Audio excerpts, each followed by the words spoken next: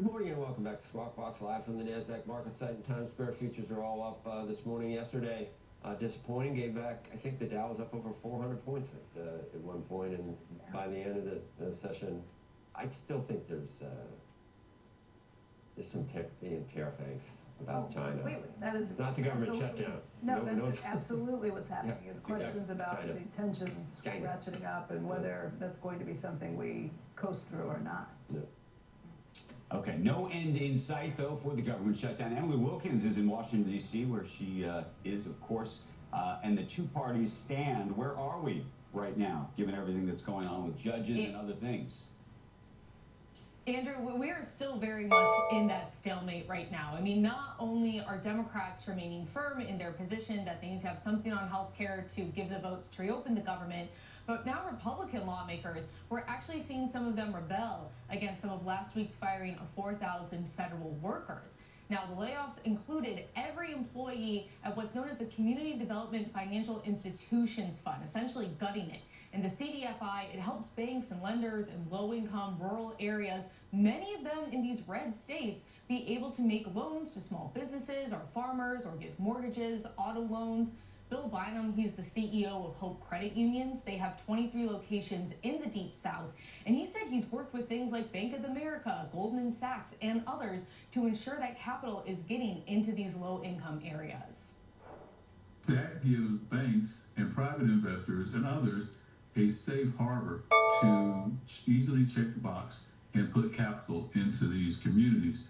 Without that CDFI certification, it would severely reduce the amount of capital that is flowing into CDFIs, and that they then flow into low-income and under-resourced places.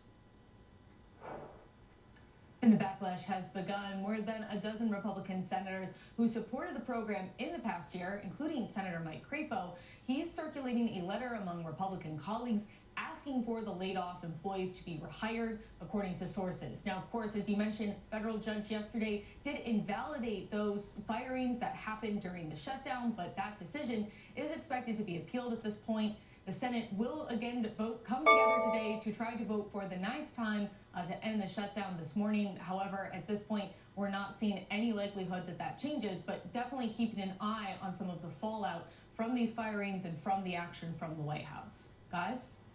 So the 9th one, from the original, has there been a single shift from the original? They needed 5 more Democrats, right? Is Angus King still? If they all voted the same as they did the first time? No. What is it now? What is the on the last? It's a mirror image, Joe. Yeah. No, we are really not seeing any movement. I mean, we're tracking again those 3 Democrats, and Angus King is an independent, but is for all intents and purposes at the moment a Democrat, who have been crossing the lines to vote with Republicans. It's still just those 3. You haven't seen those other 5 join them. Rand Paul, Republican, still voting against. So it's really just no movement at all, and that's been the case for the last week. It's been all 9, so identical. Okay. So they haven't peeled off a single. You know, if a single one peels off, then that could open the flood, the spigot, spigot. But that could open the floodgates theoretically. Fetterman's still voting like on principle rather than party unity. I mean, Joe, I think for a lot of these lawmakers, they feel comfortable in the position that they've dug themselves into. I mean, you've looked at a number of the polls that have come out. A number of these polls actually show that among their base, Democrats have support to continue this shutdown and continue to push for these voluntary tax rates. What they need to be, and we'll ask Mark Kelly today, does he recommend when Republicans are philosophically opposed to something that Democrats in power are doing, does he think that this is a good way, and would he recommend that they close the government down to get what they want? I don't care what polls say. Polls had Kamala Harris up 3 points in Iowa, and she lost by 14. So either you believe the government shutdown is an effective tool to get what you want, or you don't, and you can't have it both ways. And they'll have to let you know next time it comes up. We'll see whether they think it's different. Politicians can't have it both ways. Yeah, exactly. They cannot. Thanks, Emily.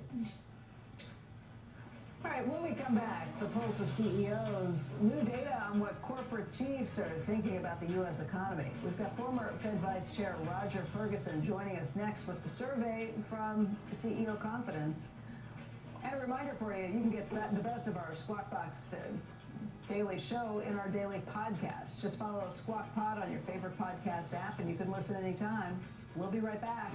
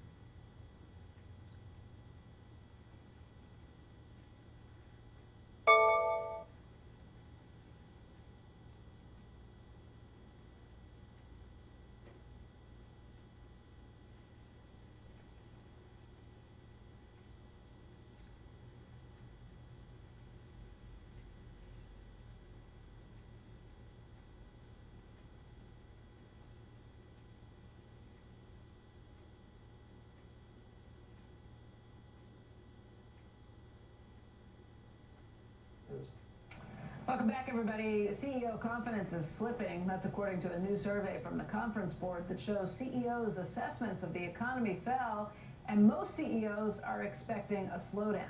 Joining us right now is former Fed Vice Chair Roger Ferguson. He's now the Vice Chairman of the Business Council and trustee of the Conference Board.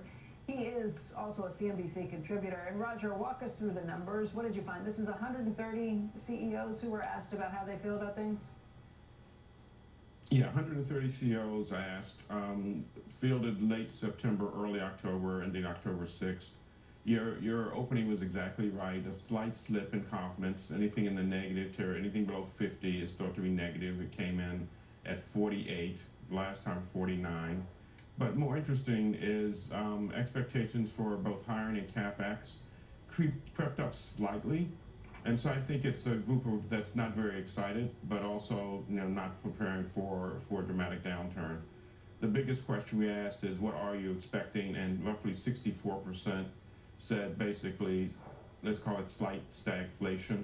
Inflation still above trend, growth probably slowing a little bit below trend. So that's sort of where they are. That's not something that sounds like they're expecting a recession. Maybe just a slight slow? That's exactly right. For a period of time, they were appearing to expect a recession. That fortunately did not occur.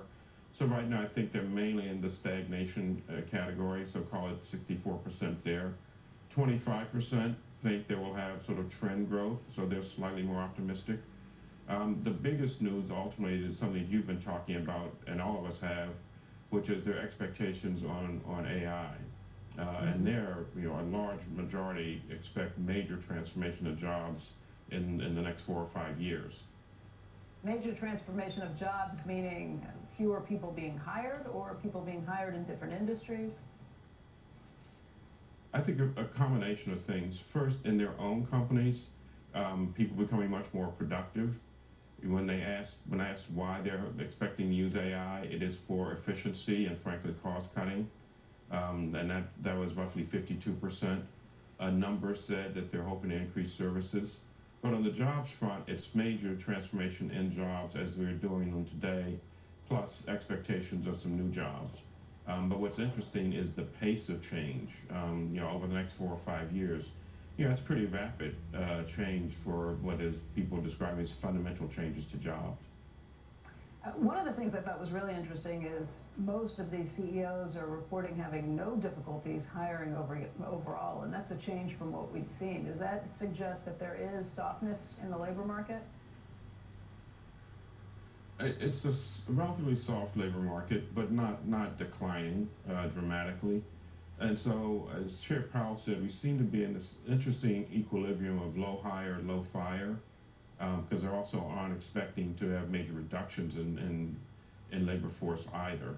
And so I think the Fed's going to take this general notion of no hire, no fire labor market into consideration when they meet in a couple of weeks. And we heard Chair Powell again reiterate that as one of the things that he's focused on.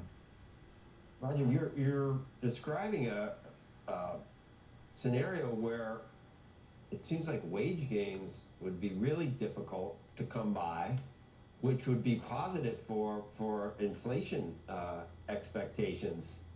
And I'm just wondering whether you don't think of it that way, how the dual mandates can actually affect each other. But that would, I'm not saying it's great that people aren't getting wage increases, but it seems like a very difficult labor market to see any type of wage price spiral from the tariffs, which makes me think we could start going back towards 2. There's no reason for things to stay at 3 right now, inflation-wise. Well, a couple of good points you just made there, Joe. Yes, when we survey people, expectations for wage increases are roughly in the 1 to 3% category. Noticeably, fewer people were expecting bigger wage increases than that. So you're right. This looks like an economy that's not, driving dramatic increases in wages. And look, the Fed itself is taking a bet similar to the one you suggested that, inflation will gradually trend back down to 2. One also has to say that the expectations of inflation from tariffs has not proven to be, has not sorted out exactly as people had feared. And so, let's keep fingers crossed that the Fed is doing the right thing, focusing on a slightly softening labor market, moving interest rates down gradually. But they are taking, as Chair Powell would say, a risk on both sides. Not proven yet that inflation will gradually move back down. That's sort of the bet they're taking. And we'll wait and see. All right, Roger, thank you. Good to see you. Thank you. All right, coming up, another top executive jumping ship from Apple heading to Meta. Details after the break.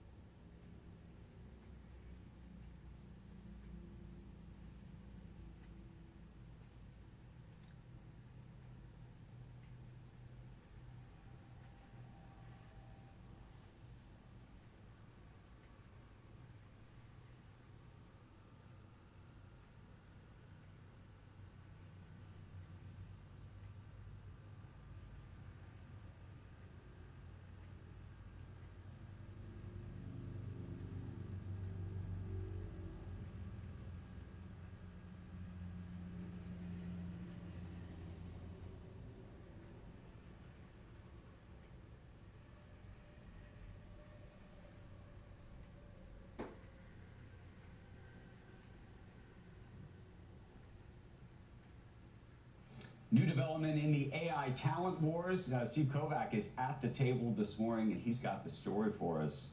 It never ends, my friend. Yeah, tell me if you've heard this one before, Andrew, because an AI executive was poached by Meta from Apple. This is from a Bloomberg report. We hear about this all the time. This time it's Qi Yang. He was recently promoted to run artificial intelligence search at Apple, and now he's already out. And this is just the latest in a string of these top AI talent leaving Apple for Meta and elsewhere. Now, of course, Meta isn't just poaching from Apple. There's so many other companies they've been grabbing from, but taking away these key roles at Apple carries extra weight because that company has been lagging behind artificial intelligence from the rest of its peers, and it's under enormous pressure to deliver a breakthrough AI experience on the iPhone next year after delaying its AI update to Siri this spring. Search was going to be a key part of that, and now it's without a leader. And overall, this big AI update to Siri, it's a huge project within Apple. After 14 years, Siri is still pretty bad at getting you that right answer to your questions, and compare that to what you get with AI search features in apps like ChatGPT or the Google AI experience, and of course Perplexity, and you can see why Apple needs to get this right or risk falling even further behind. Now, no update from Apple on the latest for this. They declined to comment on this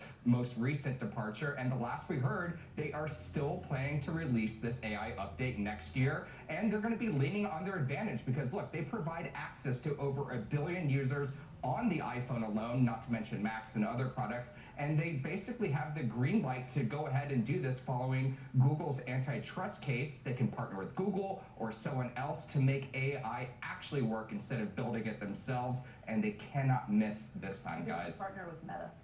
I think Tim Cook would rather quit than partner with Meta, to be honest. Wasn't that person only in the job like a number of weeks? Yeah, he was recently promoted to not this just role. recently, but it was like weeks. A couple weeks ago, yeah. So this is, I mean, this just shows Meta, we don't know what you paid. I mean, recently there's that report that they paid $1.5 billion to that guy from Thinking Machines. So they're offering enormous sums, and Apple isn't clearly not counter-offering, and they think they must think they have the staff they need to keep doing it. But this is not the last one. I literally lost count of how many people have left from the AI team. I mean, on the one hand, I don't know that you want a staff full of people who are poachable. Yeah, poachable, or just looking for the best offer. What's the Yeah, but everyone has a price, right? At some point, if someone comes at you with an enormous amount of money, you're going to say, that's true. Yeah. I'm for sale for $1 billion. So, who is it? I mean, there are very few people. We're not talking about what you are, just how much it costs. How much you cost. We know what you are. And but it also tells you like the but it also tells you the attitude. Not for of sale Apple. for $1 billion. Yeah, right. $1 billion? $1 billion. That's what they're taking. That's what, you wouldn't do it? No, this guy. I'll do it for 1 billion yen. I'll do it for. I don't even know what that's like. What, $5? Yeah, Yeah, it's gonna be really true. If they get this wrong next year, I mean, watch out. It's gonna be a real big blunder, more so than it already was. It sounds like they have an idea. They're talking more emphatic about it in 2 weeks. We're getting earnings. Tim Cook's gonna be asked about it on that call. What's your status of AI? He can give a little nugget and say something. Hey, we got something great. I promise. Just sit tight. That can get people excited. They got the tariff issue off their back. It's going to be interesting to see the enormous pressure in the spring for Apple. Steve, thank you. Thanks, guys. We will see what happens. When we come back, tariffs and the state of the consumer, the CEO of Bombas will join us with his vantage point. That's right after this break.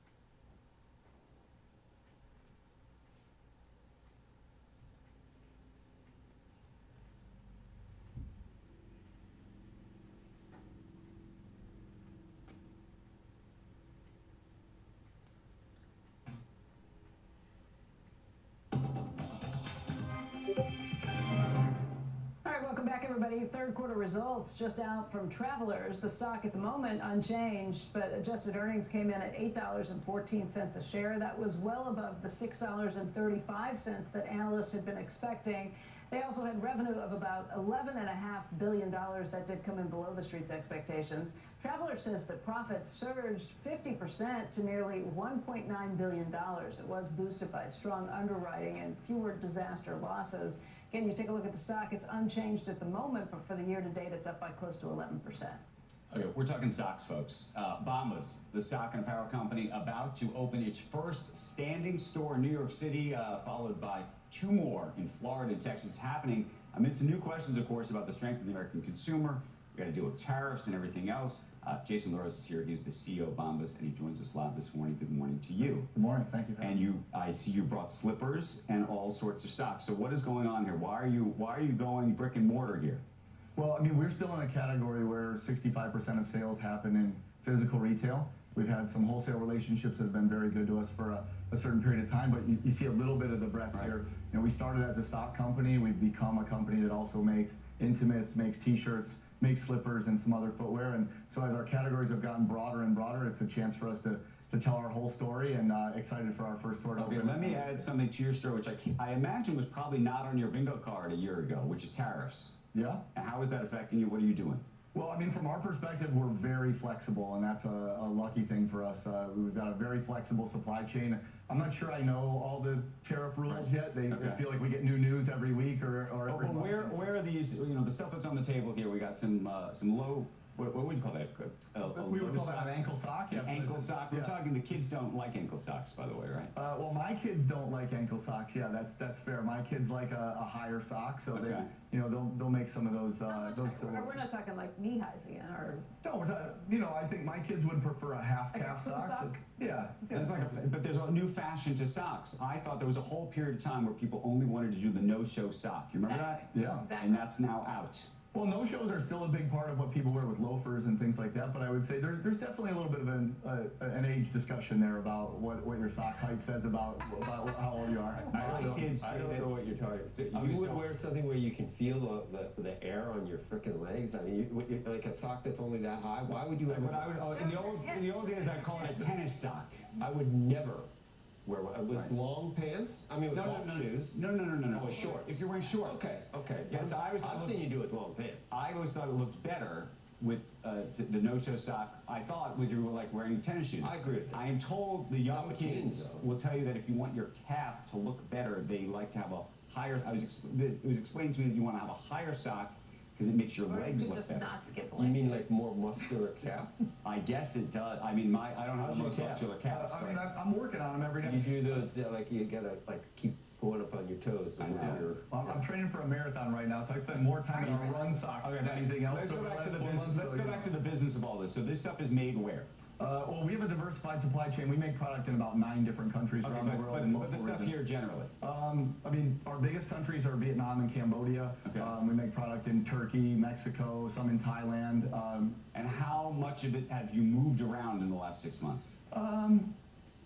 I don't know if I have a percentage on how much we've moved around, but we're always optimizing the supply chain as the rules change. But I mean, do you think 20% of your supply chain has moved? I would guess a little more. A little more? Yeah. And do you expect it to change again? Well, if the rules change, then we continue to change, but we have, you know, very flexible Is there supply chain. anything you could do, or any in your imagination, where you would manufacture this stuff in America? I mean, we would have to have the capabilities, I think, as a starting point. There really aren't great places for us to make this product in the U.S., to make yarn here in the U.S. So we continue to go where we can make really high quality product, but we have a very diversified supply chain, and we'll keep moving it around. And in terms of the strength of the consumer, which we keep asking questions about, you are seeing what? I mean, from our business, we certainly hear the noise from a macro perspective. I watch the show, we see the conversations, but from our perspective, our business has been up more than 20% year over year. We see our basket size 10% higher year over year, and every one of our businesses is up double digits. So the consumer keeps voting for us, and we're excited about that. Is that a function, just do you think, of either innovation in the product, increasing the product line? You now have more SKUs than you've ever had. We do have more SKUs, but I think what's really happening is customers, when money is a little bit tight, they run to people they trust. And I think we've become a brand that people really do trust, and they know what they're going to get with us when it comes to quality and comfort, our commitment to our mission. So we're one of those, when the macro might be, you know, a little bit sketchy, we continue to do well. Okay, so I got a gross question for you. Okay. You ready? Moisture wicking. Moisture wicking on the sock. To me, that is the ultimate sort of technology. What are you doing there? I mean, our sports socks are all moisture wicking for sure. Moisture wicking is really in the dress something. sock. Do you know how much, do you have, Yes. like the average foot, you can take a vial about this tall, because I did a story at DuPont, the average foot releases producing about that much sweat every Yes. thin vial that tall. Yeah. Well, I mean, let's try it out. Let's put you in some of our best socks, and let's see what you think. Our merino wool socks are unbelievable for wicking sweat, so we're gonna get you in some of the right So stuff. it evaporates or something? Is that what you're? It pulls it away from the skin, and then it's easier for it to I evaporate from the find, outside I mean, layer. a little TMI, I find in the winter specifically, in the winter, I find sometimes my feet feel a little cold because and then it's cold outside and then my feet are cold. Do you ask these questions about like your jockeys? Your boxers? I mean, No, I'm here with a sock is wicking expert. important? I'm here with a sock expert. How much I are you need to ask How much about are you gonna tell us about your thing? my socks? We can talk about feet. Do you remember when, who was Becky, it? we're gonna talk about feet. The text that guy. No, remember when that, what was his name? Ben? Tweet to him. Who massaged my feet on the set. Do you remember that? I do remember that. Remember that back in the old, Yes. the old And then studio? you do anything. And you let him. Ben Kaufman, great entrepreneur, Ben Willingly Kaufman. let him. And you seem to enjoy it. I'm always up for a foot massage. Jason, want to thank you. Are you asking Jason? I'm not. We're going to break, Jason. You got anything to do now? This is what we're now doing. These we have a streaming show during the commercial breaks. So if you want to do a foot massage, we can. I think we get a Jason lot of Runaway, clicks. very quick. Yeah, I think I'll probably pass on the foot massage, but I'll invite you to come see the store that we're opening in New York. If you happen to be in Florida or Texas, we'd love to show you. Okay, appreciate it. Thank you for coming in. Great. Thanks for having me. Thanks. Okay, it is just past 7 a.m. We've gone overtime. He's leaving right here. He's like, I gotta get out of here. I gotta get out of here. You're watching Squawk Box on CNBC. If you're still watching Squawk Box on CNBC after all that, I'm Andrew Ross Sorkin along with Joe Kernan and Becky Quick. Among today's top stories, a federal judge. Massage box. What is Sock box. Sock box. Can we get some Squawk branded socks? Consider it done. Okay, we're going to work on that. A judge temporarily blocking the Trump administration from firing federal workers during the government shutdown. That order coming just 5 days after the White House issued a reduction in notices to more than 4,000 government employees. We're going to see what happens there next. The shutdown now in day 16 with no end in sight. We're going to have a special interview this morning with House Speaker Mike Johnson at 8:10 a.m. Eastern Time. Get his thoughts on that decision, how it may or may not change the dynamics of these ongoing negotiations, or maybe non-negotiations, between the Republicans and Democrats. Meantime, shares of HPE, they are down sharply this morning. We'll show you where that is, almost 10%. Company issuing disappointing financial guidance for fiscal 2026, and we're going to have an opportunity to speak exclusively with HPE's CEO, Antonio Neri. That's going to happen at 7:50 Eastern Time. Lots of questions for him. And then shares of Salesforce, they're moving higher and helping the Dow as well. The company issuing new long-term guidance of more than $60 billion in revenue in 2030. That topping out analyst estimates of $58.4 billion. All right, let's look quickly at the futures here, and then we'll get to Dom Chu. About where they were, some pretty nice gains this morning. Treasuries were still about 4%. We got below for a little while, I think yesterday, 402 now on the 10-year. Crude oil is now got a 5 handle, and it has been down there for a couple of sessions. We'll watch it in gold and silver. Gold was 42 and change, 42.59. Silver above $50. Cryptocurrencies have not participated so much in the recent move that we saw in the precious metals, but holding above 110,000, 111 and change. Let's get to Dom Chu with a look at this morning's pre-market movers. Hey, Dom. All right, so good morning, Joe, Becky, Andrew. First of all, Joe, you might remember this set because we were here just yesterday for this telestrator. But anyway, let's start with shares of J.B. Hunt. Those shares in the pre-market are on the rise today, and the leader within the S&P 500 up about 13%. The Transportation Services Company reporting a strong profit beat in its third quarter report. J.B. Hunt said that efficiency in its truck rail intermodal business, the one that goes between the two, improved and led to a 12% increase in overall operating incomes. So J.B. Hunt is up 13%, a big upside mover in the pre-market right now. You've also got Taiwan Semiconductor shares higher after they posted a beat across the board for their quarterly earnings reports. Its CEO saying on the earnings call that his company has a lot of conviction in the AI megatrend and that it's strengthening. So Taiwan Semi up about 2%. That move has been a boost on the chip sector overall pre-market. Check out shares of NVIDIA, AMD, Broadcom, all up in the pre-market trade. NVIDIA's up about 1.33%, Broadcom up about 1.5%. We'll round things out with shares of Las Vegas Sands moving higher pre-market, 2.5% upside there, after it was upgraded to overweight from neutral over at JP Morgan. The analysts there say that the upgrade is solely based on the casino operators improving Singapore business, which they view as underpriced. So keep an eye on Las Vegas Sands. For more on that and other top analyst calls of the day, just head over to cnbc.com/pro, where subscribers get all the detail and context around those big upgrades and downgrades. Joe, I will send things from this telestrator back over to you guys at the NASDAQ. You're right on your mark. I can tell that. Right here. You're like a pro. Is my mark so that I'm not allowed to do that You again? would be right over here. This is your mark right over here. I'm not allowed to do that again. You're not allowed to do it again. We deviated from the just incredibly well-written script for the people on that show. We deviated from it. Which you follow right along with. Which I follow right along with. And oh my God, Dom, things almost broke down completely. Different shows, different styles, right? Squawk Box slightly different than the Exchange. Yeah, it's like the money wheel. All right, see you later. Thank you. All right, when we come back, how the government shutdown is impacting the airline sector, are profits and revenue at risk? We've got more on that story coming up. And later, the battle over rare earth minerals, China moving to curb exports. We're going to talk to a CEO that has to deal with risks to the supply chain every day. Squawk Box returns in just a moment.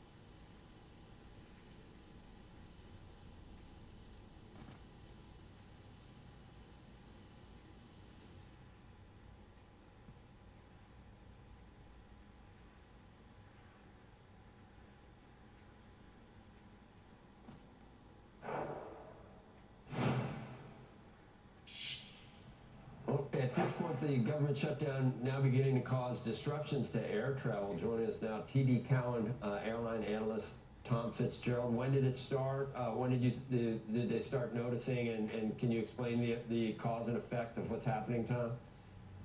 Sure, thanks, Joe. I've actually been pretty impressed by the resilience of the system thus far, and we've seen a little bit of an elevation in delays, but no spike in cancellations, and I would say the data looks more like a stretch of bad weather hit the system. You know, they've gotten a little bit more used to dealing with these type of shutdowns over the last dozen or so years, so the industry's built up some muscle memory.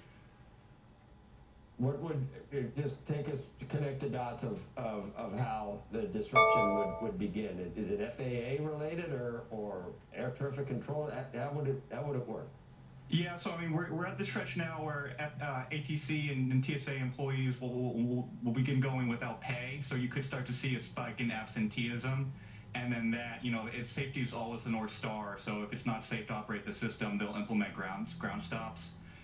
Paradoxically, that might be what ends up hastening the end of the shutdown. That's what happened in 2019 with the ground stop at LaGuardia. You know, at the end of the day, air travel is the lifeblood of the economy, and you can't have you can't have the system just shut down like that. Yeah, we have seen that. That's very true. Air travel is the lifeblood of the economy. So if it goes to November, that would be material to GDP and to a lot of things that we take for granted as well. Mm-hmm. And Thanksgiving travel, potentially. Thanksgiving travel, yeah. As well. And you're now talking about employees who haven't gotten their paychecks. I mean, that's TSA. yeah. They're not going to. They're Military. not. Yeah, military. The military's getting the money. Well, maybe just they can but find for the air extra. travel. Maybe they can find the extra. Did you just moving beyond this, looking backwards? You saw Delta. You saw United. Were there differences in the business model of those two airlines, or similar results? I would say broadly similar results, pretty robust outlooks for the fourth quarter, and I would say those two airlines are in pole position to benefit from the strongest demand streams right now, whether it's corporate, which has really surged back since mid-year, premium, which continues to exhibit really strong demand, and international, where we've seen an interesting elongation of the seasonality and more Americans going to Europe in October and around the holidays in the fourth quarter.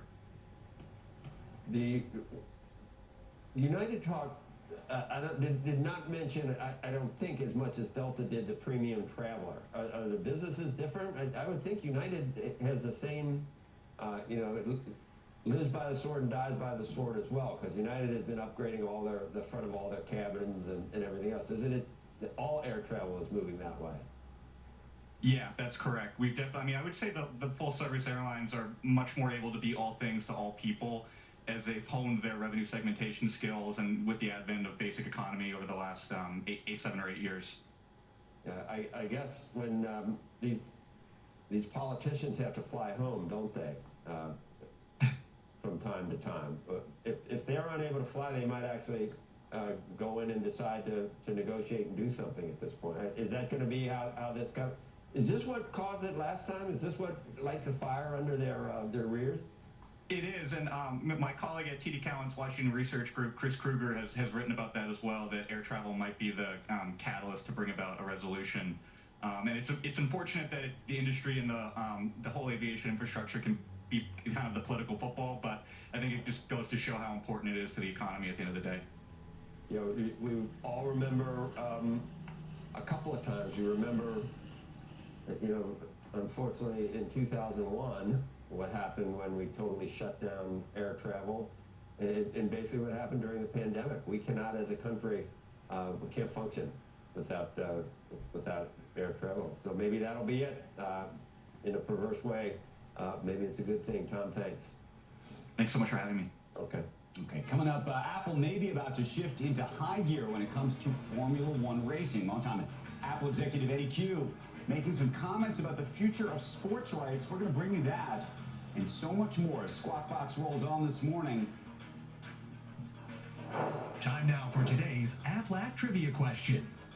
What nickname was given to the worst day of the 1929 stock market crash? The answer when Squawk Box returns.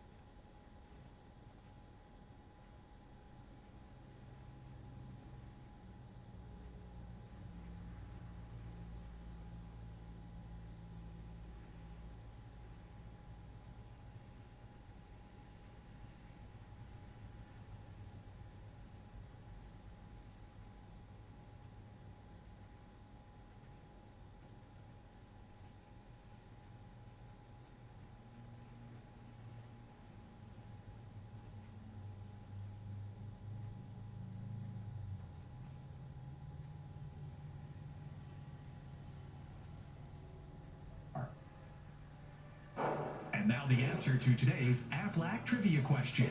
What nickname was given to the worst day of the 1929 stock market crash? The answer? Black Tuesday. Over 16 million shares were traded. Big moves could be coming to the world of motorsports. CNBC has learned that Apple close to finalizing a U.S. media rights deal with Formula One. That's expected to be worth, if you're ready for this, $140 million per year. Our own Alex Sherman spoke to Apple's Senior VP of Services, Eddie Q, about the future of racing. I think in the U.S., everyone talks about how big Formula One is now. And the reality is because it was nowhere. And so if you're nowhere, it's gotten huge. But the truth is, it's not huge yet. It's only about 1 million people or so that watch a given race. That's right. And so when you compare it from a sports point of view, that's pretty tiny. So there's a huge potential for the sport. Alex Sherman joins us now. Obviously, they did a great film on F1 with Brad Pitt. This is the real version. That's right. Congrats on the book, Andrew. Start off with that. Thank you, sir. 1929. The plug for you. Yeah, look, I spoke with Eddie.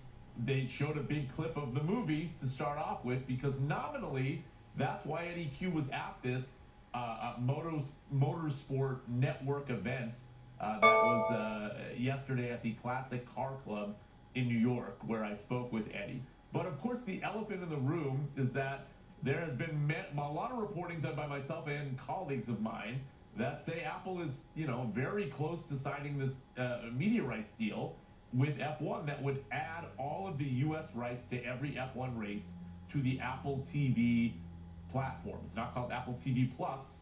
Now it's called Apple TV. Apple made that change earlier this week. So that would add Formula One racing to MLS, which Apple already has, and a sliver of Major League Baseball. And so I asked Eddie, what interests you about Formula One? And basically what he said to me was that he still feels like F1 is a buy low candidate. And that's really interesting because if you rewind the clock 12 years ago or so, NBC was paying like $4 million a year for F1. As you said in the intro, Apple is now going to pay something like $140 million. So for him to think about racing as still a buy low candidate in this country after the value has increased already by that amount of money, I think that shows you where certain executives' minds are when it comes to emerging sports. I mean, you can throw women's sports into that too. There has been a huge media rights increase for women's basketball, but there are still many executives that say, look, we think that this thing is a buy low candidate. Alex, I love that. Was almost like Austin Powers, Mike Myers. $4 million. Yeah, that's right. That's right. Let me ask you this. Yeah. Let me ask you this. F1 is one thing. There's another thing you spoke to Eddie Q about, which was the broader world of sports rights that are taking place at this moment. Yeah. So, to some degree, I think it's a little bit antithetical that when you look at Apple sports rights and you see Major League Soccer, Formula One, and a little bit of Major League Baseball, that is not a dominant sports rights portfolio. And you think of Apple as the biggest, the best in everything. And look, they're not always the first, to be fair. They weren't the first phone. But ultimately, they come out as this dominant player. And yet, their stated sports strategy is one where they want all the rights they can get for a sport. In other words, every F1 race is going to be on Apple. Every major in the United States, every Major League Soccer game is on Apple already globally. Well, that's not going to happen for the NFL or the NBA or Major League Baseball. Those leagues like to carve up their rights. And so here's what Eddie Q told me about why he's content still investing in sports even in that world. If we can do the kinds of things that we want to do, yes. The answer is yes, we do. If we can offer things that are unique and special that lets us really do the level of differentiation, innovation that we would like to do, then the answer is yes. But these things are, they're complicated. So basically what he's counting on is the leagues at some point coming around to Apple's vision. Now, we already know definitionally that's not going to happen anytime soon because the major rights are locked up for many years to come. But at the very end of our interview, Eddie Q said to me, look, we're Apple. We're going to be around for a long time. I think it was a little dig at some of the traditional media companies that may not be on a solid footing. And his bet is that ultimately, if it's 10, 15, 20 years from now, the leagues are going to clue into Apple's vision that it makes more sense to sell all of your rights to one platform than to carve them up to 4 or 5 different streaming services. Alex, let me ask you a different question, which is, and maybe this is going to feel like a curveball of sorts, in terms of what you think Apple's ultimate ambition is with Apple TV. And it comes, I mean, the question comes at a time when clearly Paramount has ambitions to merge, for example, with Warner Brothers, and whether you think Apple might either get involved in that or try to beef up its own content offerings by trying to make some kind of deal with others. Yeah, you know, this has sort of been a long-running joke. Before I covered media and sports, I covered mergers and acquisitions, and people used to always ask me, do you think Apple's going to buy a company? And I was like, oh, you asked me the Apple question. Well, I have a formula for that. My formula is, will Apple buy X? Arrow?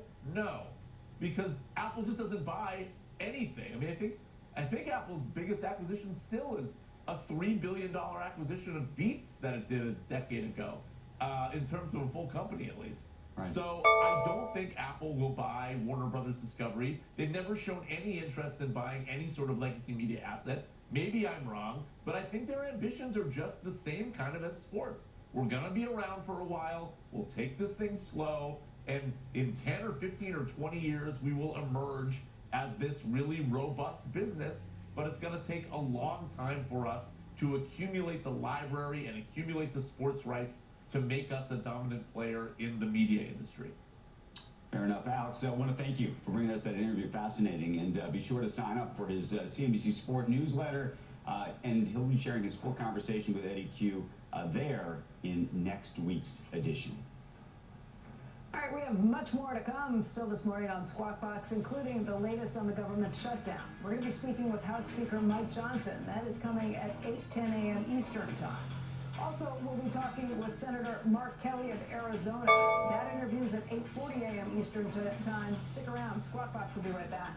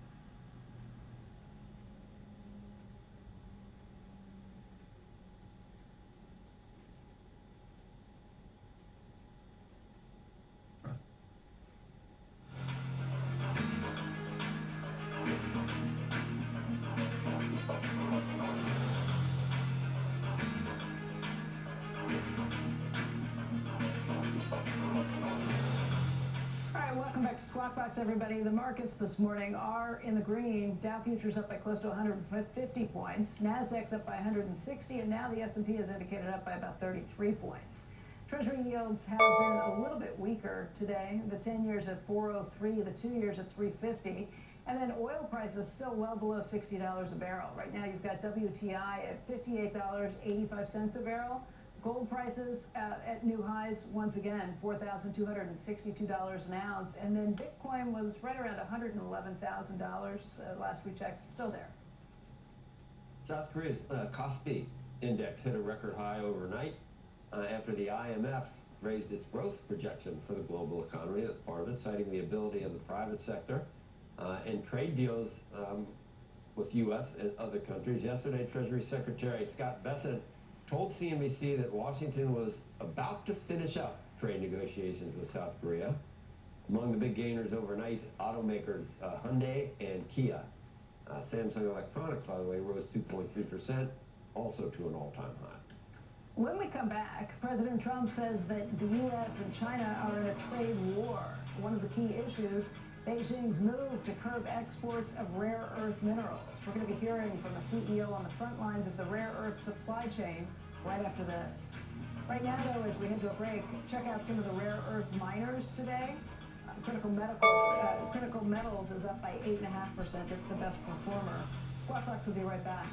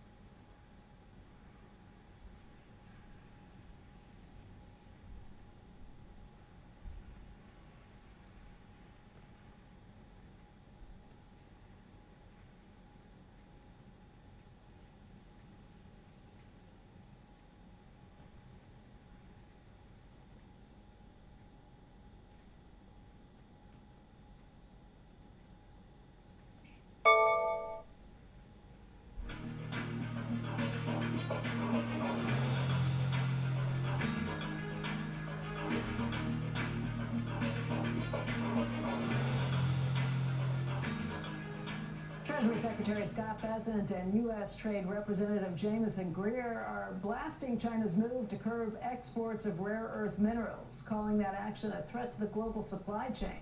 Joining us right now for the latest is Michael Silver, the CEO and chairman of American Elements. That is a private U.S.-based company that distributes advanced materials, including rare earths. And Michael, thank you for being with us today. My pleasure. Let's talk a little bit about what you do. You're not somebody who's actually mining for these rare earths. You are someone who is a distributor. What has the global supply chain looked like over the last recent months? What's been more difficult? Well, we're actually manufacturers. One of the sales guys in the company said we have 1 foot in the mine and 1 foot in the cell phone. So we're processing what comes out of the mine to produce the materials that a company can use to make things. And this process actually on the export licenses began on April 4th. They restricted 7 of the rare materials. They just added another 5 about a week ago. And it's very different from the past because what they're doing now is restricting just the rare earths. There's a handful of them that are critical to both commercial technology as well as military technology that really account for no more than 1% of a rare earth deposit. The bulk of rare earths, cerium, lanthanum, neodymium, that make up to 90% of a deposit are unrestricted. So this is kind of unique, and it may reflect a desire to hold on to these materials themselves over the long term. And it's going to create some issues, I think, for the U.S. government. Yes. I mean, on the one hand, it looks like they are doing this because they're trying to put pressure on the Trump administration for tariffs or for restrictions of semiconductor chips. On the other hand, if this stuff is that rare and we had a hold of it, would we be willing to share it either? Exactly. Well, and their military applications. So you can imagine, Deng Xiaoping said decades ago, the Middle East has oil, we have rare earths. They view it as a national treasure. And the thought of somebody using their rare earths to cause them, defense issues and military issues, you can understand where they're coming from. I appreciate it. But there's a lot of things they can do, and they've done many, many very clever things in the past. And the one that we're concerned about, at least from the U.S. government standpoint, is they reduce the price of cerium and lanthanum and neodymium and praseodymium, which is the bulk of the rare earth deposit, to a very, very low number. And then they maybe even discontinue selling things like dysprosium and terbium, the ones that are very rare and are used in military applications. Because the result of that is all these new mines that are trying to be funded right now, you've got some of them listed on your screen, are going to have some real difficulties because they're going to be operating in a negative. Even Mountain Pass, old mine, may find itself in the negative. And that will require U.S. government subsidy to maintain that mine in operation. That's devious. Well, it is, but it's the reality of a national defense system. Michael, you've met with the Trump administration. What have you told them? This came up, this potential issue. We did an advisory letter it's a confidential letter we do to our customers, where we advise them of this concern. And I think the government has to be prepared to be in a position to subsidize the Mountain Pass mine in order to get the terbium, dysprosium, and scandium, and yttrium, these ones that are essential for military technology, for guidance systems, for lasers, many of the technologies, and they are the rare earths. And China may just decide not to sell them at all in order to maintain their own, military footing. We had a guest yesterday who said that part of the problem is for the heavy rare earths, we just don't have them geologically in the United States. For the rare earths that you're talking about, do we have deposits of them? Those are sometimes they're referred to as the heavies. See, what China has is they have 2 deposits. They have the bastnäsite ore in the north, which is more typical. It's very similar to what we have at Mountain Pass.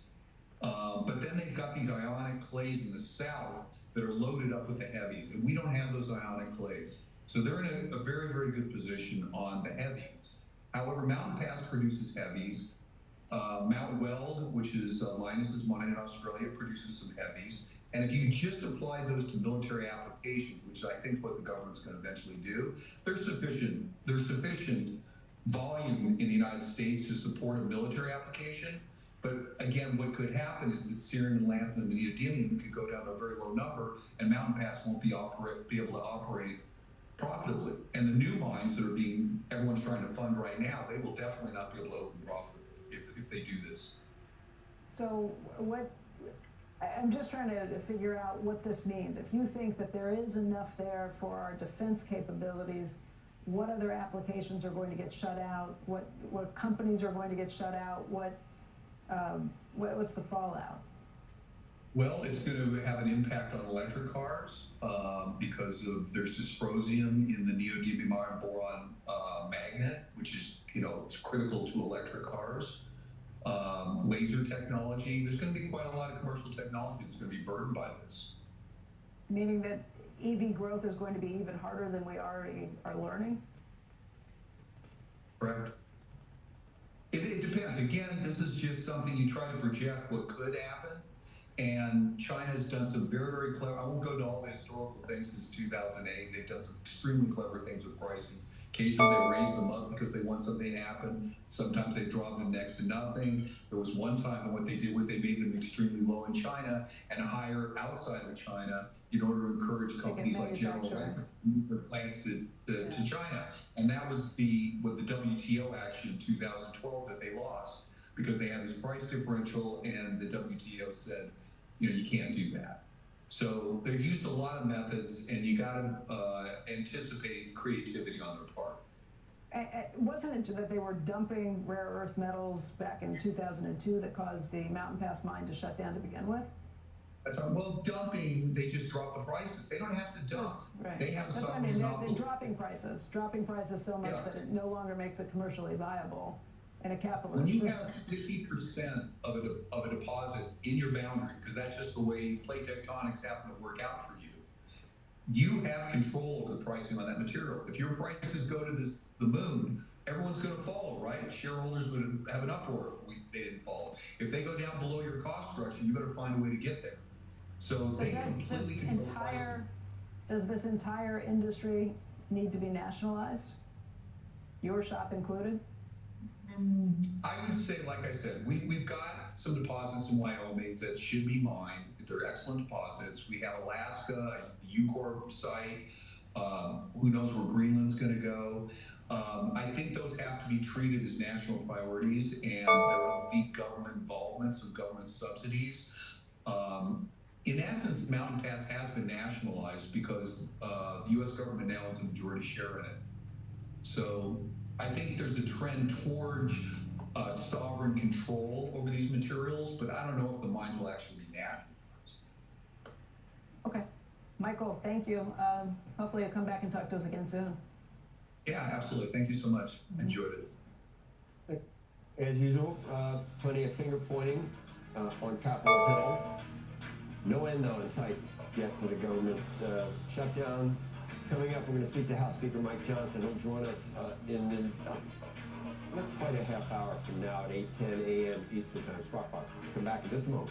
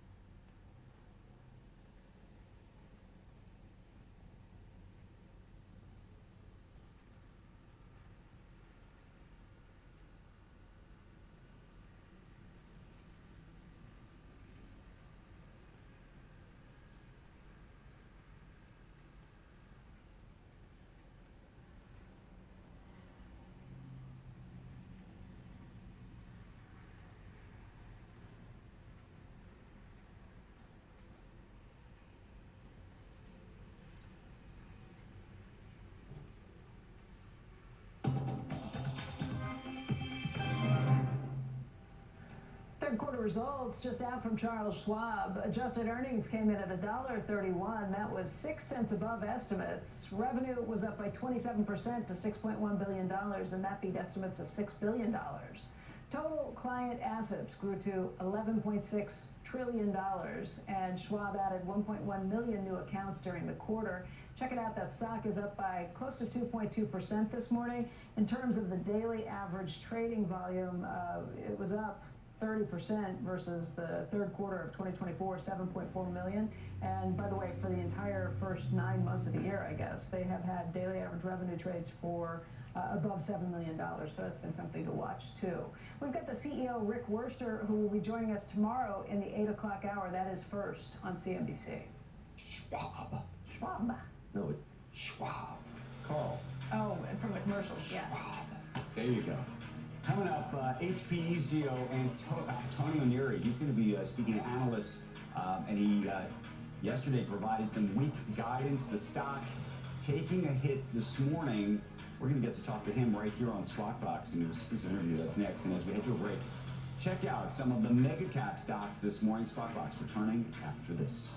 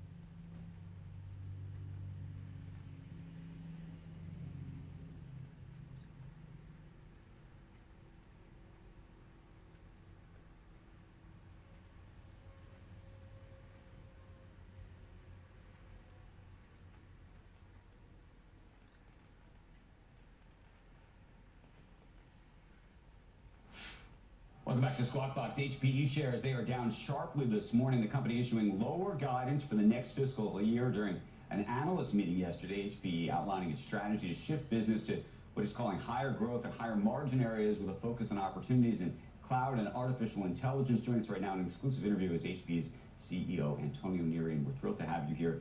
And I said during the commercial break, thanks for coming in, even though it's a complicated morning, given that the stock is down, and you looked at me as if nothing's complicated. So tell me why.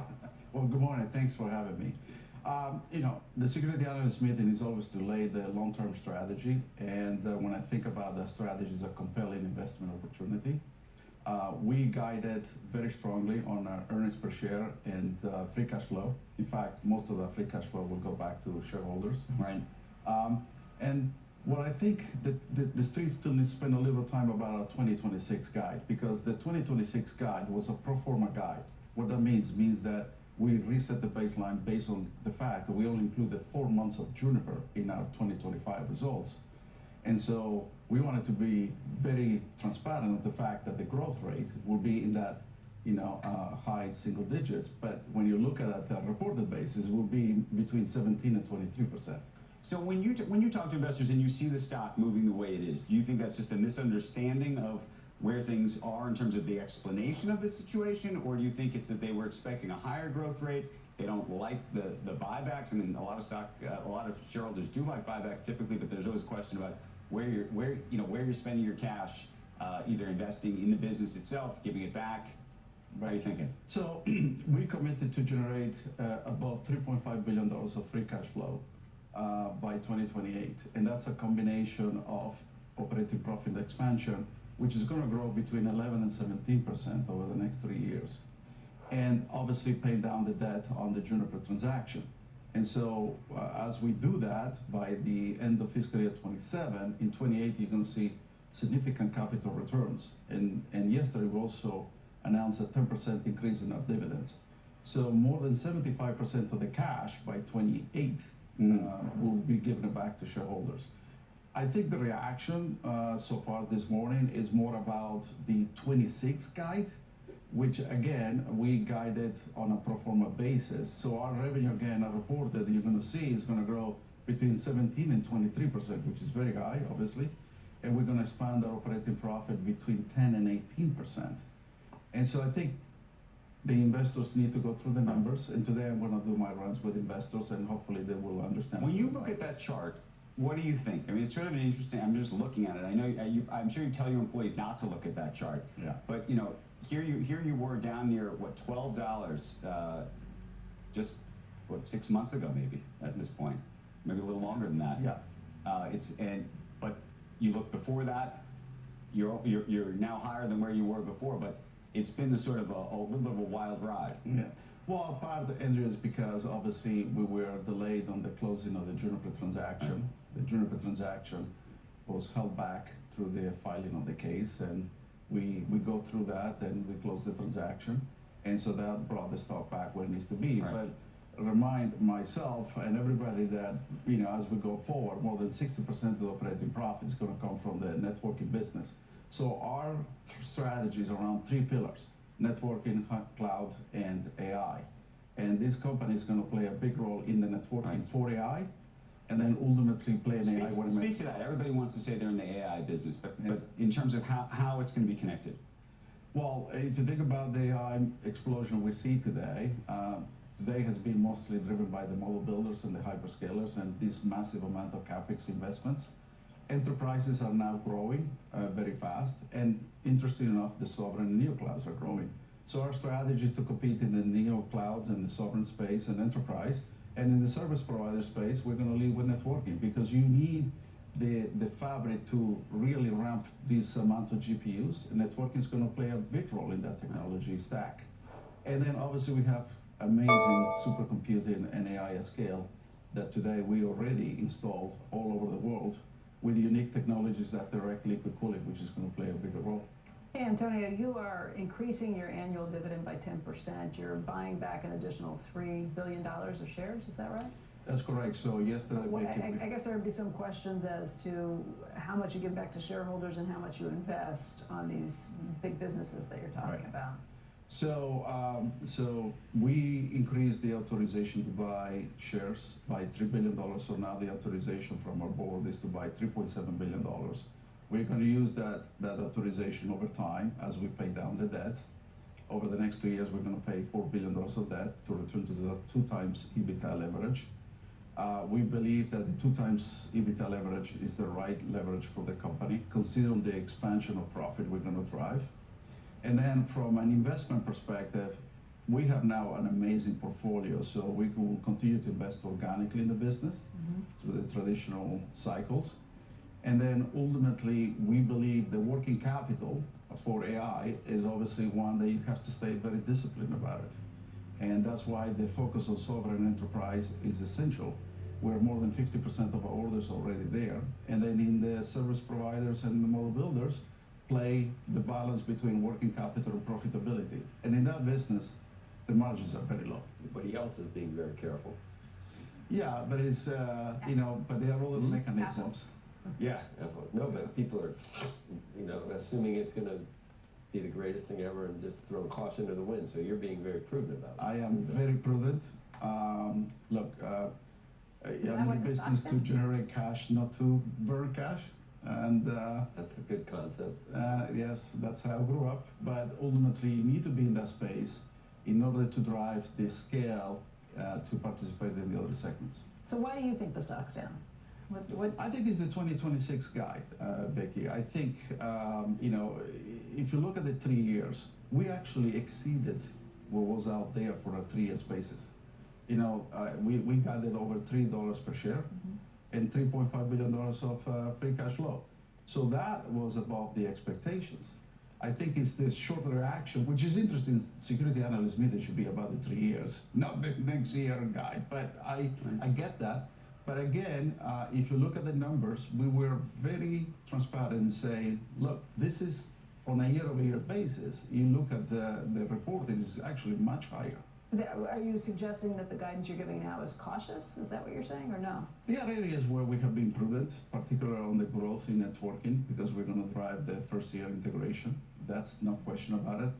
But we expect to gain share in areas like campus and branch, security in the networking space, and as well as the routing business. And data center, it's going to be more lumpy because to play in this AI space, you have to win the reference footprint. And just one deal can change 2 to 3 percentage points of growth in the year. You're stuck. Wow, I mean, it made the round trip on the tariff fears. Right. Yeah. It did, but I was going to go to a different place. Where are you on this sort of, and we talk about a bubble all the time. Are we in one? Are we in a boom? What is this to you? And then how do you see the valuation of your company in the context of all of these other companies and looking at some of their multiples and your own multiple? Well, I will start with the latter. I think our company valuation... This company is cheap. It's cheap. Thank you. You're welcome. Thank you. I don't know how I knew you were going to say that. I appreciate that. Thank you. Well, I mean, it's just pure math, right? If you think about the math for a second, when 60% of your profit comes from a business that have high structural margins, the multiple of that business is much higher than the multiple we have today. So that's point number one. And number two, on your first question, we're still in the boom area. I mean, I think that's very clear. But over time, we're going to see a normalization of that. Right. And I think, you know, spending the right time in the segments where you're going to want to have a bigger footprint, like enterprise, ultimately, like CNBC, right? Is using AI to help your jobs. So that's where I think the value is going to come from. Yeah. Antonio, thank you for coming in this morning. Thank you. Appreciate it. Good luck. Good luck. Good luck. It is 8 a.m. on the East Coast, and you're watching Squawk Box right here on CNBC. I'm Becky Quick, along with Joe Kernan and Andrew Ross Sorkin. And among today's top stories, President Trump says that the United States and China are currently in a trade war. The president making that comment after the markets closed yesterday. But before that, Treasury Secretary Scott Bessent suggesting another temporary trade truce with Beijing is possible. A federal judge temporarily blocking the Trump administration from firing federal workers during the government shutdown. And President Trump says he might go to the Supreme Court next month to hear oral arguments in that tariff case that could determine the fate of his trade agenda. It's believed that he would be the first sitting U.S. president to attend Supreme Court arguments. Let's check the futures this morning. Been strong, triple-digit gains in the Dow and NASDAQ for the whole pre-market session. Take a look at Treasuries. It's been static at about 4.02 on the 10-year. Let's get to Dom Chu with a look at this morning's pre-market movers. Hey, Dom. Good morning, Joe, Andrew, Becky. So we're going to kick things off with a check on shares of Travelers right now, which are moving lower in the pre-market to the tune of 5%, despite the insurance giant and Dow component reporting a big profit beat earlier this morning. Revenues, though, did fall shy of expectations, which is one factor dragging that stock lower. The profit sides were helped along by stronger underwriting activity and fewer disaster-related claims losses. So Traveler shares, Dow component, big kind of drag so far, despite that triple-digit gain we're seeing for the Dow futures. BNY Mellon shares also kind of moving to the downside here to the tune of 0.5%, despite reporting a beat across the board earlier this morning.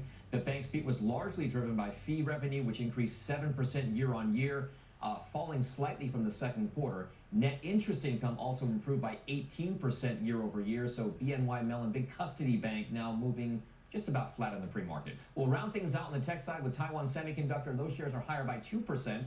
After posting a beat across the board for its third quarter. The company, which produces wafers for AI chips, saw its most advanced chips account for 74% of that revenue in the quarter. Its CEO said on the earnings call that recent developments in the AI market continue to be very positive. So Taiwan Semi, big fab foundry type business, moving to the upside. Joe, I'll send things back over to you guys. Okay, Dom. Appreciate that. Thanks. Food giant Nestle saying it's going to cut 16,000 jobs. That includes 12,000 white-collar positions and another 4,000 roles. This is over the next 2 years.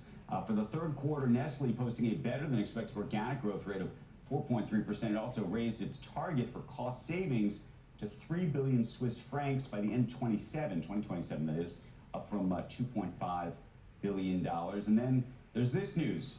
Chobani has reportedly raised $650 million in a new funding round, valuing that company at $20 billion. Dealbook reporting that the yogurt maker expects to have $3.8 billion in net sales this year. That's a 28% increase from 2024, and it expects pre-tax earnings to rise by 53% year over year. And so much of the growth in that business is coming outside of yogurt, interestingly. I know we always think about Chobani as a yogurt company, but a lot of this is about really expanding it, and it is going to be a juggernaut. Remember, there was a period of time where this company was going to go public. It is not. It's managed to do all of this as a private institution, which is unbelievable. I think yogurt producer is a better, because the bacteria make the yogurt or something. You don't really make the yogurt. You can't really manufacture it. You can produce it, right? Only God can make corn. Would you call a corn syrup company a corn maker?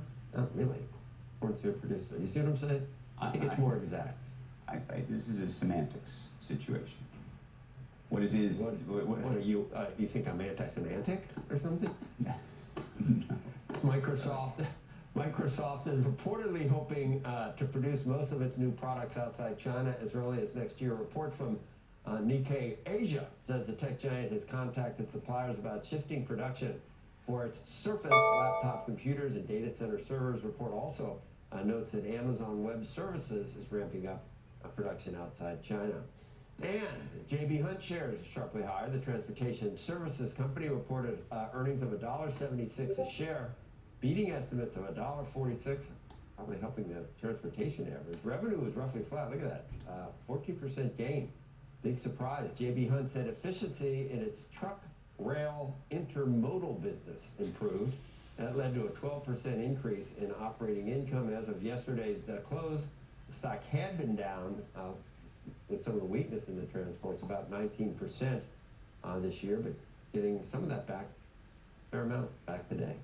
Meantime, Salesforce shares, they are higher. The company issued new long-term guidance of more than $60 billion in revenue in 2030.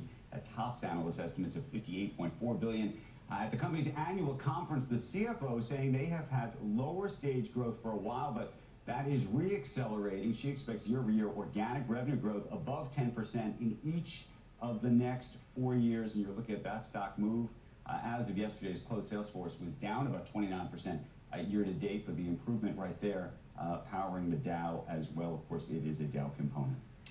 All right, coming up, day 16 of the government shutdown, no end in sight. House Speaker Mike Johnson is going to be our special guest as the blame game on Capitol Hill continues. Squawk Box returns in just a moment.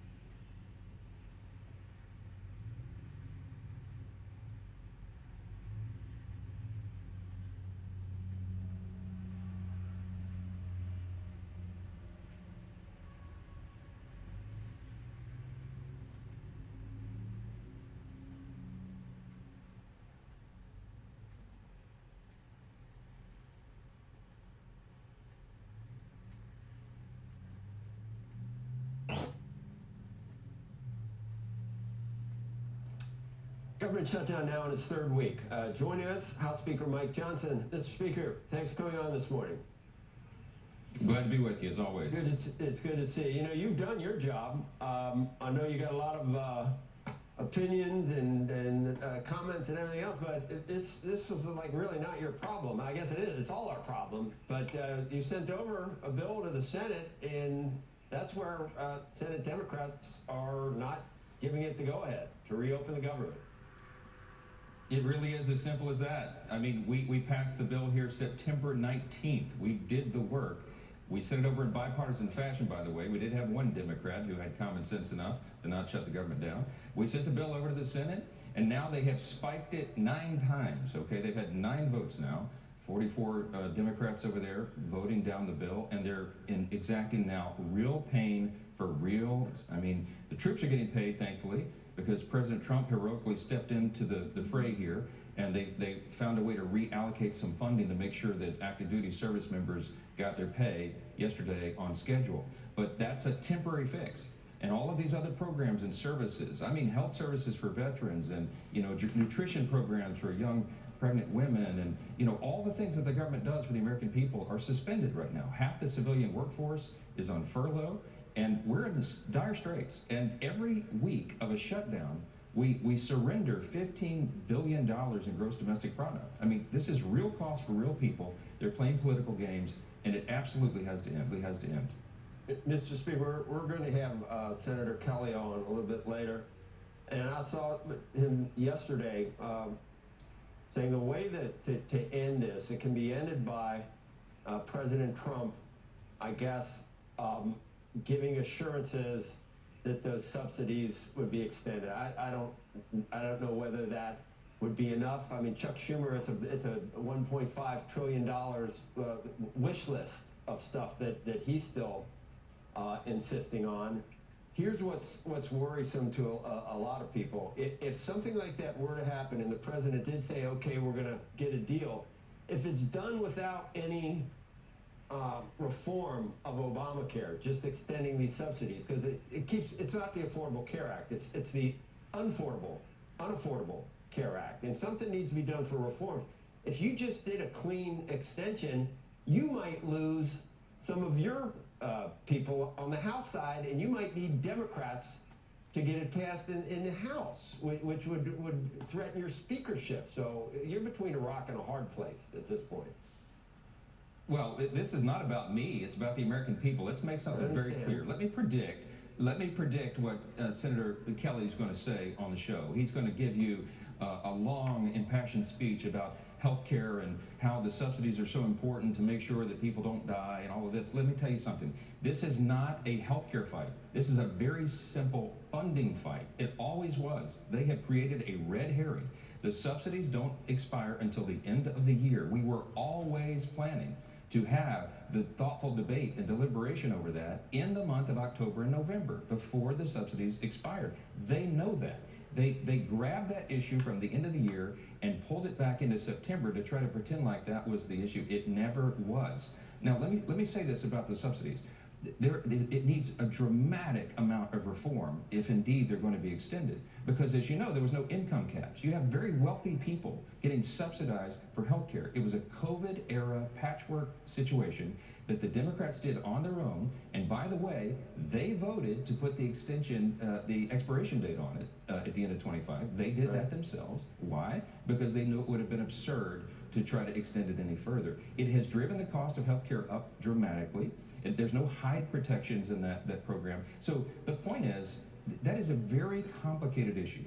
We have 535 members between the House and Senate. This is a deliberative legislative body. It takes a while to find consensus on an issue that complicated. They know that. So they have grabbed onto that. It is a farce. It is a red herring. It is not the issue of today. Today, the issue is to get the government open again so that we don't hurt our economy, hurt our national security, and hurt the American people who depend upon all these services. It's plain and simple. It's as simple as you outlined at the beginning of this interview, and I hope you'll keep bringing these senators back to that simple point. Well, there needs to be things. The expiration of subsidies is one thing, but the increase we've seen in how much it costs to maintain Obamacare is significant. And Kimberly Strassel, this is a week or two ago, the government mandates and insurance subsidies have created a toxic stew of industry consolidation, inflated payments, opacity about the payments, constrained choices, and the steady erosion of better employer-sponsored plans. It's not as simple as it just extending these. Here's the other thing that I might ask the Senator, Speaker Johnson. Both sides, we know what happens in this country. Republicans have fervent beliefs about something. Democrats have fervent beliefs and deeply held beliefs about health care. So in this case, they're saying it's different this time. This is so important that we are allowed to close down the government because it's so important to us, because we want people to have health care. Republicans have issues that are just as important to them, and this opens the possibility of getting the other side through blackmail to do what they want by closing down the government. And it's hypocritical, and anything that sugarcoats it beyond, I don't see how they can look in the camera with a straight face and say anything other than that. That is exactly right, and they have voted over and over and over on stopgap funding measures like CRs. In fact, 29 out of 30 times since 2017, Chuck Schumer has voted for CRs. He voted for this exact measure in March of this year, 7 months ago, and gave impassioned speeches about how it was the only thing, the only option, regardless of all of our different preferences and opinions on legislation. Republicans care about health care. We're not just talking about it, we're doing it. In the big, beautiful bill, in the Working Families Tax Cut, we reformed Medicaid to make it work better. But Speaker Johnson, I mean, the president and Republicans have said replace, repeal and replace, and it's like we're in a wilderness. Republicans are in the wilderness on what to do to try to no, fix actually, we're not. We're not. We've got pages and pages and pages of ideas on how to reform healthcare. You can't rip Obamacare out at the roots. It's too deeply ingrained now, and that's the problem. No one's talking about repealing and replacing Obamacare, but we have to increase access to care, quality of care, and bring down the cost.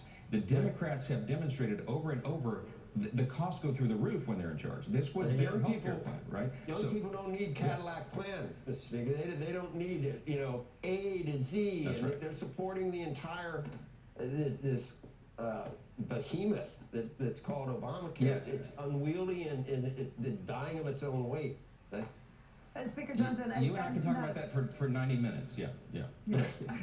Speaker Johnson, I'm not a fan of playing politics, of shutting down the government like this, but there are situations where you're being accused of playing politics recently, too. There was a special election that was held for Arizona more than 3 weeks ago now.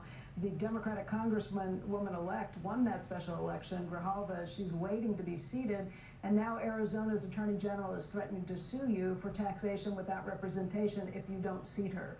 I realize Congress is not in session, but it's been more than 3 weeks, and all the representatives in the House are being paid right now. Why can't you seat her?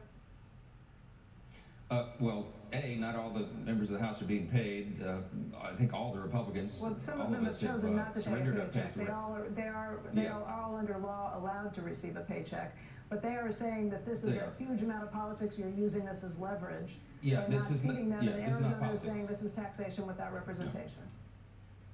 Yeah, I'm shocked that there's another Democrat politician from Arizona seeking publicity right now. Now the state AG's involved. You haven't seated their full delegation. She's going to sue me, I'm sure. No, she's not going to sue you. The Attorney General of Arizona is going to sue you for their people not being able to be fully represented. No, that's who I'm referring to. I know, and she wants publicity too, and it's all a farce. Let me tell you what's happening here. The Rep-elect Grijalva was elected after the House went out of session. So I have said this repeatedly. I'm delighted to administer the oath to her as soon as we get back to legislative session. The people who are preventing us from doing that, ironically, are the two Democrat senators from Arizona. If Gallegos and Kelly would vote to reopen the government, we'll get this thing done quickly. I'm following right now the Pelosi precedent. When my dear friend and colleague from Louisiana, Julia Letlow, in very similar circumstances, was elected to fill in a special election to fill the seat of her late husband who passed, died because of COVID. Nancy Pelosi took 25 days to administer the oath. Grijalva, won an election to take her father's seat in Congress. It's an amazing thing, and we congratulate her for that. And I'm looking forward to administering the oath. But we have to get back to work. The lights have been turned out here.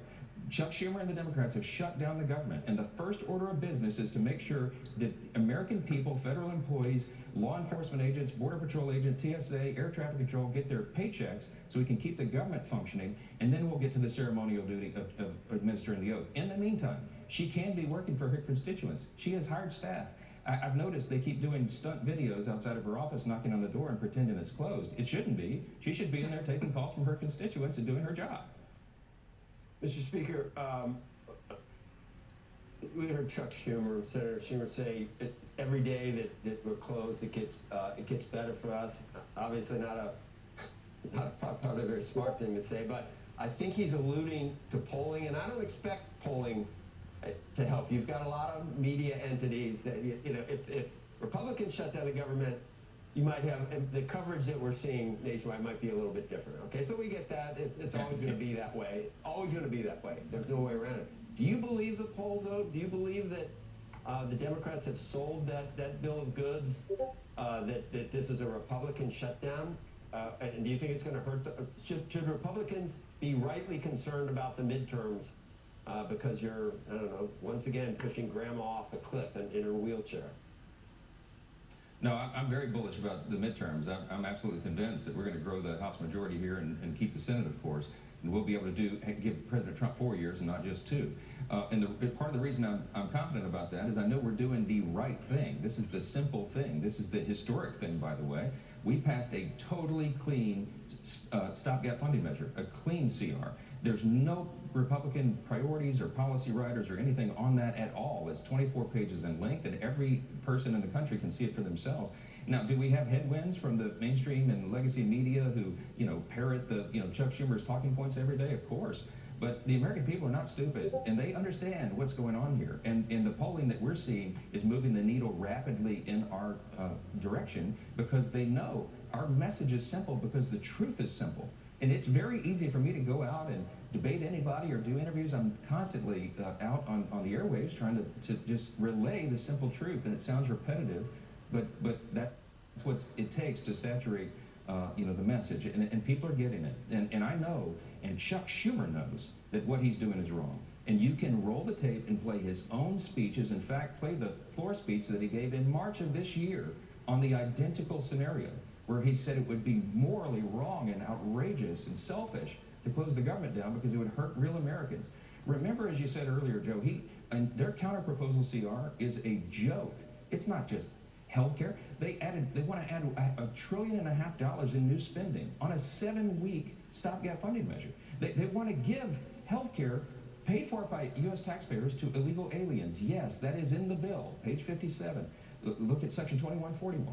They want to unwind we cut all the fraud, waste, and abuse in the One Big Beautiful Bill. They want to reverse all that. They want to give $500 million to the Corporation for Public Broadcasting again. I mean, all sorts of things. And they want to pull $50 billion from rural hospitals while they're claiming that they care about Americans' health care. It is a joke. They know it. They need to give it up and open the government. Yeah, it should be made clear that obviously it's against federal law to cover illegals with Medicaid, but the way you can, for example, the way California does it, they do cover 1.4 million illegals using that loophole that allows them they game the system with those provider taxes to jack them up, to get a bigger reimbursement from the feds, which allows that money to go do all this other stuff, which allows state money to get freed up to cover illegal aliens from cradle to grave. It's not just young or old or anything else. So that's factual. That you're saying, but people hear you say that and they don't believe you because Hakeem Jeffries. They need to go read it themselves. But they can immediately point to that federal funds can. So they will stick to that. Federal funds are not being used, but federal funds go out there to California. You can use the federal funds for this, and then take the money we're going to save from that to pay for the illegal aliens, and that's what's going on. We know. But you've got to look at it closely to figure that out. What's the end game? Well, at this point, how are we going to once we get no kings out of the way, Chuck will feel okay about negotiating? Let's pray that that's true. Just to put a bow on what you just said, we closed those loopholes in the One Big Beautiful Bill. And Section 2141 of their counterproposal says they want to repeal that. Okay, so how does this end? I do think it has a lot to do with the Hate America rally that'll be on the mall on Saturday. You're going to have all the Antifa and BLM and pro-Hamas. Watch who assembles there. All the Marxists will be on the mall. They can't open the government, apparently, until that rally is over because they can't face the angry mob. So as soon as that's done... As soon as that's over, you think that there is an impetus or a way to kind of break this by next week? I think you've got at least, we just need 5 Democrats in the Senate to join and do the right thing with the majority of the Senate that's already there to reopen the government. And then we will have all these debates. And I can't wait to have all these debates with all these folks on all these issues. That's the way the system works. It's the way the process works. We were always going to do that. This is a game. They're trying to play a game because they had to draw a line in the sand to show a fight against President Trump and Republicans so they can protect their own careers. Chuck Schumer's worried he's going to get a challenge from a Marxist in New York. You might have noticed Marxism is all the rage in New York now. We're going to have probably a Marxist mayor, I think. Looks like he's going to win. Chuck Schumer thinks AOC, or one of Mamdani's disciples, is going to run against him and he's going to lose his Senate seat. He's been in Congress for 44 years. He came here when I was 9 years old in the 3rd grade. He doesn't want to go home and do anything else. And so that's what this is about. It is a selfish political game so that they can get cover. And I wish it weren't true, and it gives me no pleasure to tell you that, but everybody can see through this and they know exactly what's going on. Speaker Johnson, thanks for your time this morning. Thanks a lot. Appreciate it. When we come back, banks versus private credit. There's drama brewing between the two, and we'll get you caught up on that story. And later this hour, more on the government shutdown with Democratic Senator Mark Kelly of Arizona. Right now, though, as we head to a break, check out the rare earth stocks. U.S. Trade Representative Jamison Greer just saying in an interview that the government could take more stakes in U.S. rare earth companies. That echoes what Treasury Secretary Bessent told CNBC yesterday. You can see critical metals, that stock's up by 15% on this news. Squawk Box will be right back.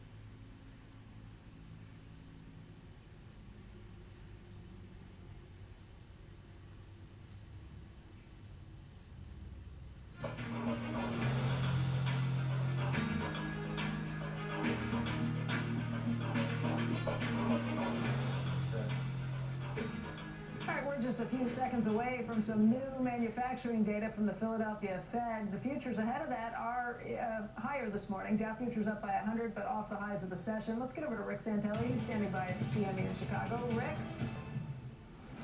Yes. You know, one of the few numbers that are being released, of course, this comes from the Federal Reserve System, so it's still operating. Philly Fed Business Outlook. This is an October number, so it's pretty fresh. We're expecting a number right around 10. Comes in on the light side, minus 12.8.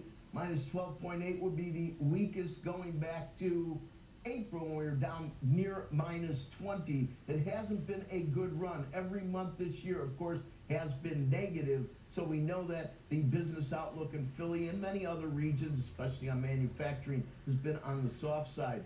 Everybody knows that we were supposed to get a litany of numbers yesterday and today, and I thought very quickly I would go back and at least refresh our memory on where we have been and what we have missed. You know, our last look on CPI was definitely a bit on the warm side, up 0.4 on headline, up 0.3 ex food and energy, up 2.9 year over year, up 3.1 when you went year over year on core.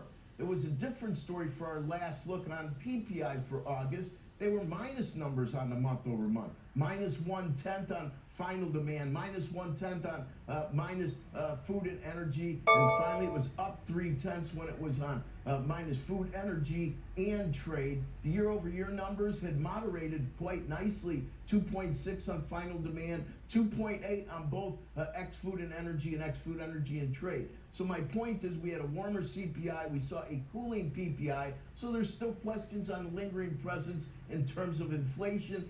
Retail sales was supposed to be out as well, and that has been running strong. The last 3 months we had on retail sales were August up 0.6, July up 0.6, and June was up 1%. If you looked at core retail sales, the last 3 months reverse order, we're up 0.7, up 0.5, up 0.9. So we had solid retail sales. Obviously, we're trying to put different pieces together. Steve Leisman and many economists throughout the country and analysts have been trying to piece together from a variety of sources. But at the end of the day, it really is tough, and it's going to be even tougher for the Federal Reserve. We all heard Chairman Powell talk recently, and his comment was that, you know, the risks are tough here. Inflation definitely is sticky, but maybe the labor market slowdown is more important to deal with. And in that endeavor, we were supposed to get initial and continuing claims, and I have to say, I know we have seen some deterioration in JOLTS and some other macro data, but if all you were looking at was initial jobless claims, it was very difficult of late to pick out any problems within that data series. Back to you. All right, Rick, stay with us. We're going to expand this conversation. For more, we want to bring in CNBC's senior economics reporter, Steve Leisman, and John Riding, the chief economic advisor at Bream Capital. Steve, you go first. What do you see in the numbers besides what Rick just... I mean, this is now the most important Philly Fed index ever issued, right? Because it's all we got. And I do want to say a little bit more detail here. The prices paid index did go up 49.2 versus 46.8, but the outlook is actually a little bit better. We the 6-month business outlook, 6-month capital expenditures outlook, both improved and at pretty decent numbers there. So you don't know if because things are so bad, people think they have to get better, or people legitimately think things will get better. We're going to want to just follow that because it's a pretty good outlook. Whereas the current assessment of the current situation, which is the data Rick correctly gave us, I do want to do one thing, which Troy Lutka from SMBC, Nico, who works with Joe Livornia before he went to Treasury, did a clever thing. It's clever because I thought of it a long time ago and never could do it, but he did it.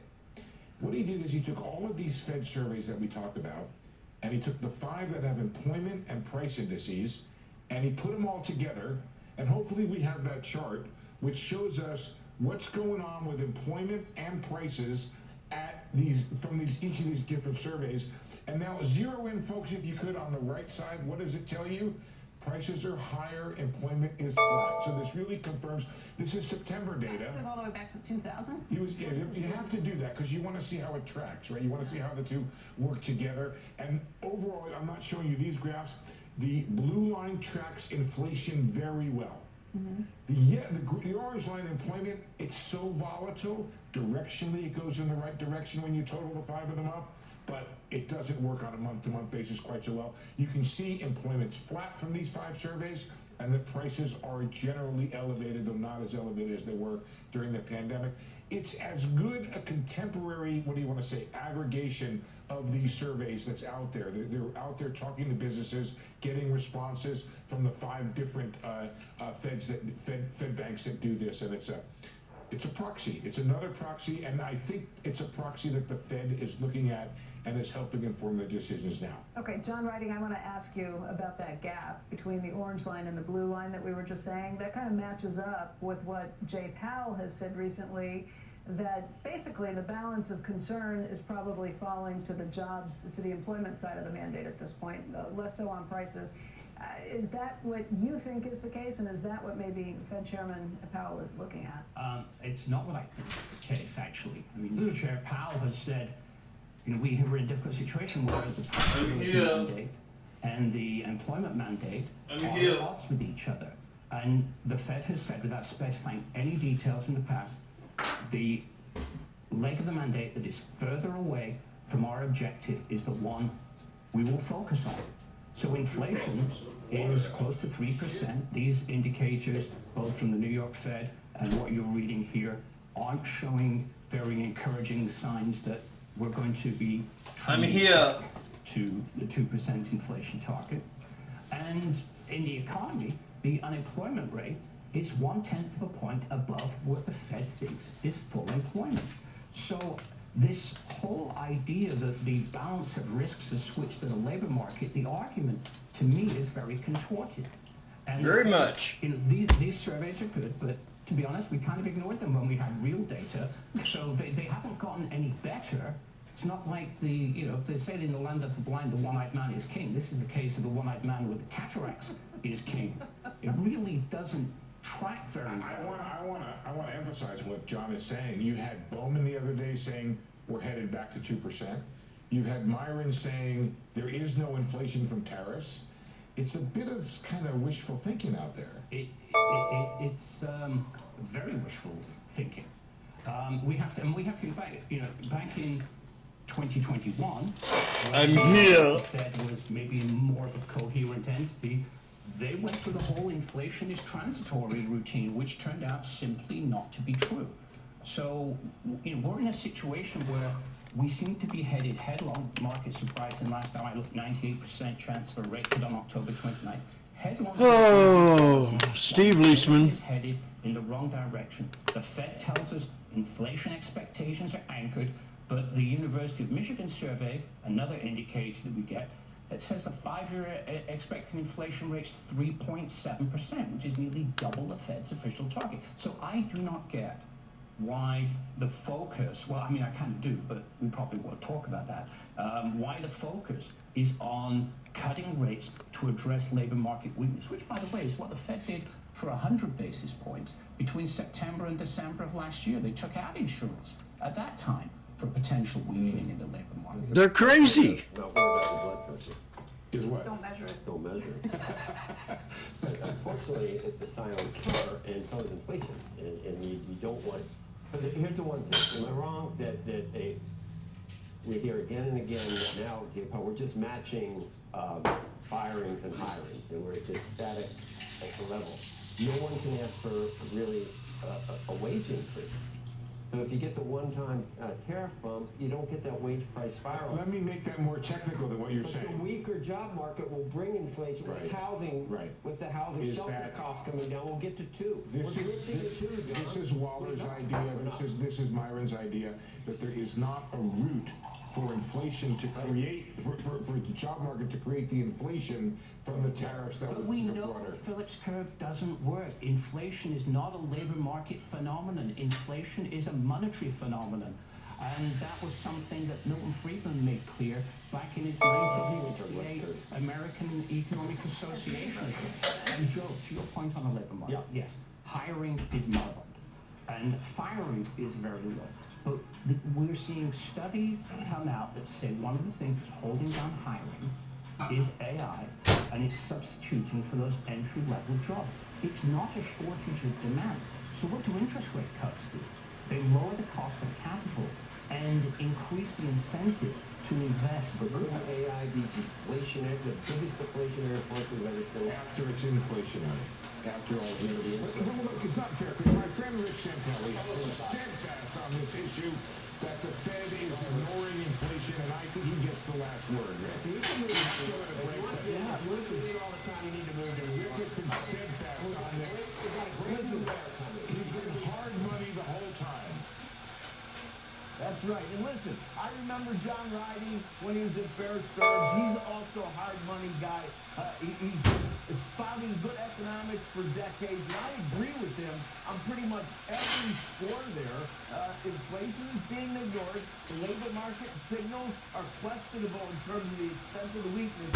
So my final question is, why are they going to ease 2 times? And why is the market happy with that? That part's easy. Market's always happy with lower rates. But in the end, I don't see a catalyst for doing it. John Riding, you get an A+. I love this. A panel that agrees across... Hard money breakfast, that's what we're going to call it. Right. Rick, John, Steve, thank you guys all. You can cut when the new goalpost is 3. Steve? John? You can cut it when the new goalpost isn't... Yeah, it is. Why? It has to be, because we're at 3 in the cutting. So we have the one-eyed man in the land of the blind moving the goalpost. That's monetary policy. Is that right? It's a walk in the cave. Coming up, banks against private credit. Leslie Picker is going to join us on the fight that's emerging between the two. Squawk Box will be right back.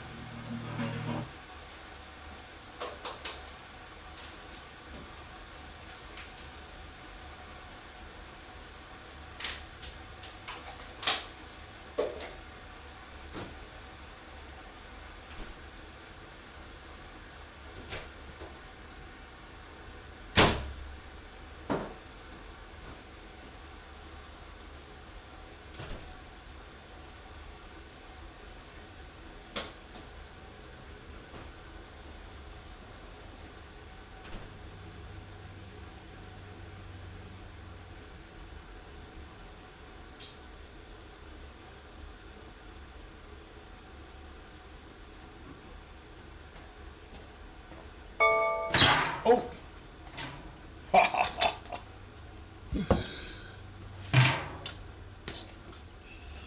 Look!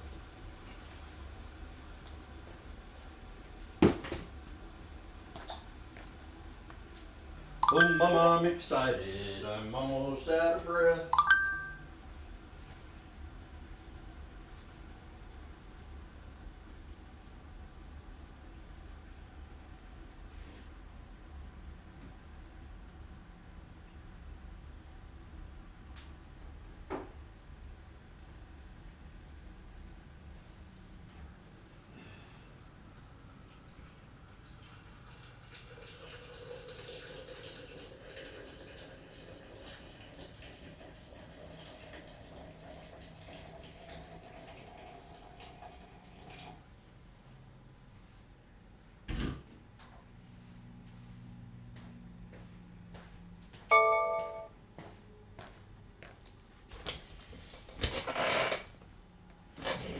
Oh!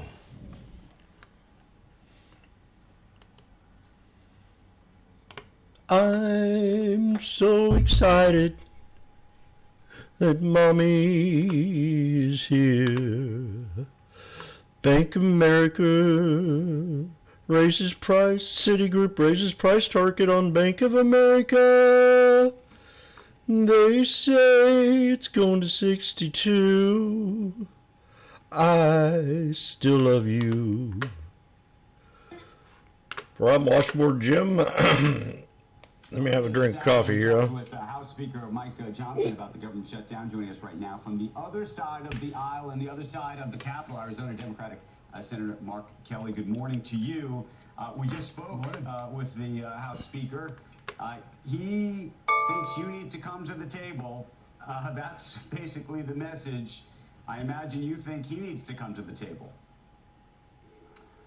We could, we've been asking for a negotiation with Mike and Republicans for weeks now. We've been talking about it for months since they passed the president's priority legislation that gave the big tax cut to the wealthiest Americans. No, bullshit. We're here. I've been here for weeks since the shutdown started. Democrats think if you raise taxes that it won't affect the middle class. That it won't affect the cost of goods. I don't care if you didn't tax the rich at all. It would make me happy. I could save 40%. I mean, I was taxed 45% under Obama. Almost half of my income. They can go get screwed.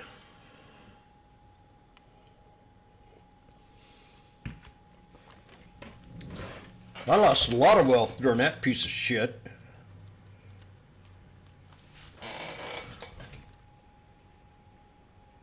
Than you were 24 hours ago?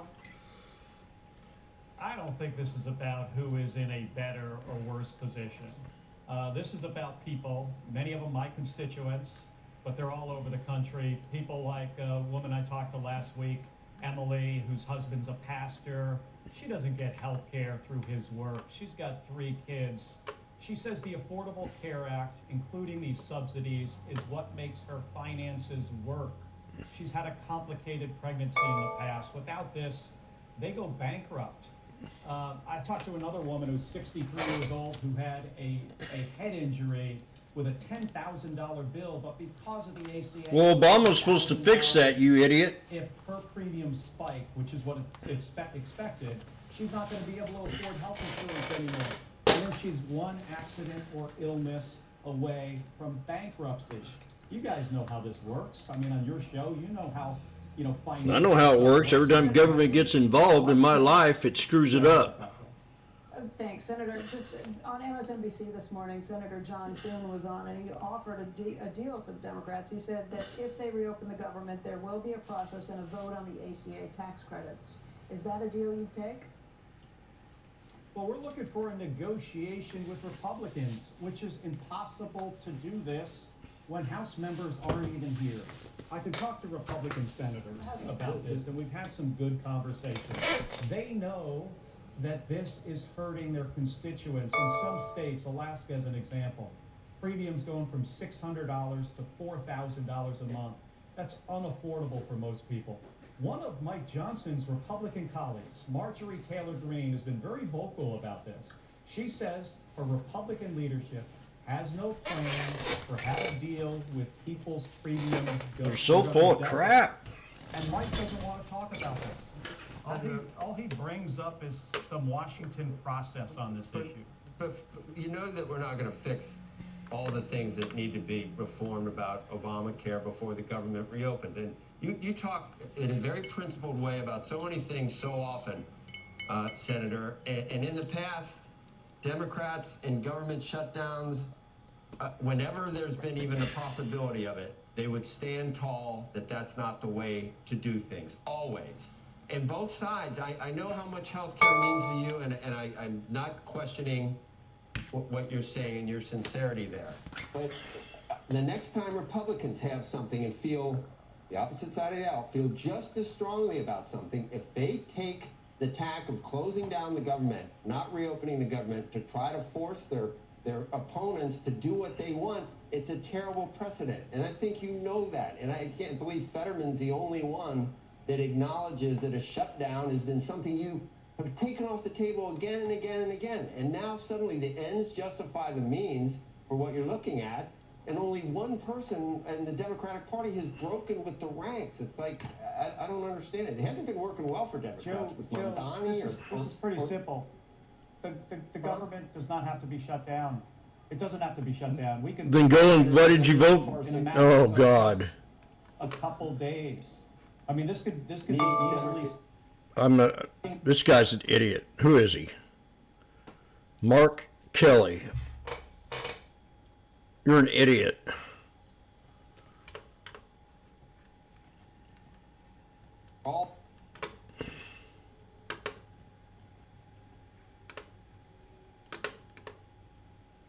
It's not. Joe, we are trying to prevent 2 million people from losing their health care. And you're wanting to gain 11 million, 12 million illegal immigrants on it. Some of those people die.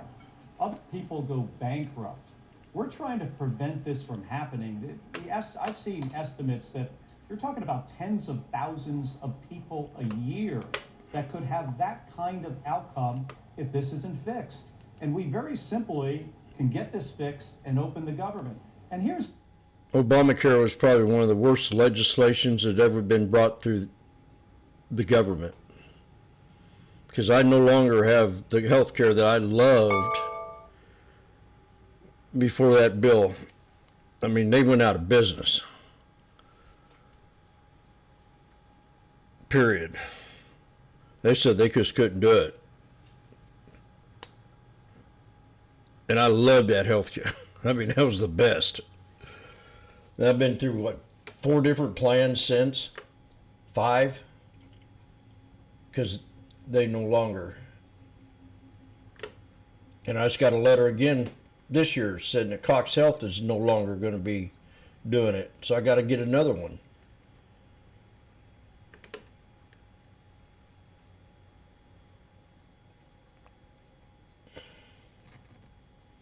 So I don't know. I just wish they would stay out of our lives more.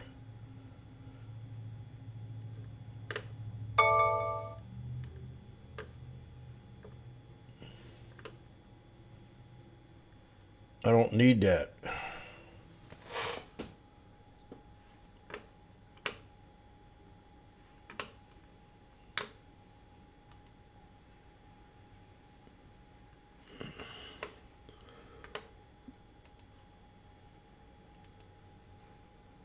Magnificent Seven.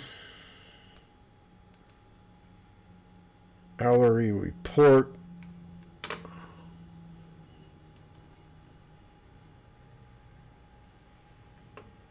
This one had a good run yesterday. Why, JB Hunt. Transport shares are trading higher by 13%. BHT.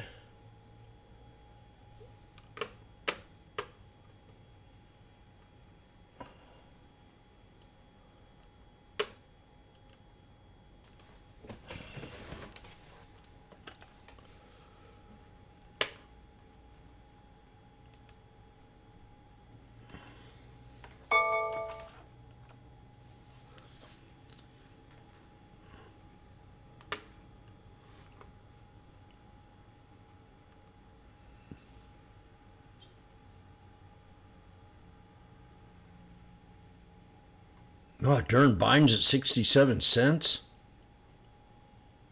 Oh my God. Beyond Meat stock falls 14%.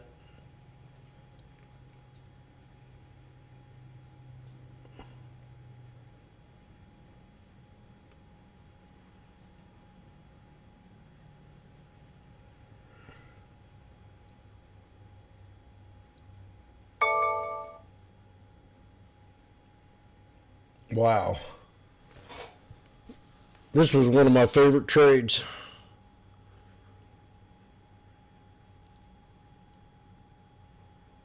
It actually was I really liked his stock. Back in the 80s, I think I invented one of the first vegetable, well, probably not the first, but I had the first fake meat hamburger, and I loved the way I made it back then. I forgot how I did it now.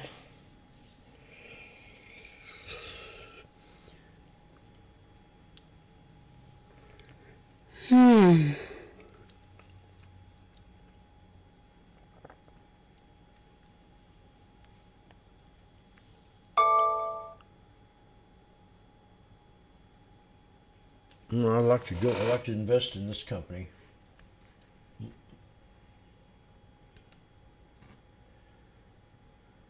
ABAT's on our scanner.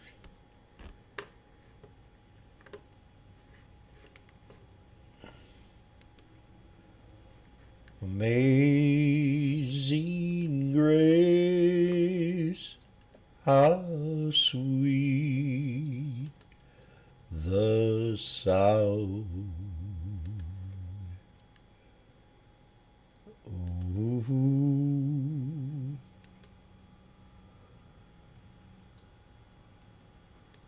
Like me,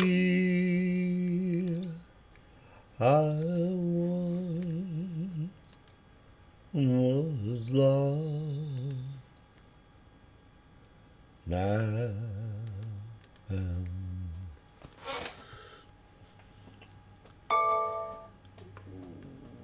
Correction, American Battery Tech Shares article. American Battery shares are trading lower after the company announced the Department of Energy terminated its grant. A correction in the American Battery Shares article. The battery technicians sink after the grant, after Energy Department terminates country grant. Incorrectly said, the stock almost tripled in value.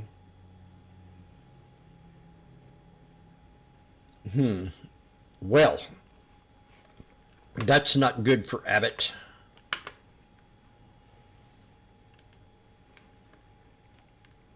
Sound.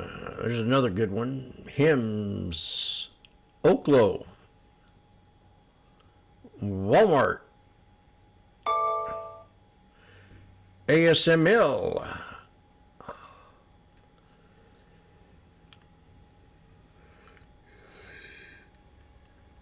Okay. Pre-market soar has 12 million in volume. The advanced, oh yeah, we were going to look at Mr.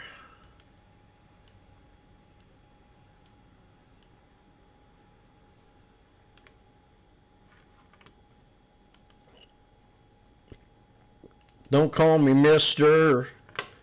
Call me by my name.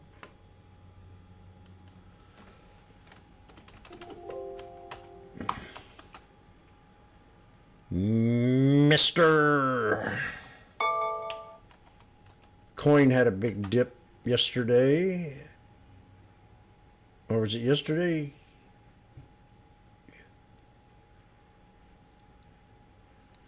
TSM. This is one I wanted to swing. I should have swung it. I regret not swinging TSM. Yeah.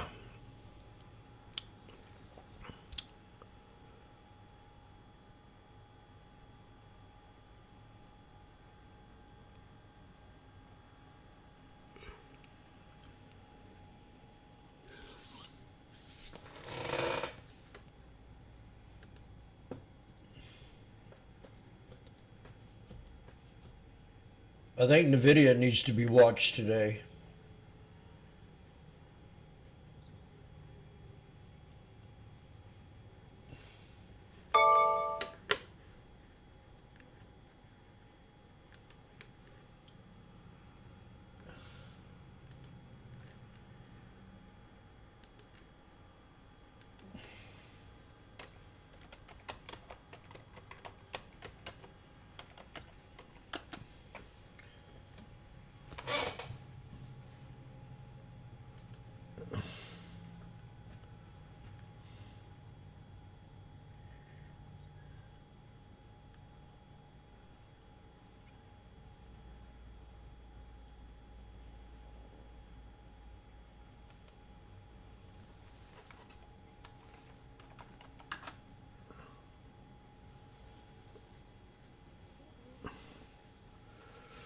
Oh, my coffee's been sitting, soaking for a bit, so I'm going to go into the kitchen,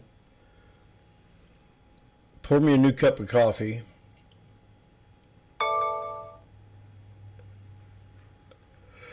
It's now 8 o'clock. Now that the socialists are off, let's see how the Jim Cramer's doing here.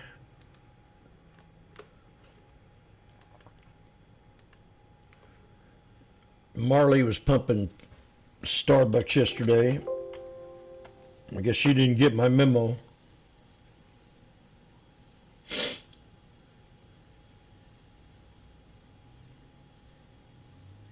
Wells Faggot Wagon, Starbucks to 100 from 105, maintains overweight rating.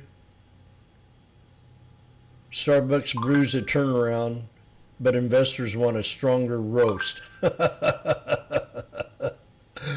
Woo! That's a good one. That's a good one.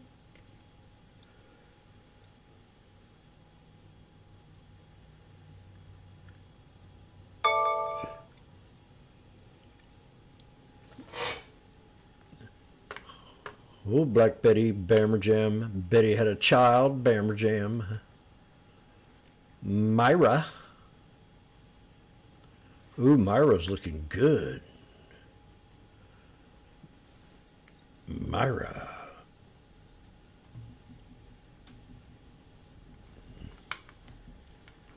Myra had a pup.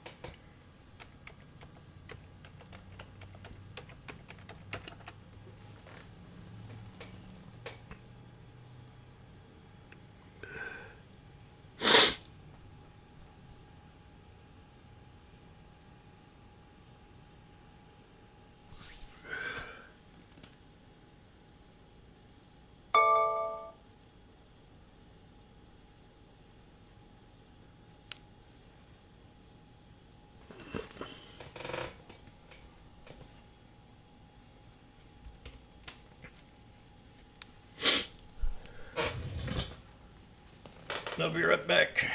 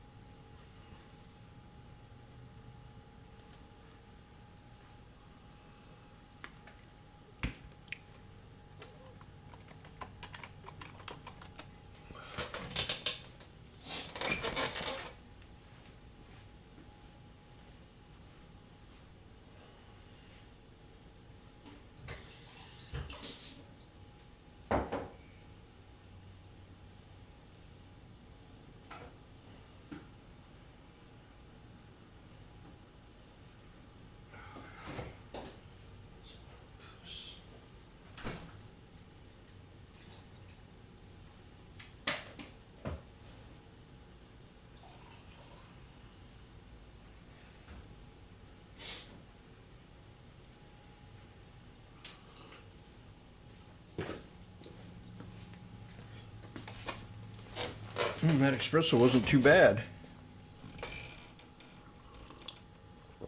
Has a little nutty flavor. It goes great with a creamer.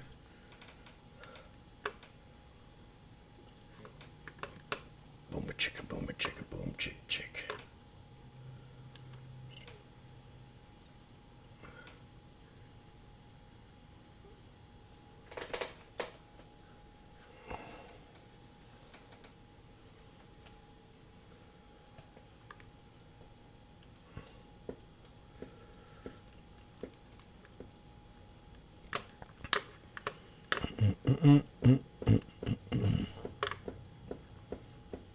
Boo.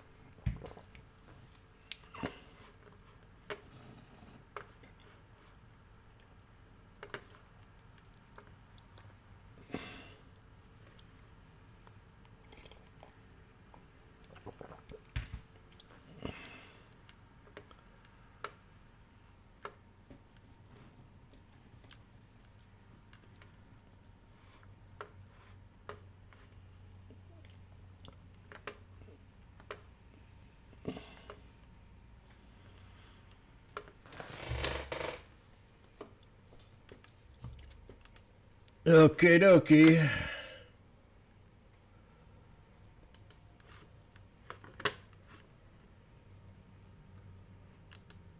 What's going on here? No Jim Cramer today?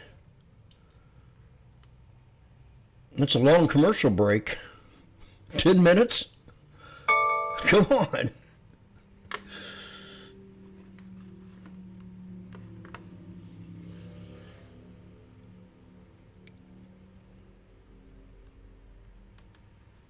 We'll have a commercial break today. It's longer than 10 minutes. Spies popped up this morning. Market's very bullish.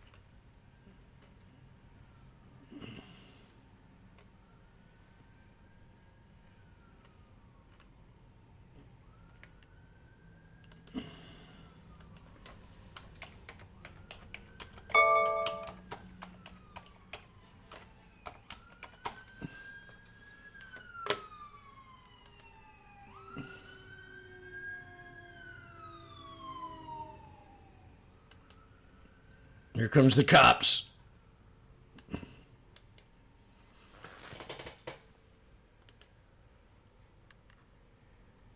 They're after us.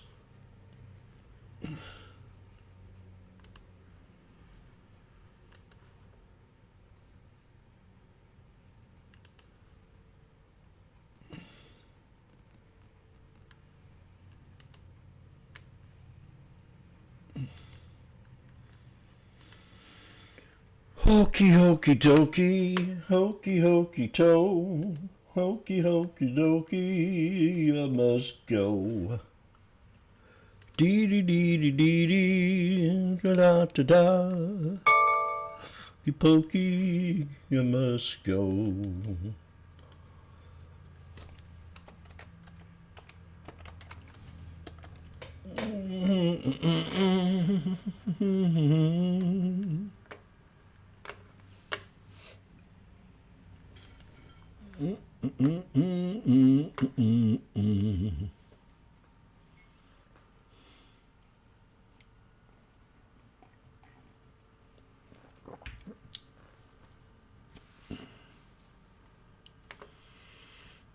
Do do do do do do do do do.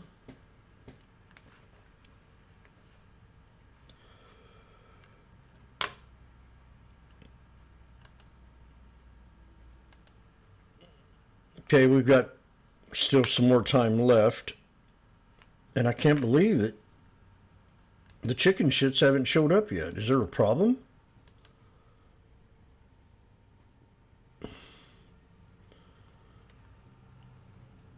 I want to look at Kramer's pretty face.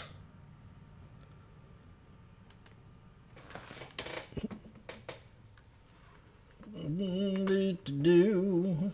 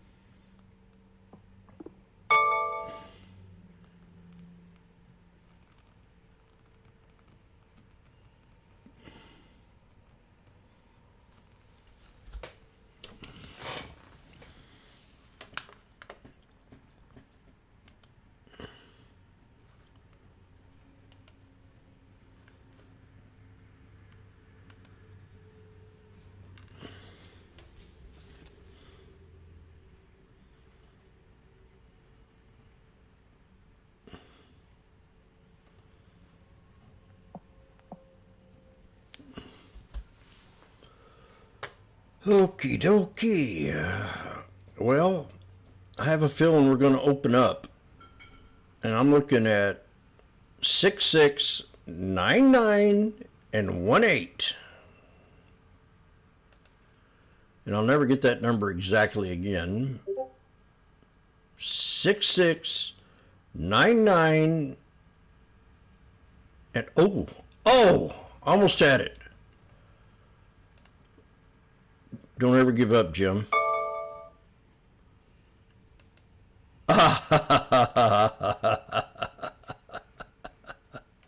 669918. With a resistance at 671979. 79. Right there. With support at 665497.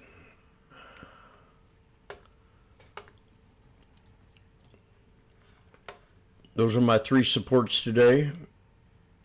Please don't take it personal, for I am Washboardjim, the think tank of the sneaky snake strategy, where I talk about chart patterns, moving averages, and being in the now. I'm going to record that. See how it sounds. It's got to sound good. Okay, 1, 2, 3. Chart patterns, moving averages, and being in the now.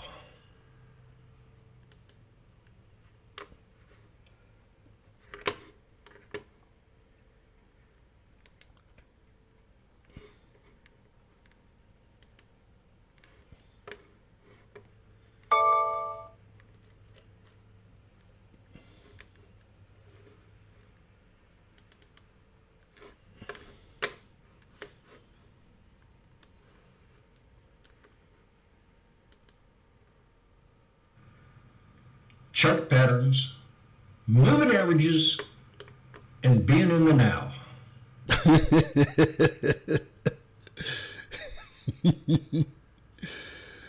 Oh, Jim, you're funny.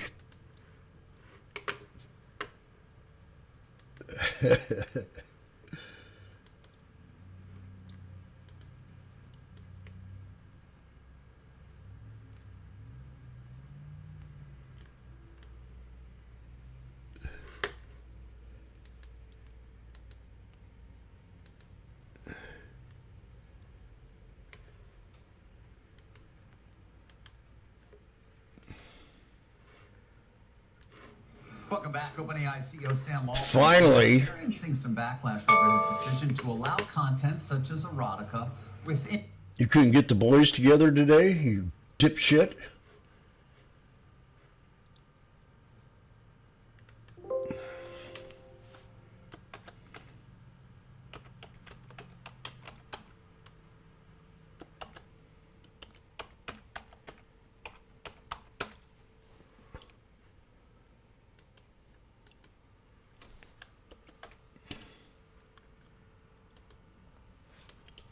Okay, let's try this again.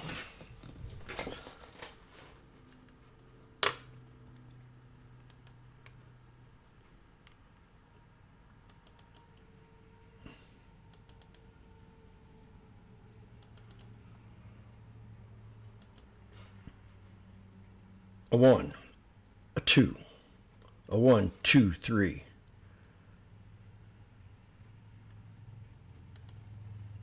Good morning, retail traders. I'm Washboardjim with a sneaky snake trading strategy, where I talk about chart patterns, moving averages, and being in the now. Have a great day.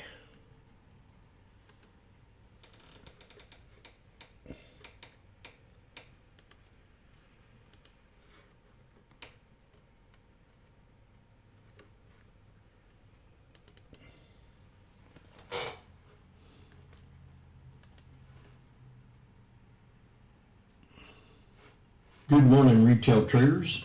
I'm Washboard Jim with a sneaky snake trading strategy where I talk about chart patterns, moving averages, and being in the now. Have a great day. Oh boy.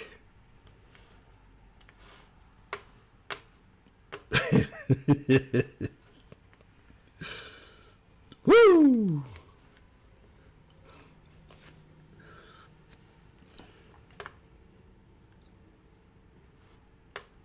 I think I'll do it one more time.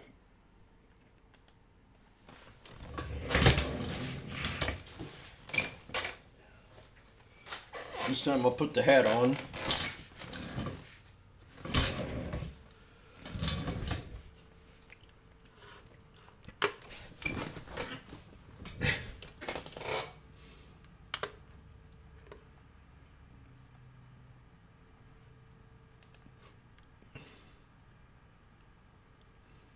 Well, I'll tell you, little fella, I'm Washboard Jim with a sneaky snake trading strategy where I talk about chart patterns, moving averages, and being in the now.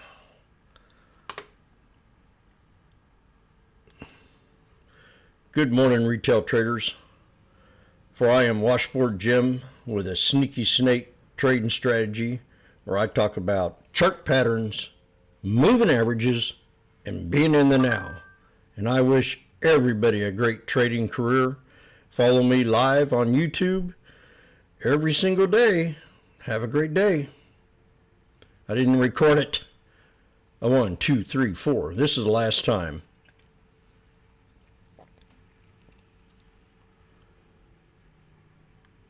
A 1, 2, 3.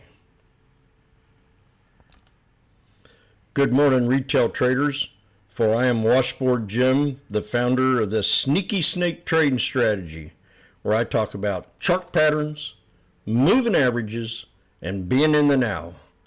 And I wish everybody a great day and follow me live on YouTube. And I do hit that like button. Also subscribe and ring that bell. And you'll get my future updates. Have a great day. That's it. That's my last one. That's the one I'm going to do. You're such a goofball, Jimmy. But we love you.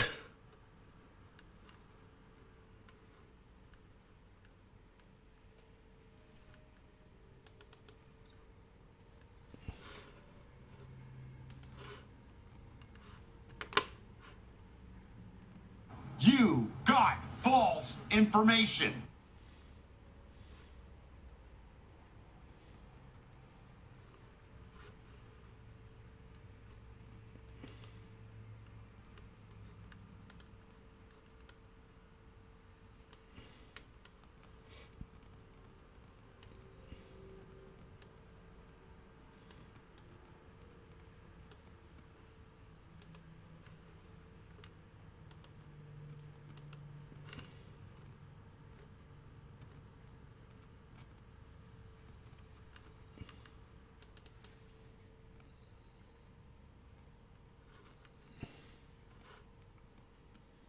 Good morning, retail traders, for I am Washboard Jim, the founder of the Sneaky Snake Trading Strategy, where I talk about chart patterns, moving averages, and being in the now. And I wish everybody a great day and follow me live on YouTube. And I do hit that like button. Also subscribe and ring that bell. And you'll get my future updates. Have a great day.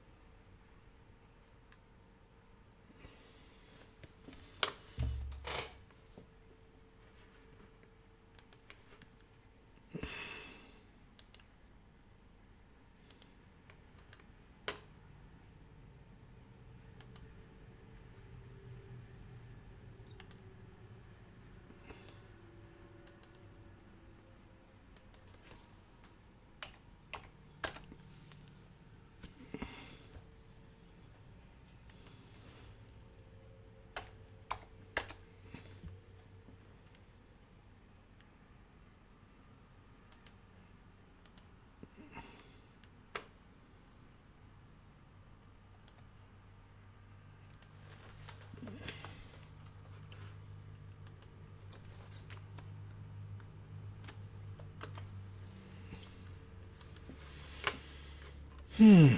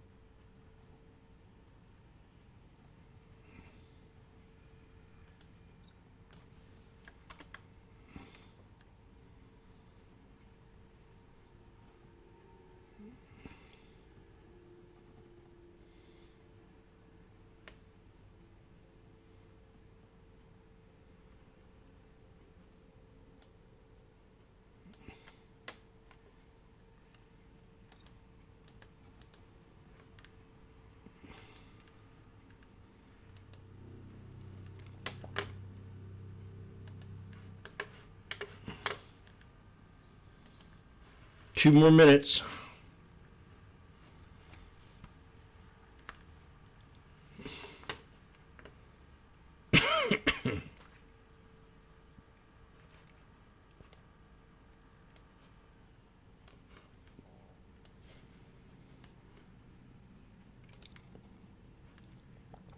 For I am Washboardjim.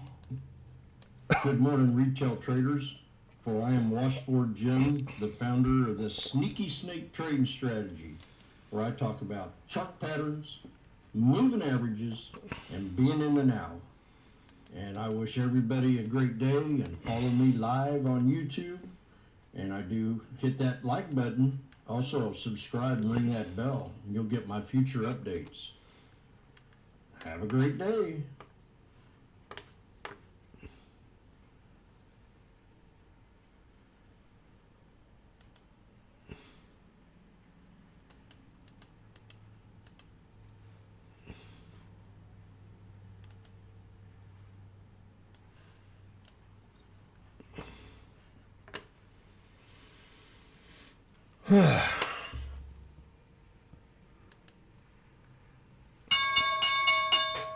And we're off.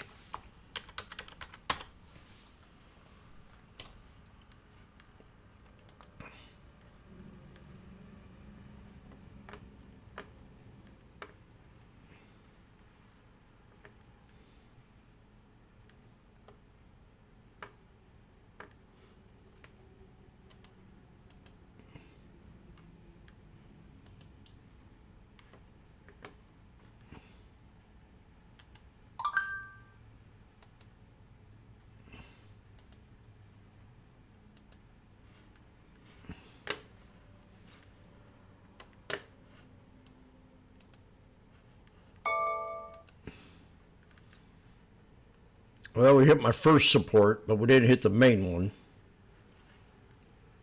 Now watch the VWAPs coming down on the /ES.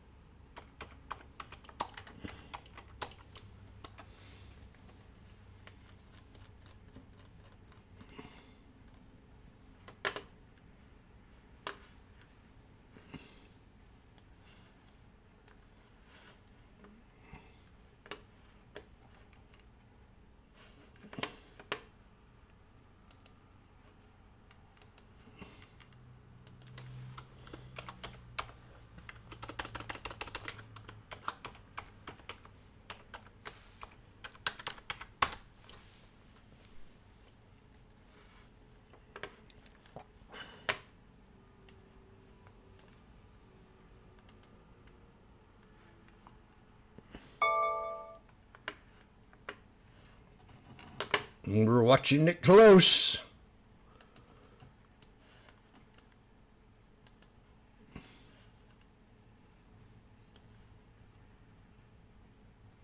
SPY on the 16th. Definitely the 668.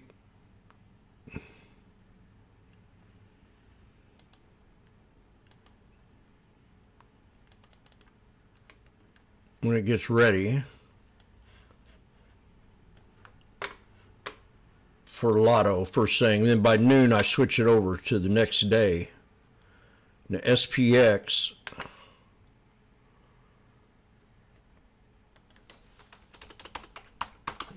Here we go, VWAP slash ES.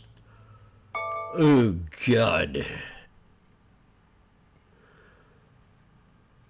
The 6625s, that's pushing it. Or the 6635s.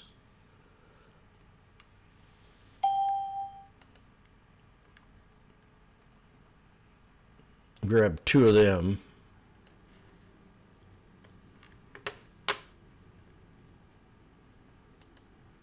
This is the Lotto.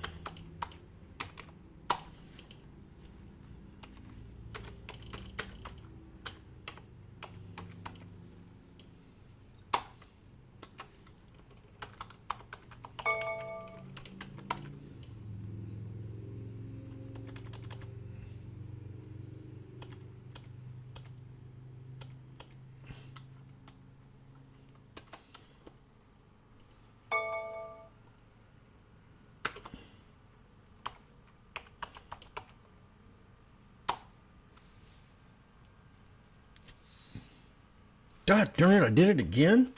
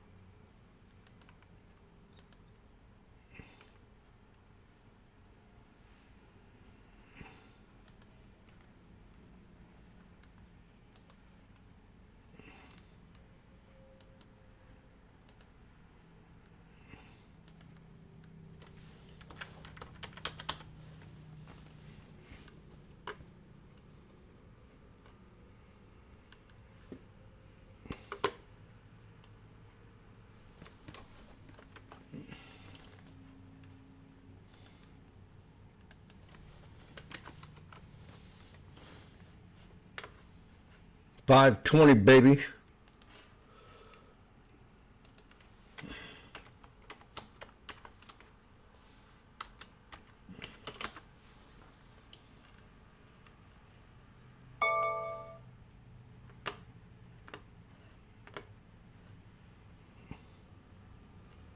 $530. Come on. Come on.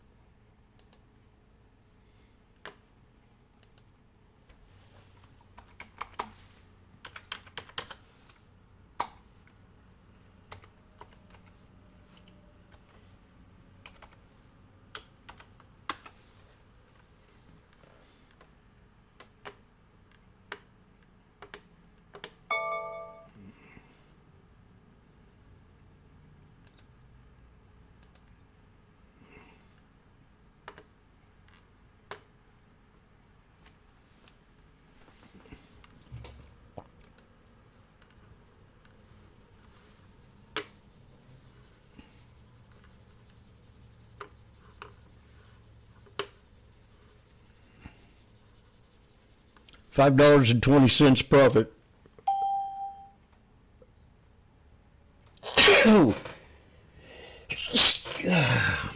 So far, I'm up $140 in 10 minutes.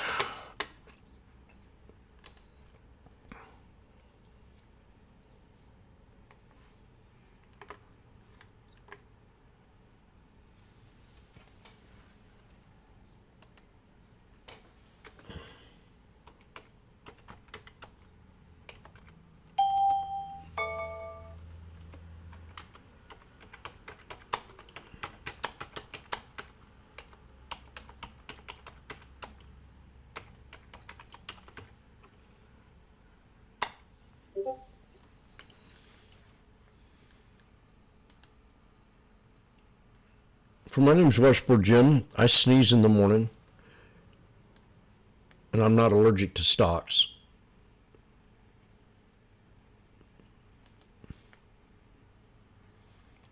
I'm going to tell you about the good deed I do every great once in a while.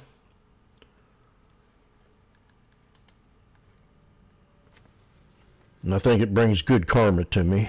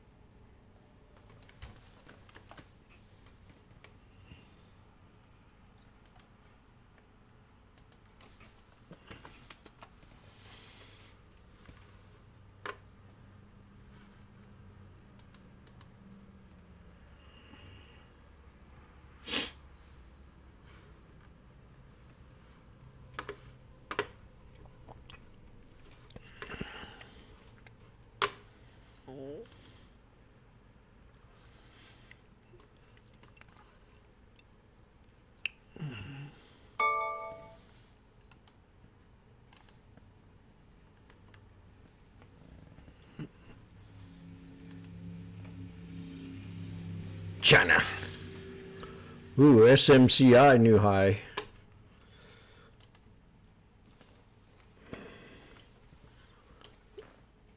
TSM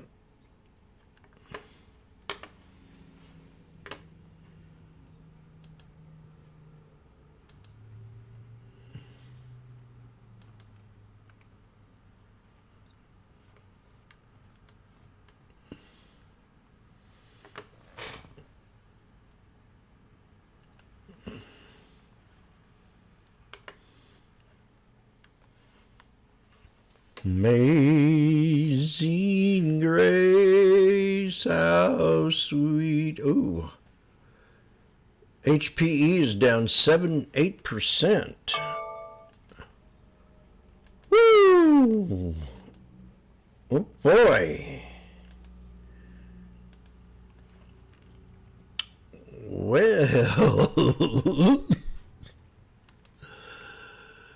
RGTI down $2.76. AMD, ooh, cost down one.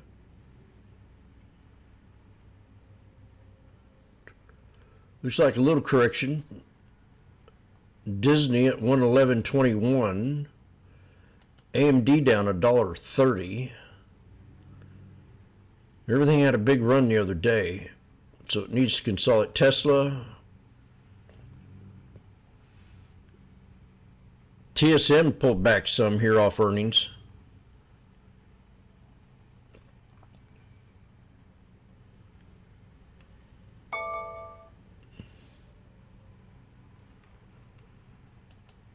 Be a little careful today.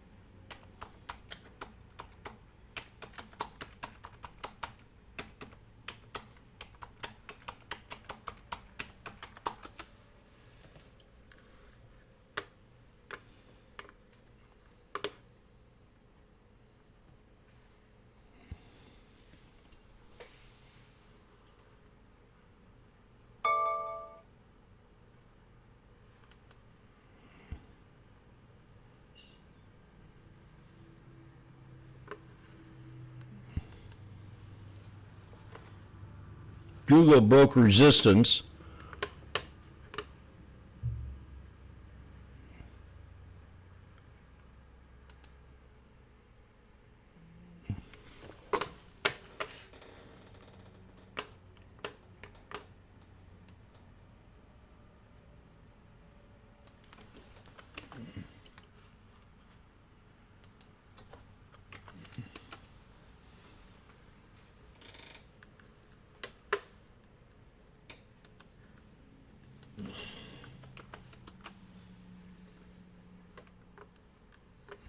Watch Google. They got a deal with DoorDash and Waymo.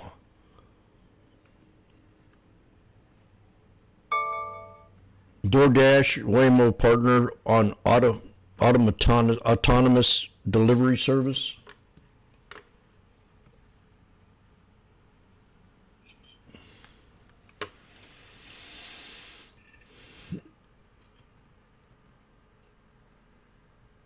Starbucks is getting pumped.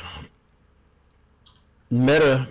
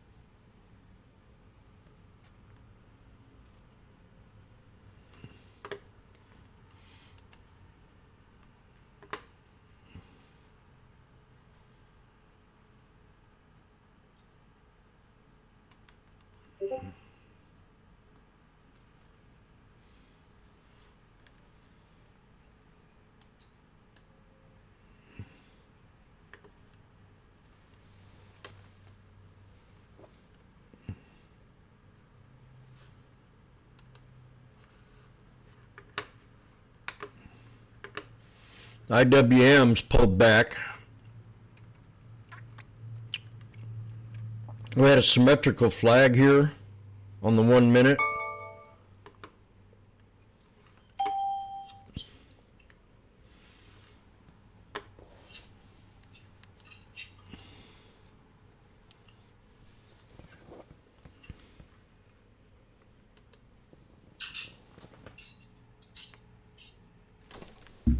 There's something on voice.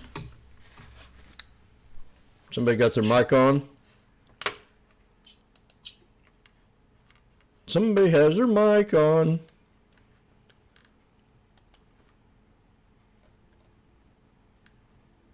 Meti mate, your mic's on.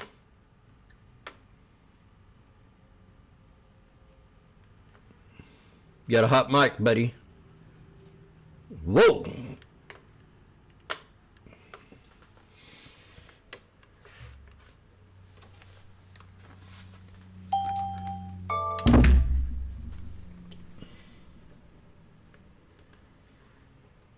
Afterwards, VIX has generally began to decline in the best consecutive 3-month span. November through January gets underway.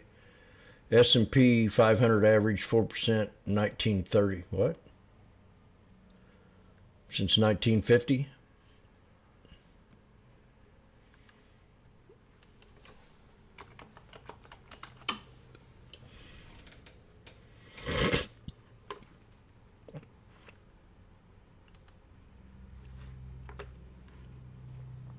I was watching the SPX at 420, and I didn't jump in it.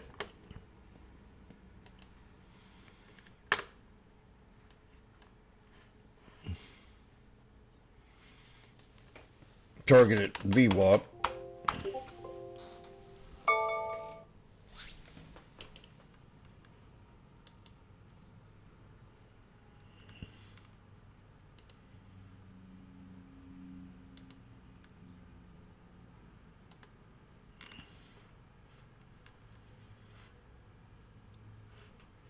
That'd have been a good trade there.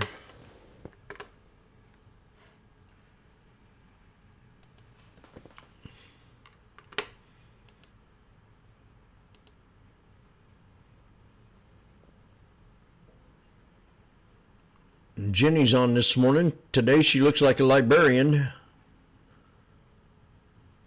And Nicole's wearing her platinum white shirt with her 2 buttons unbuttoned.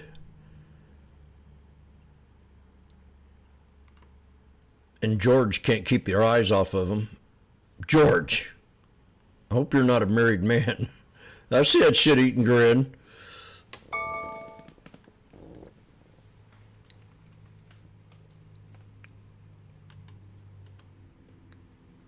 George, you should know better than that. But they basically said that they're not going to commit towards tightening anymore. So in essence, they're not allowing the balance sheet to wind down, which is actually a good thing. That's sort of a signal, at least in my view, that they're willing to deal with longer term rates, which we know have been stubbornly elevated, irrespective of the fact that short-term rates are coming down. Exactly. So I think it's a very positive catalyst. In fact, if you look at 10-year It's not rates, good for the middle class. On a basis, at least going Judge. down the last couple of weeks, we're starting to see the 10-year drift to the downside. So that's supportive of longer-term financing conditions for all financing, for a matter of fact. And so I think that's very supportive of the overall markets. And so it's not necessarily a huge headline, but it makes a big difference. Because the Fed can, at any point in time, move into a QE-based policy once again to suppress the longer-term rates, and that's been really a sticking point to institutional investors as well as long-term debt holders, mortgage holders, if you will, even corporate debt markets, which are typically mid to longer term as well. That's going to be very supportive of those markets, and that's going to spill over to the equity complex, and I think that's why we're seeing the markets really hold up this week. So again, not the biggest headline, but I think it's a quite meaningful headline nonetheless. I really thought it was interesting when I'm sure you both just heard my interview with Rami Rahim from HPE, and he just talked about the excitement that they have, and it really echoes a recent sentiment survey from some CEOs who maybe are a little more cautious than they were a month or a month and a half ago, but still ready with the CapEx spending. That had enough arrow, just like he is with his team. Overall, people may see record highs, but they're still not, pulling back. Jenny? I mean, it's true, and I think that we've seen that. I mean, also echoed by a lot of the financial reports we've gotten already for the week. I mean, we've heard from the 6 largest financial institutions in the country, which have only shown that increased volatility, increased interest in capital markets has really been a huge boom for the financial space, but also the economy. But also now we have to see the next tier of things. Can we see this then trickle down into regional banks? Can we see it trickle down into consumer spending? That's, I think, the next critical test for this earnings season. But I agree. I think expectations were strong, and so far it appears there's been a good reason why. All right. Well, it's great to see you both. George Zillis, Jenny Horn, thank you for being with me today. Record-setting day for gold.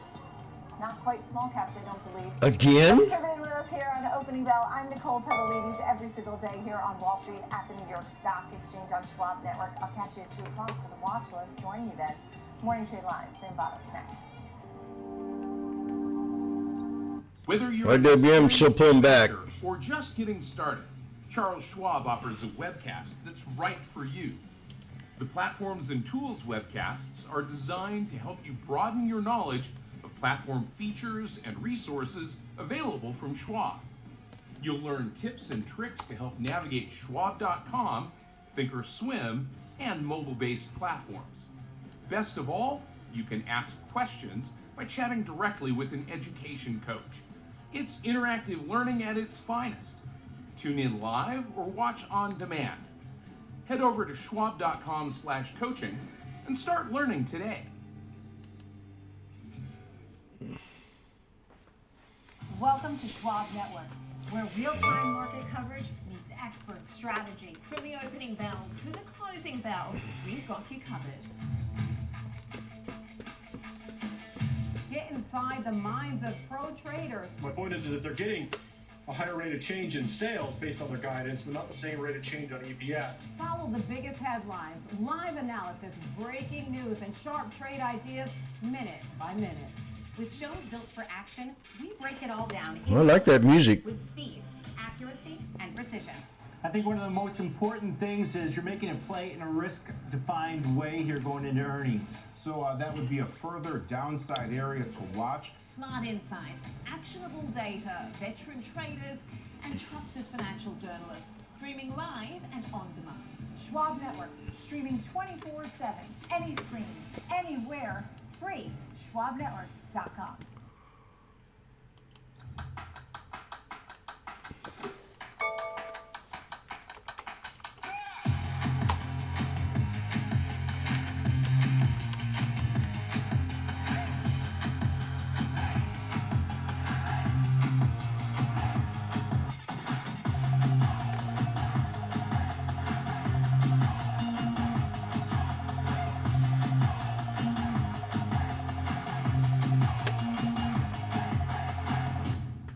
Morning Movers brings traders the biggest headlines to start the day, from volatile overnight swings to the earliest analyst calls. Get your watch list ready. 8 a.m. Eastern, Morning Movers, only on Schwab Network.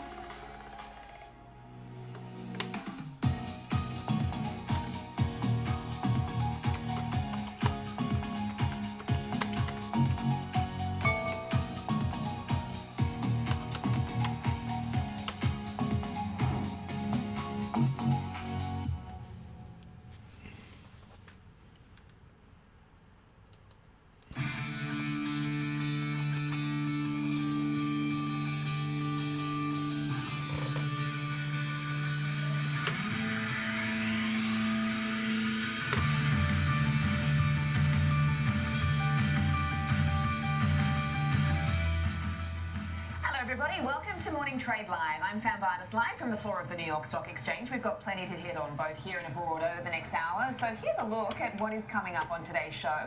The US and China continue to jockey for leverage ahead of an expected meeting between Presidents Trump and Xi later this month. We'll examine the impact the posturing is having on markets and what could come next.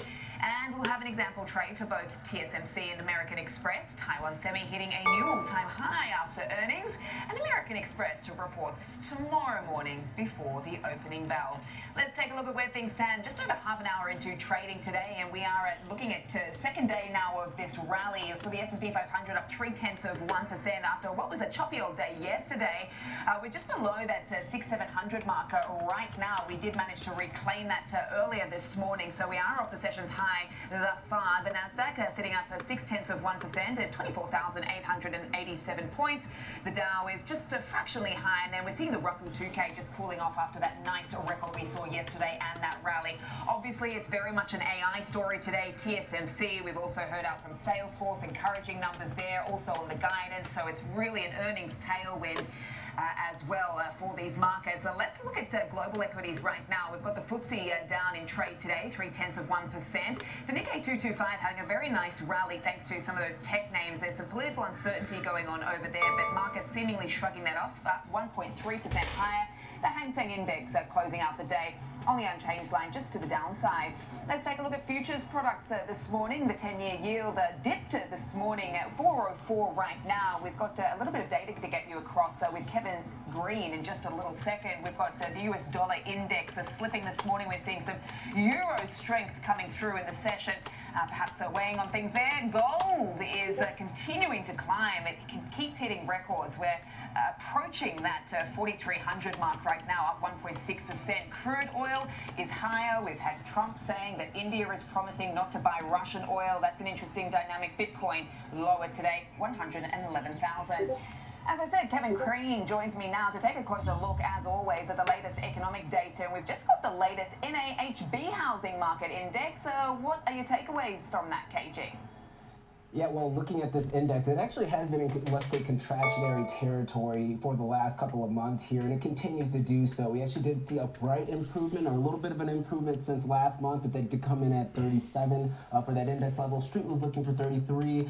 Last print was actually at around 32, but if you look at the last 5 to 6 months, we've been in this 30-ish area. Now, any number below 50 really obviously just means that the optimism around the housing market is dismal, to say the least, and that's really kind of being reflected in some pockets when you're looking at consumer surveys over the last couple of months here. But you did see a little bit of a bright spot when it came to the fact that maybe consumers are seeing the interest rates in the future actually coming down a little bit. That could actually loosen up the housing market, maybe get some new buyers to really step in. Inventories also hitting the market could also push prices a little bit lower here. So I would say a stabilizing print, but we have seen a lot of volatility when it comes to housing market data, especially existing home sales and new home sales. We're not getting that right now, but when we do, we'll see if the housing market's trying to turn around here a little bit after interest rates, for the most part, have moved to the downside, especially if you're looking at the 15-year ARM or adjustable rate mortgage or the 30-year fixed. Okay. Getting across some of the other data, not getting business inventories, but takeaways from the Philly Fed manufacturing data that we did get this morning. What are you seeing there?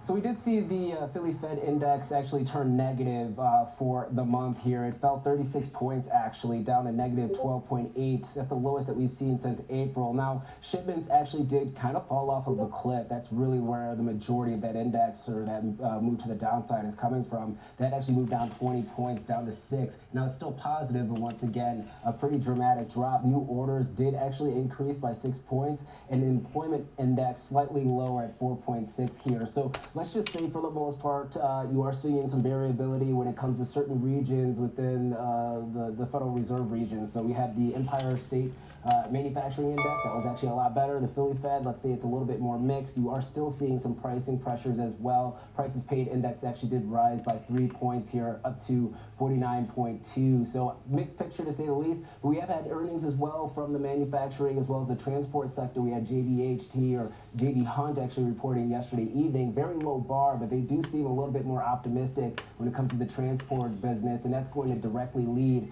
to maybe some of this optimism in manufacturing over the next 6 to 12 months if we are able to kind of hammer out some of these trade deals, especially with China.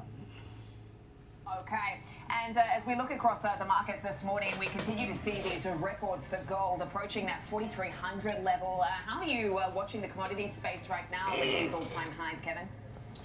Yeah, I mean, gold's making new highs every single day. I mean, this is what, the fourth trading session in the row where it's making new all-time highs. I think this is obviously a FOMO trade that's taking place. You can talk about dollar debasement and all these other factors, but at the end of the day, the market is noticing. I wish silver was like gold, man. I'd be filthy rich. Complex as well as the fixed income complex here. Trend I got a lot of silver. That's actually moving to the upside. I don't have much gold. To the right, and that's what gold is doing right now. You're seeing flows when it comes to the GLD. ETF, which is a proxy for gold, as well as the SLV. So this trade's going to remain intact until we actually do see something break fundamentally or just technically in nature. Right now, it just doesn't seem like that's actually happening here. And at some point, all good things do come to an end. We probably will see a consolidation. Well, that's true. When it comes to gold, but it doesn't seem like that's going to take place right now. All good things come to an end. Aside of that, though, you are seeing obviously prices moving to the downside, which is probably can't lie about that. Concerns around economic growth fears here in the United States as well as around the globe, and you are seeing once again natural gas prices kind of leveling out, moving to the downside because of weather. So the commodity complex in general have their own little themes. Metals seem to continue to catch a little bit of a bid here, but overall, I think it's every sector has their own little news story and own catalyst in order to push prices right now. Okay, so what's the catalyst then for oil? Got any thoughts on that this morning off the back of what we're hearing from Trump saying that basically India is going to promise to wean itself off buying Russian oil? What does that do for the supply-demand dynamic out there? Yeah, so the oil market is, let's say it politely, they are not taking that statement seriously, to say the least. If that were to be the case, where do we see that oil flow coming from? If it's not going to come from Russia, and if it's also not going to come from Iran, remember that was also a thing as well, then you would actually see maybe some greater export activity here from the United States, and that's just something that's not being priced in right now. If that was the case, we'd see oil prices moving to the upside, especially for WTI, or at least that spread between Brent and WTI actually collapsing here a little bit. Just doesn't seem like that's the case, but a key area of support, once again, 57.5 or $58. Maybe some buyers really try to step in here, but we just haven't seen any clear bids. To keep on the radar for tomorrow, though, one thing to be mindful, it does appear that we will see a meeting potentially with President Trump and Ukraine's President Vladimir Zelensky, and there may be an LNG deal that also is announced at that point in time. If there is a substantial and long-term LNG deal, you could actually see the energy complex actually catching a bid as LNG demand goes up. Oil prices also tend to move to the upside because LNG is more tied into oil prices rather than natural gas prices. So that's something for the energy traders out there. Okay, good stuff. Keeping an eye on the energy complex, particularly ahead of those key meetings tomorrow. Thank you so much, Kevin Green, as always, for your time and your insights today. Coming up, we will take a closer look at the latest back and forth between the US and China and how the posturing from both countries is impacting the market. Morning Trade Live. We'll be right back.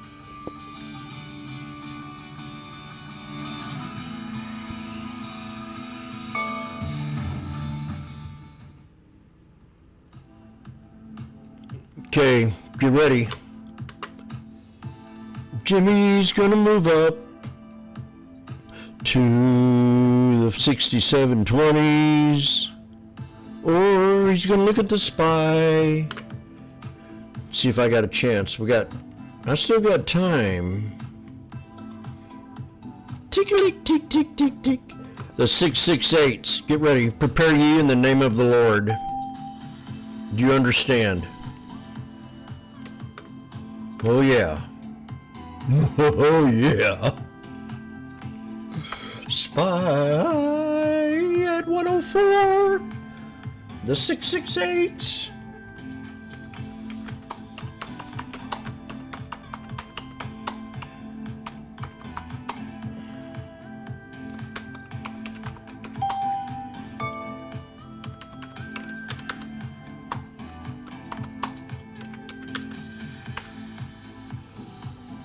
Low. I'm Nicole Pedalides at the New York Stock Exchange. Live interviews, market movers, and real-time coverage right from the floor. Subscribe now at schwabnetwork.com.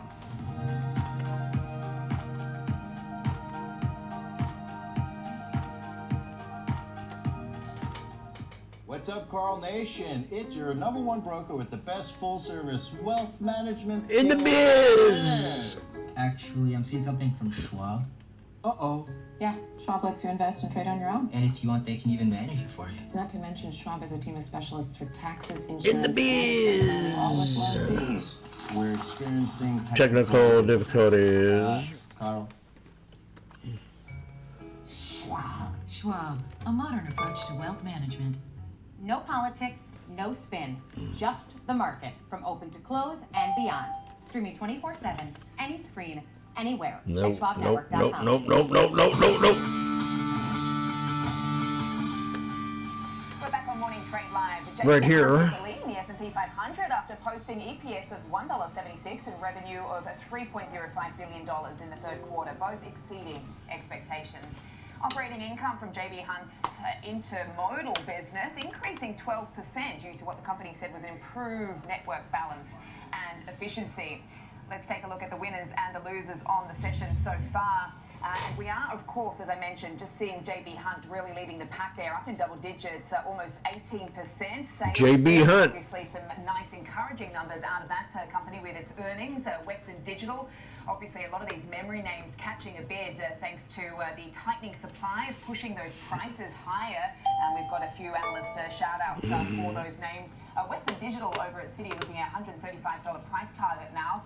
And as far as the losers on the board today, HPE down. I'm moving up the 6720s on the SPX. That this has been caught up in a security breach at sea. SPX is approaching the previous, well, I don't know if that's the previous high or not, but I'm going to put a mark across there and check it out on the SPX.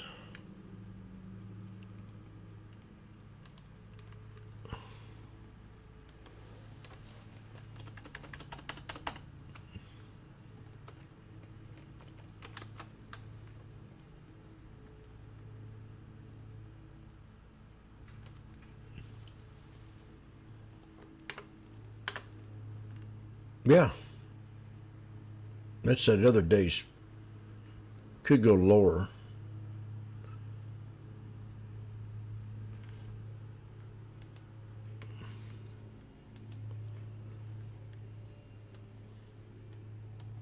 I need a bounce.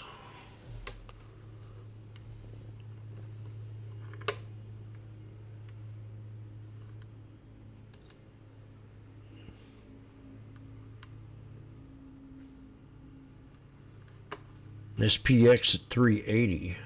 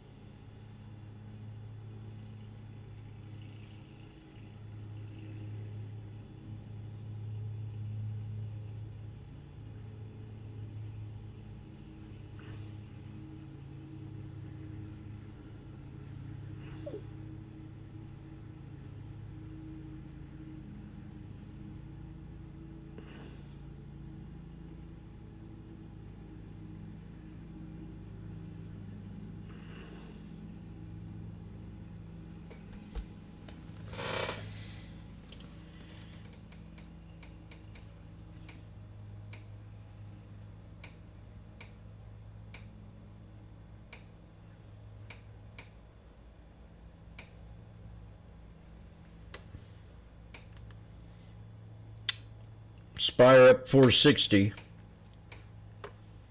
The SPX are up $100.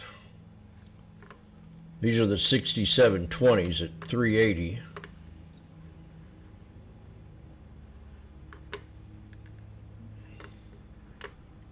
Spies at 115. Yay!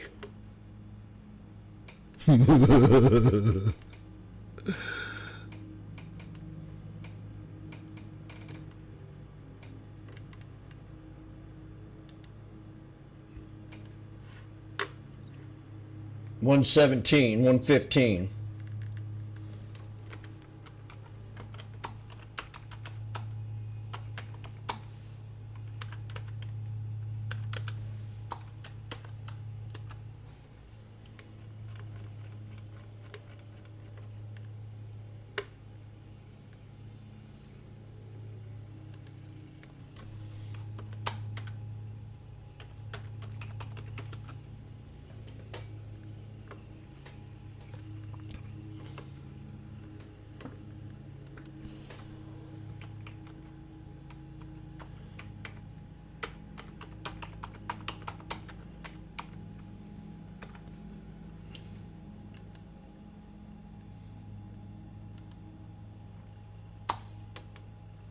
Damn. I'm loving this day. The 6720s are now at 540.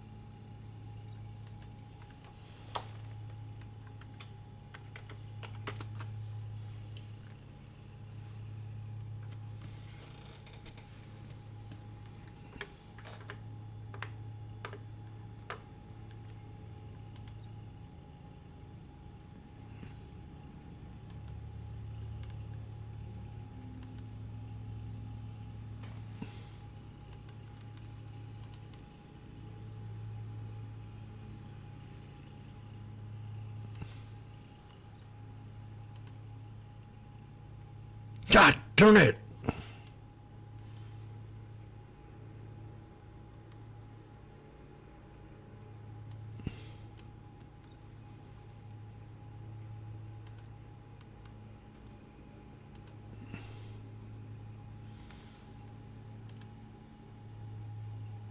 I just hate this.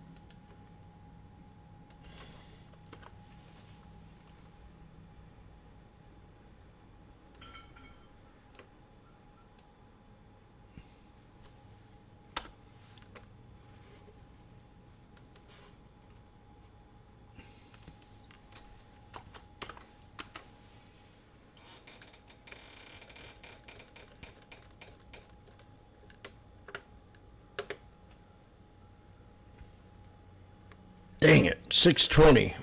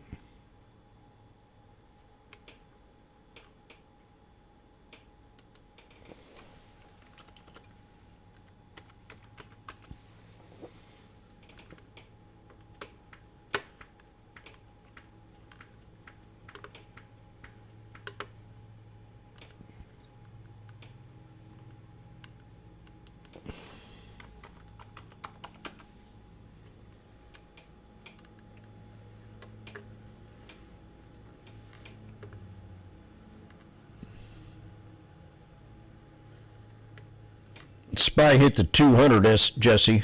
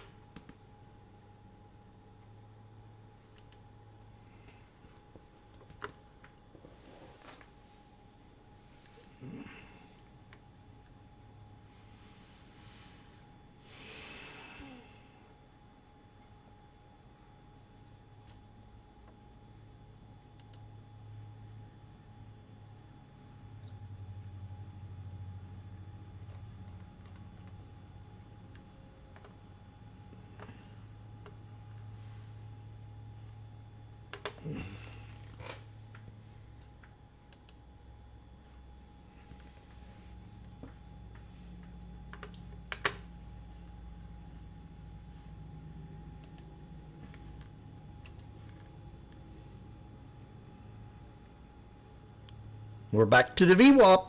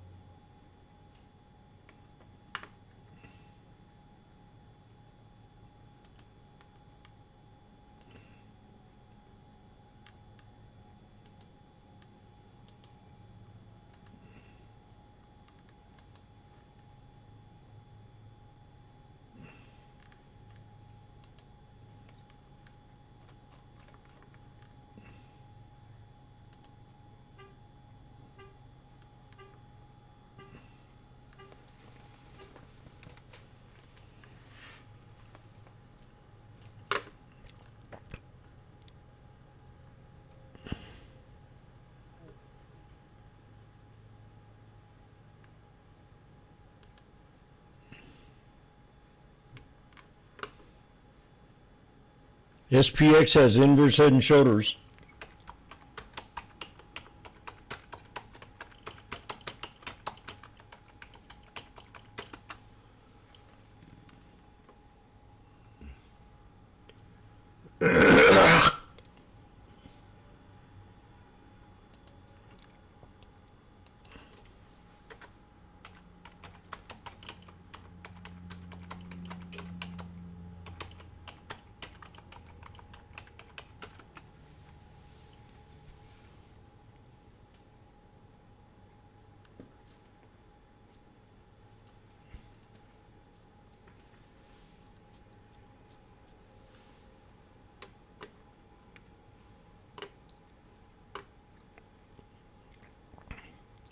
Prime Washboardjim. We have an inverse head and shoulders on the SPX.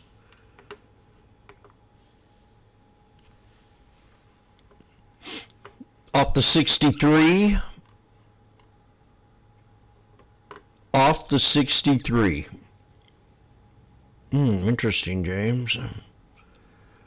Can you tell me how you do it? Yes, I'll tell you. I'll show you. Look at that. Perfect. There's $100 right there.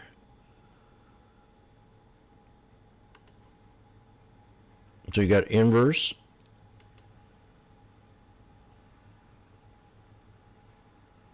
Use the body of the candle. Run it up to the next one.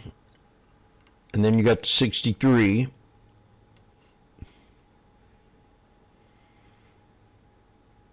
You got a tweezer bottom on the /ES.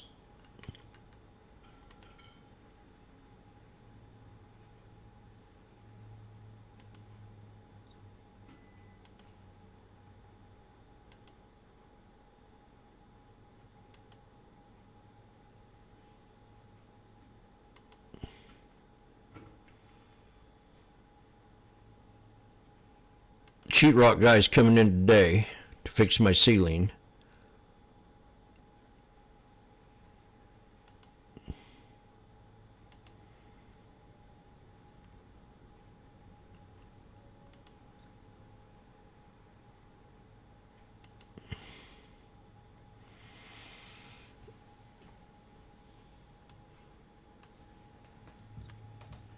Oh, yeah.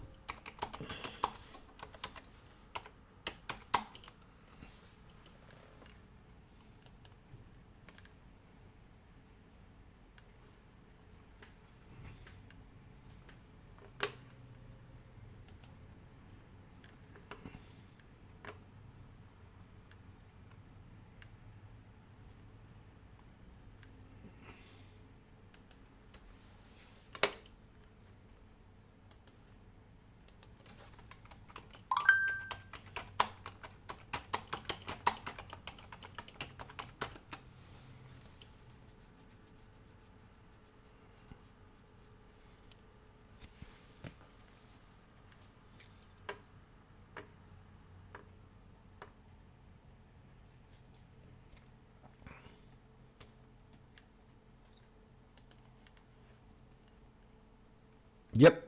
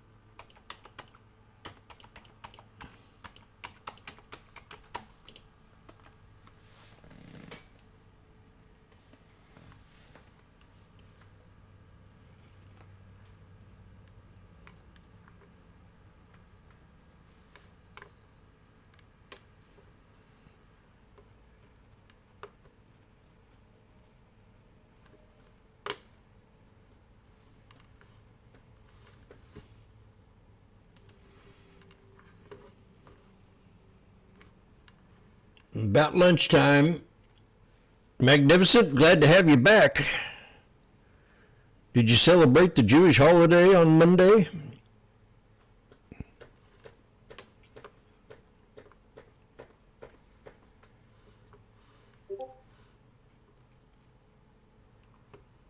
Oh, Tuesday and Wednesday. Oh, I thought it was just Monday. For people that don't know, I think that holiday is an Independence Day kind of holiday for the Jewish people.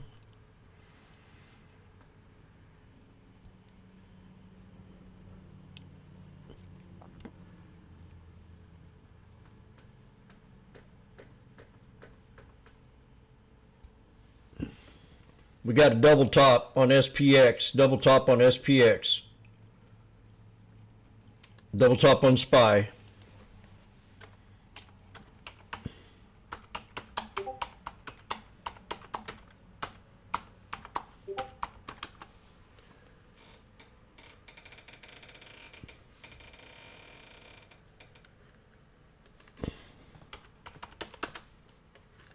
Boom.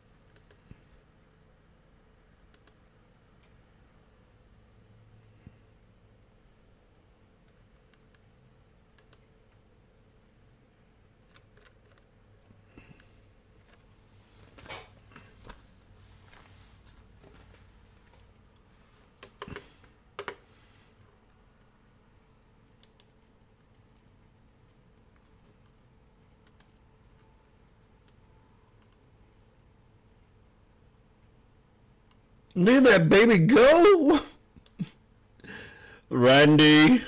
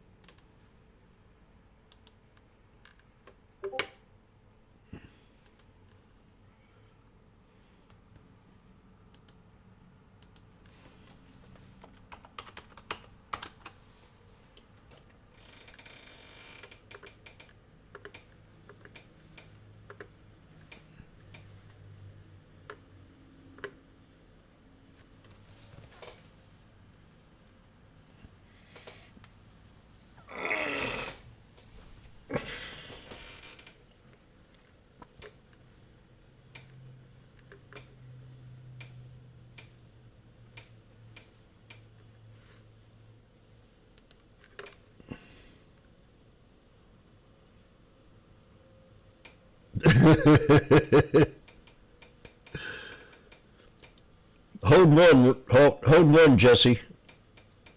When Jimmy calls a bottom, hold one. At least one.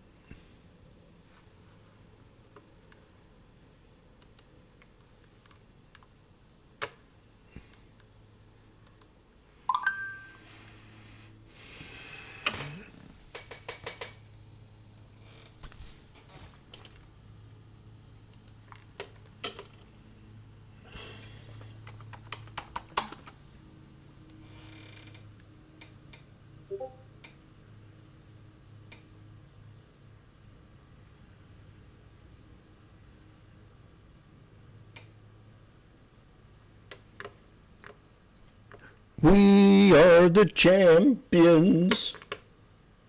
Now it's time for me to go in the kitchen and make lunch.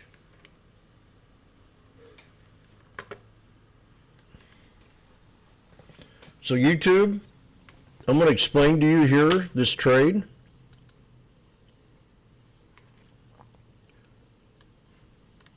So follow close. So we got the VWAP here and the 63 EMA on the /ES. On the SPY, we got the VWAP here.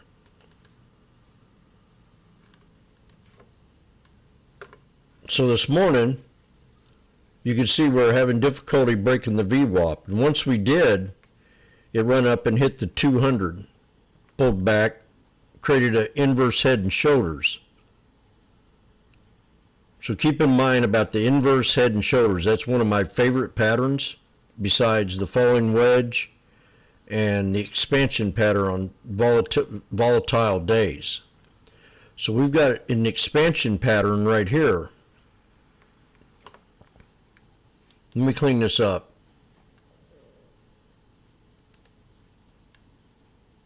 Where it's more easier to read.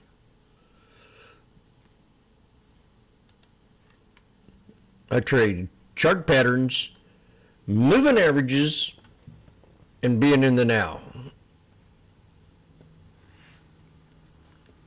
So we've got an expansion pattern right here.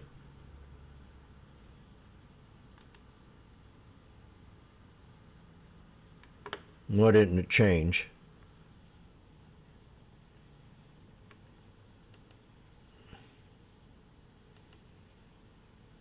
There we go, finally.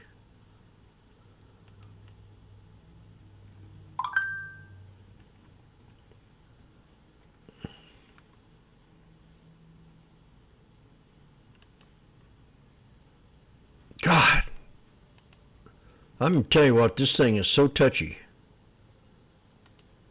I only have problems with that on this one. And we have a what you call a head and shoulders right here.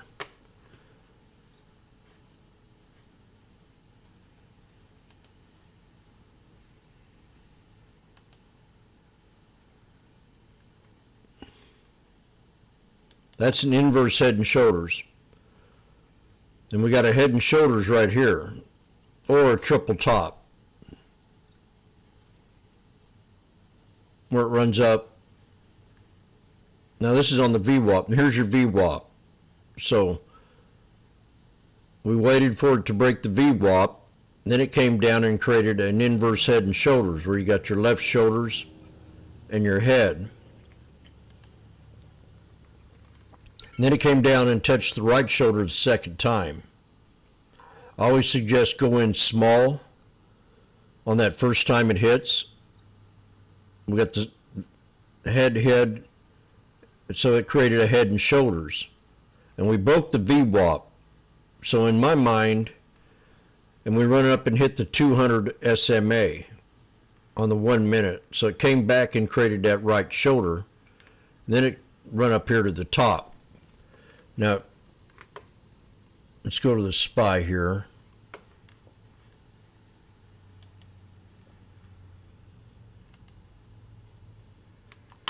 That's the SPX. I'm going to chart it up in a second.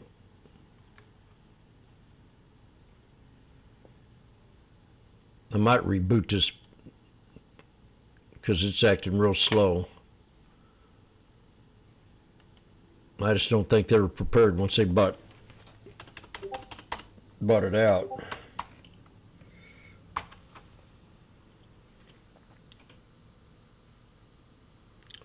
So here's a double top. Here's yesterday's high on the SPY. You want to put a price line in there.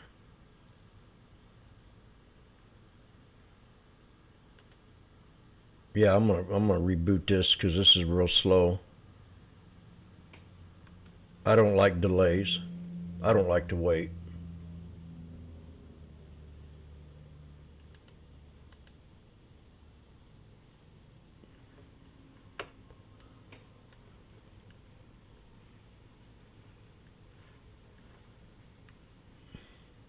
You want to run a trend line right here. Whoop, that ain't trend.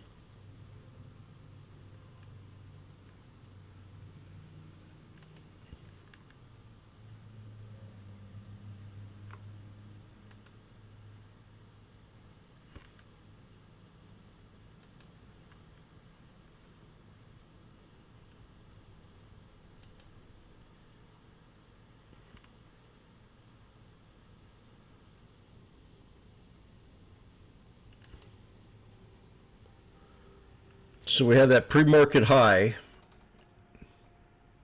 off the wick. Then we have this here trend line that goes up. So once you had that inverse head and shoulders off the bottom of the orb,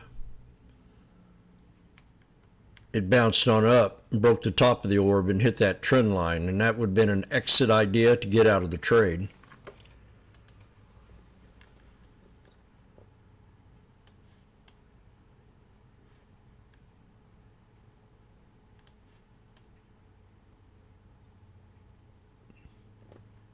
And here's my moving averages.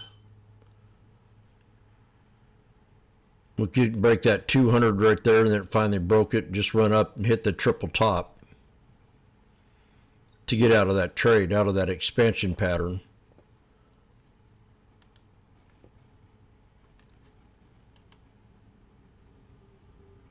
Yeah, I'm going to reboot this because this is acting up real bad, and it's hard to trade. I mean, 3 seconds to me is a lifetime.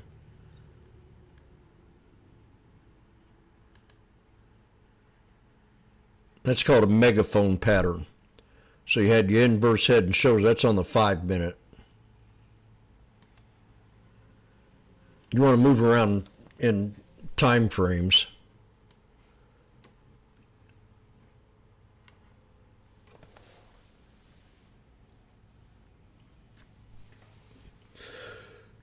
So I'm going to reboot this real fast and then go make lunch.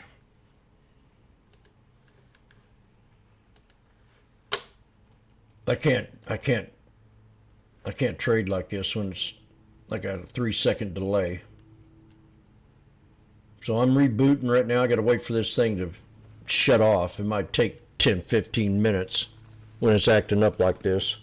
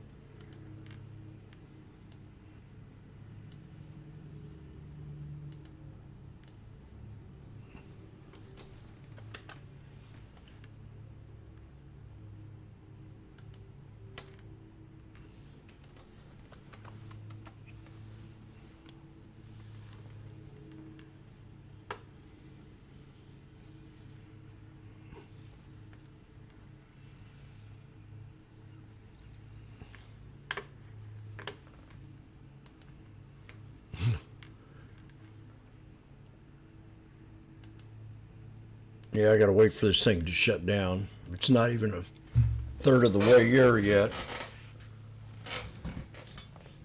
If this thing bounces back, it will hit this right shoulder the second time, or hold this here support right in here on the SPY. I'm gonna go make my lunch. 666.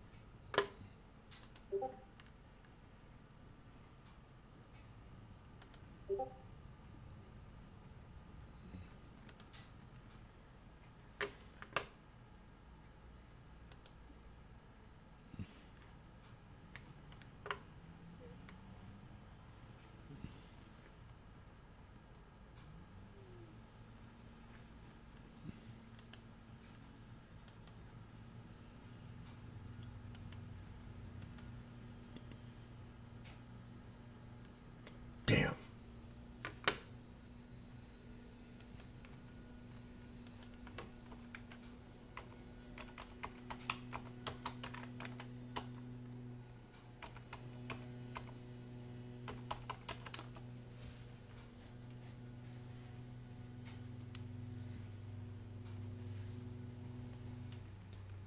I can't believe how long this takes. And almost 3/4 there.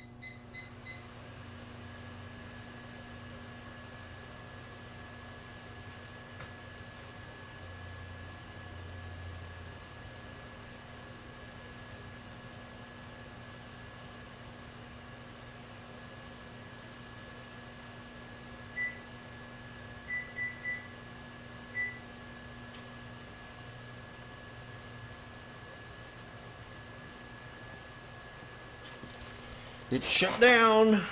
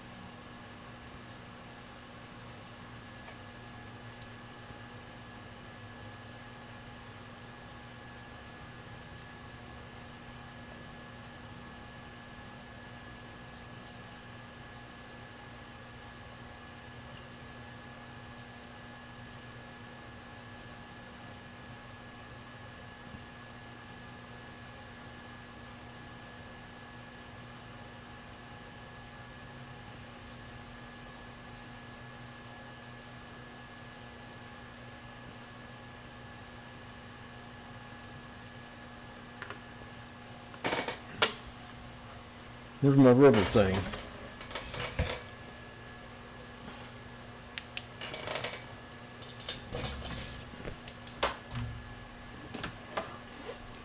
That could have been a problem too.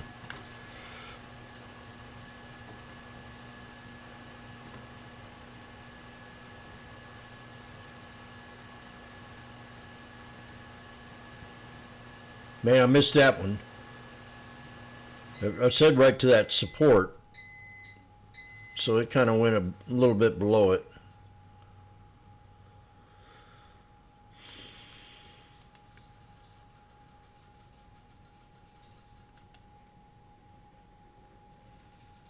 Yeah, it's working better. So we're gonna have to shut that thing down.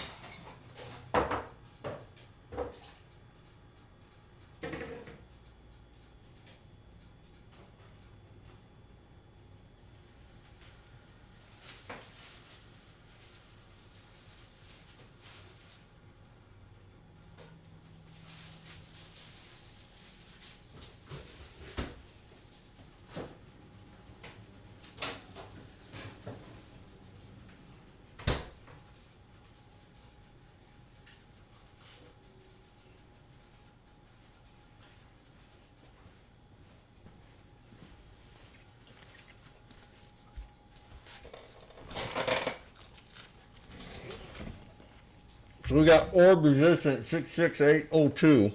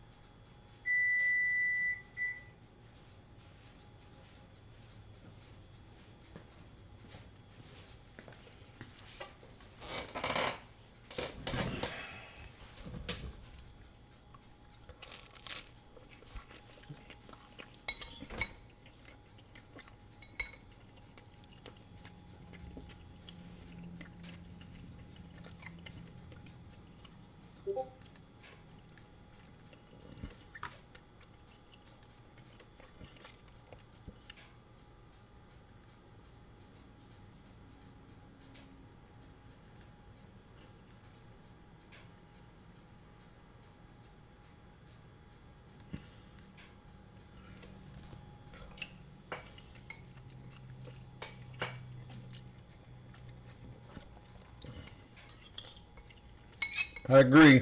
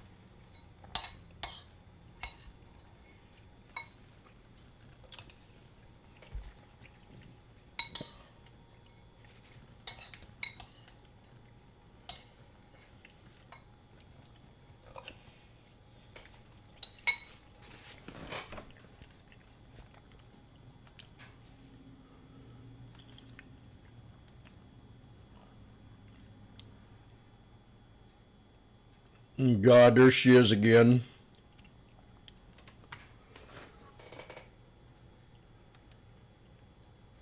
Again, there's some upside capture zone here to be had, and so the trade example today looks to take advantage of that. And so I'm looking at a risk reversal in this case in November, so 36 days out to expiration, and giving the ability in this trade example to capture further upside, but also have the opportunity, should we see some weakness and go back down and test the recent lows, to get put into the stock at a better level. It's a little bit wide for a risk reversal, but nonetheless, it's been a volatile stock. So I'm looking at selling the 290 put in this trade example and buying the 340 call. You can do this for a slight credit here, so I like the idea of getting paid to put this position on. Your break even is slightly below 290 and of course above 340. But if we see some upside momentum, this will expand as we continue to capture upside with that upside call, and it's unlimited to the upside as well. So again, have a range to capture, have a opportunity to get put in the stock at a better level, but not give up the upside.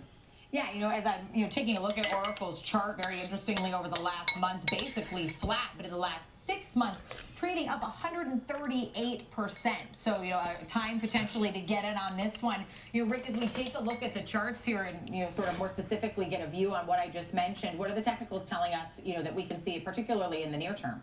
Right, so 290 and 340 are notable levels to me as well. Excuse me, 340. So we can see 290, 175. That was a low point that we had after our gap to the upside here. We did break below it, but that was also kind of a frequent stopping point for price here. Sometimes it can look a little muddy when the price is bouncing around like this, but that one stuck out to me as a notable level as well.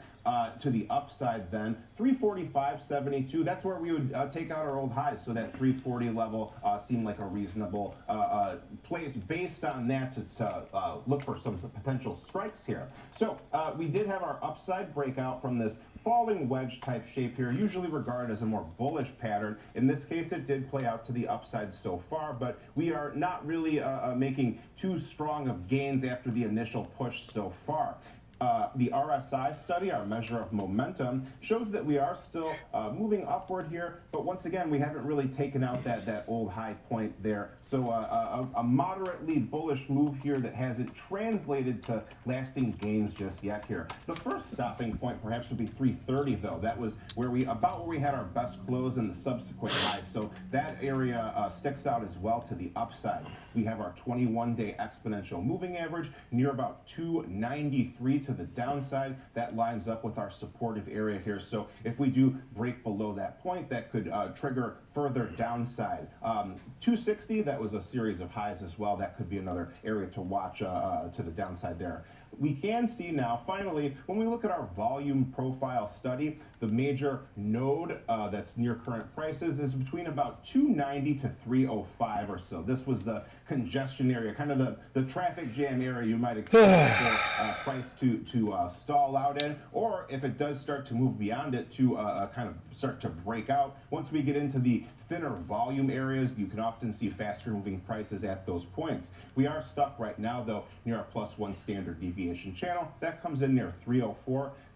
Finally, though, to the SPX is pulling back. 3 is the +2 channel. That could be a point where things start to top out going forward. And right now, Oracle trading at 307.84, up more than 1% on the day. And Dan, we've gone through your picks, but before we say goodbye, I'd love to just get your thoughts. With so many dynamics at play in the markets right now, we're into earnings season, full swing now. We still have the government shutdown. We've got the Fed meeting coming.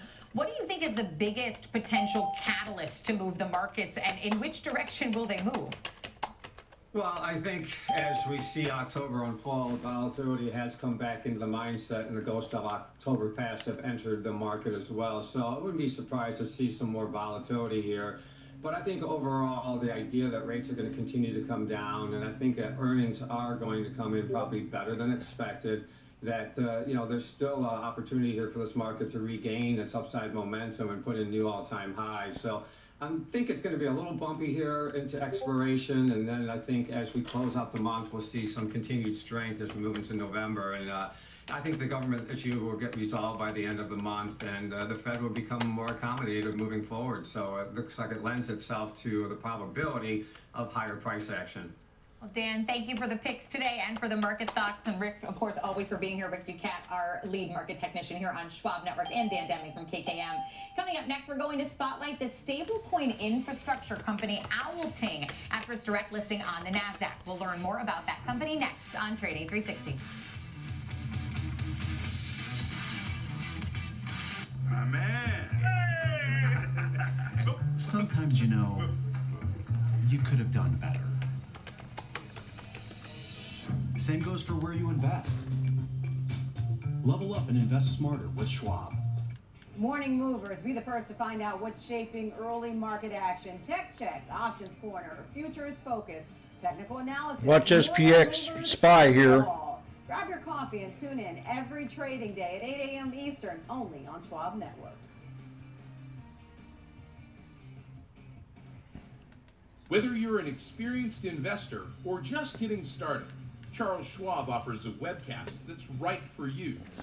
The Platforms and Tools webcasts are designed to help you broaden your knowledge of platform features and resources available from Schwab.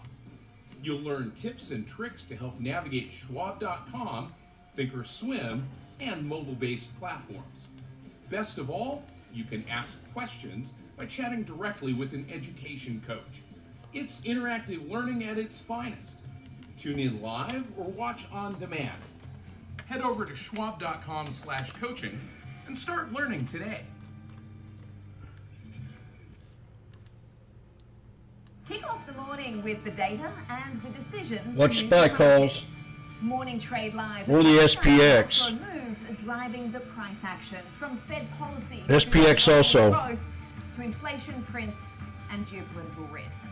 Smart, fast, and always live from Wall Street to SPX, Morning Trade Live, where the markets the meet the macro weekdays at 6710s. on Schwab Network. Stay Or connected. the 6720s. Download the Schwab Network app and stream any. What the hell was that? That was uncalled for. That was very unprofessional. Trading 360. I'm Marley Caden, live in Oh, our Marley, headquarters. shut up. It's time to spotlight stablecoin payments firm Owltain, which began trading today on the Nasdaq. Trading via a today, direct listing. just Saturday.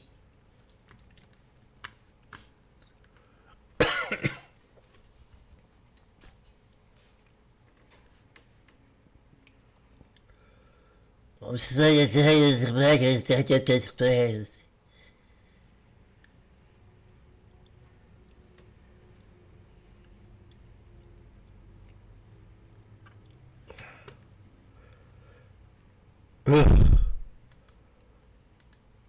Oh, who is this?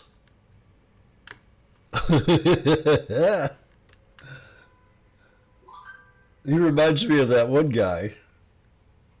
They don't have him on much.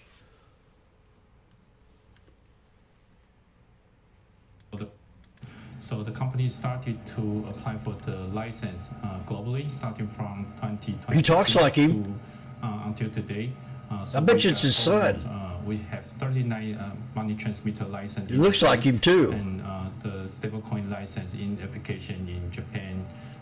We also got a best. I mean, he talks exactly like that guy. So the vision for the company is to build a global stablecoin infrastructure company to help more people to move money easily, cheaper, faster. And so I saw in your bio that you started with blockchain and food traceability. What was the aha moment that led you to want to build this global stablecoin infrastructure? Yeah, so we started to research the blockchain technology. One of the best applications is actually food safety.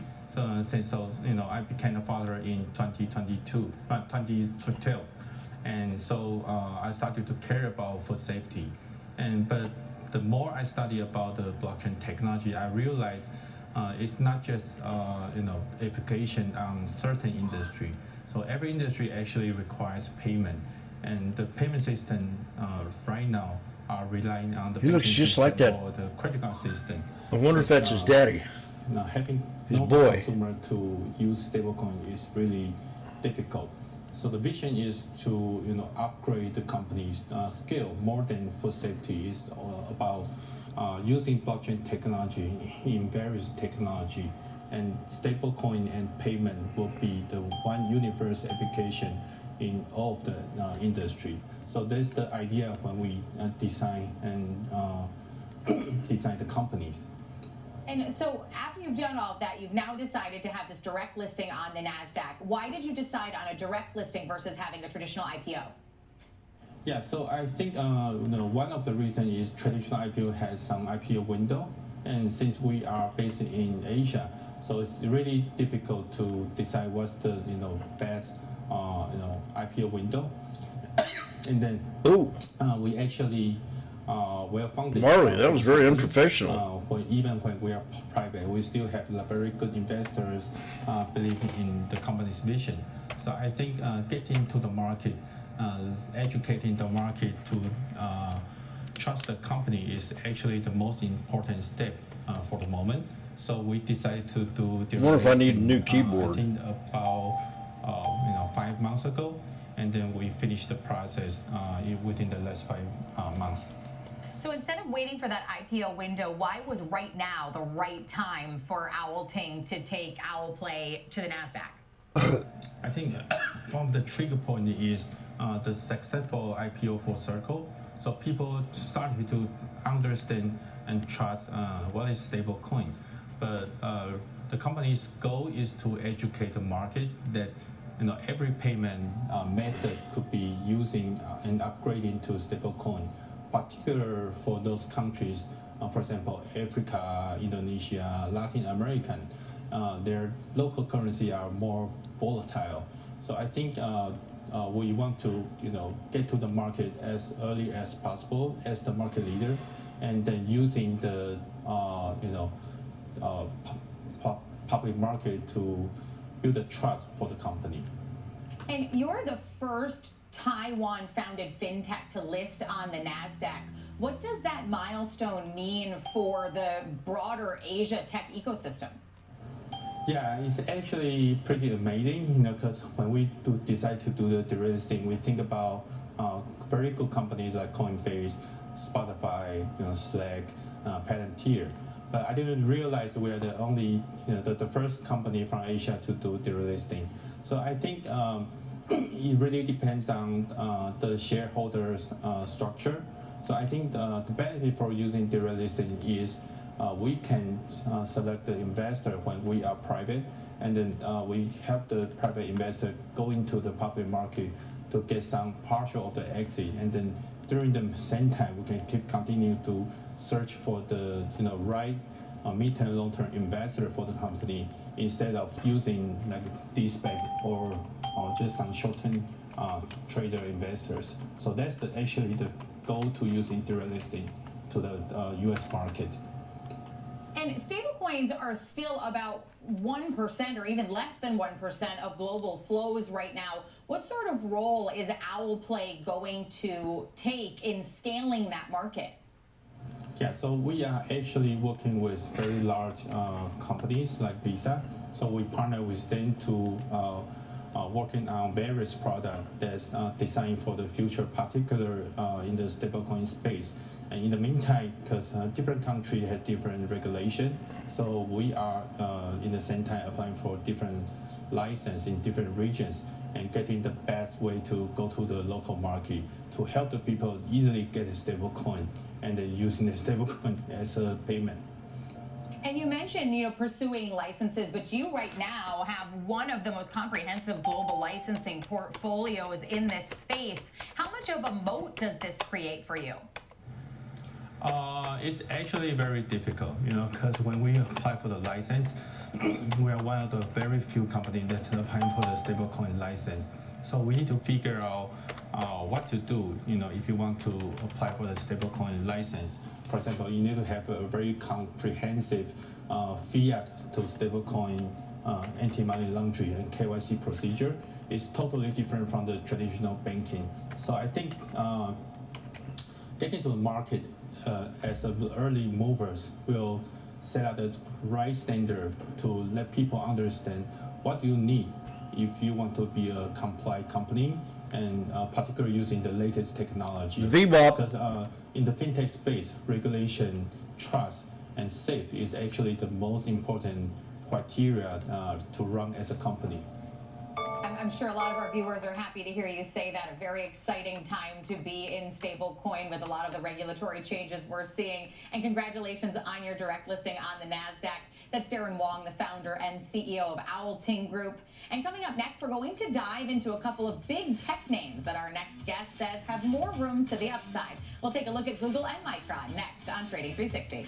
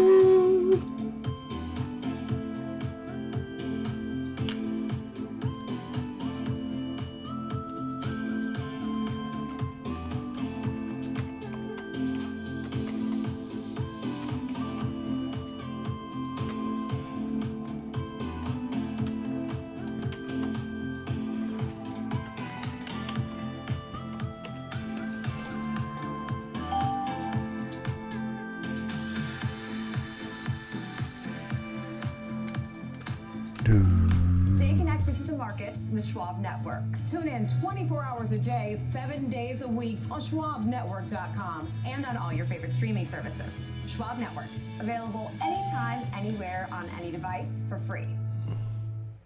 Whether you're an experienced investor or just getting started, Charles Schwab offers a webcast that's right for you. Do you like using charts when analyzing your stocks? Our technical analysis webcast series breaks down different charting techniques like trend analysis, price patterns, moving averages, oscillators, and much more. Best of all, you can ask questions directly to an education coach. It's interactive learning at its finest. Tune in live or on demand. Head over to schwab.com/coaching and start learning today.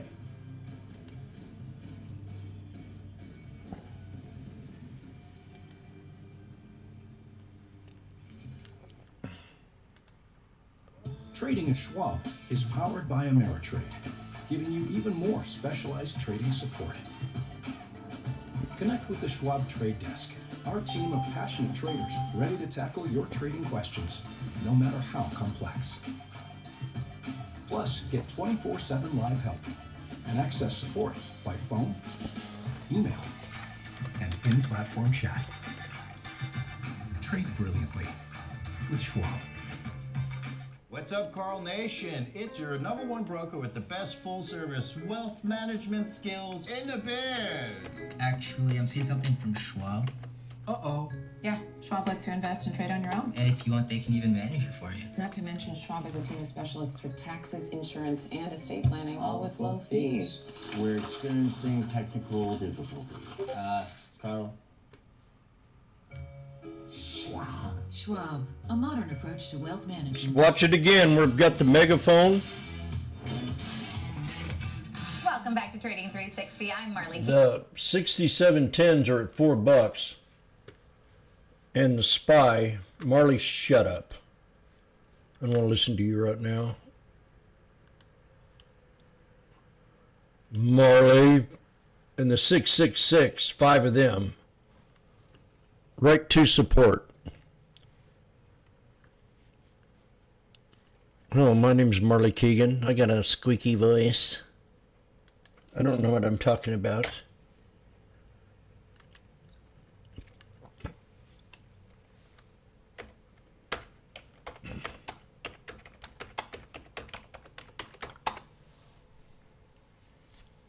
The 6710s, the lotto, and then you got, I think about it. Well, I can still trade this one. I should start thinking about moving to tomorrow. I think I'm going to check it out.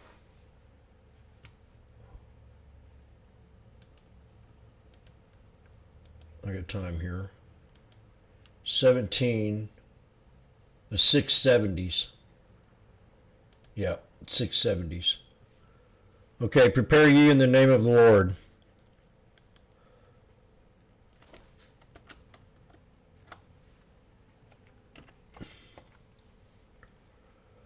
October 17th.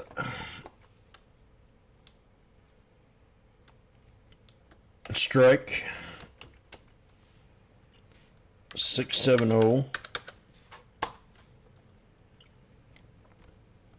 at $1.13. For I'm Washboardjim. I'm the founder of the Sneaky Snake Trading Strategy.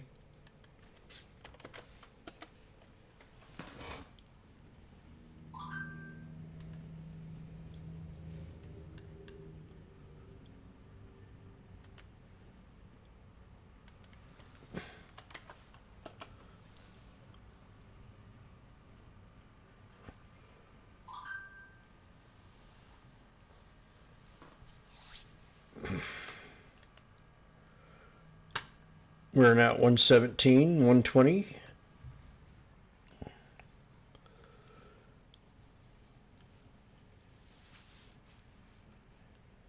Let's go. Nobody's going to stop us.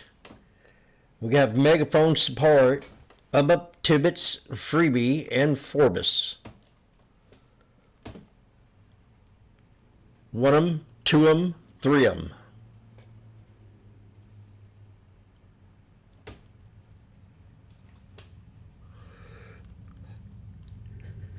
Oh yeah. Oh no, no, no, no, no, no, no, no, no.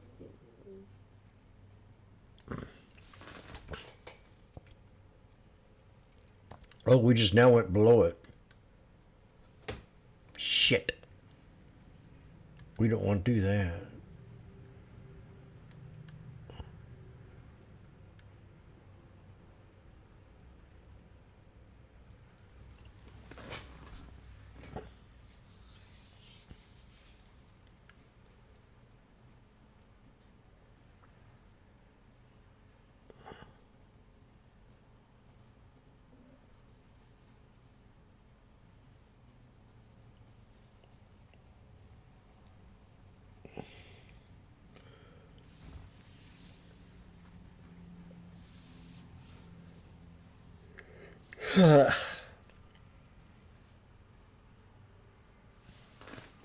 Vippy spy new low.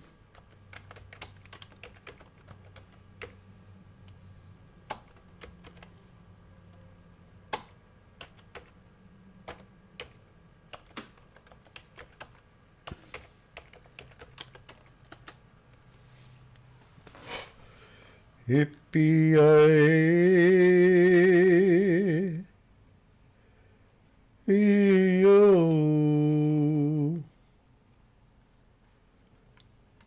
Yo, we don't want to go any lower than this, or I have to sell it at a loss. It'd be my first loss of the week. Or I add on.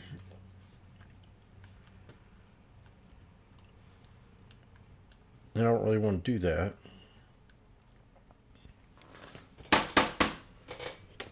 Jim, are you still in the trade? You're down 6 cents. Have you ever thought about selling? No. I can't. I won't.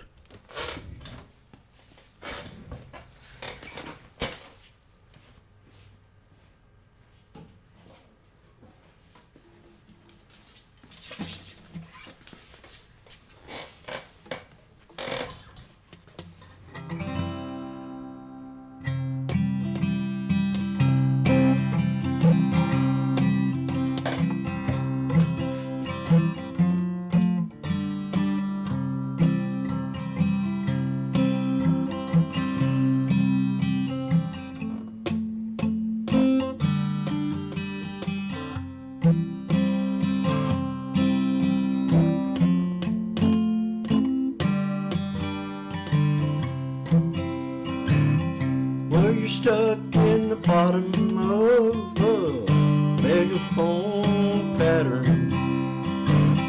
If you can count to 3, come and count with me. 1 means 1, 2 TWO, 3 go climb a tree. 1, 2, 3. Please hold here right now. Turn around anyhow. We're at the bottom of the pole, called a megaphone. 1, 2, 3.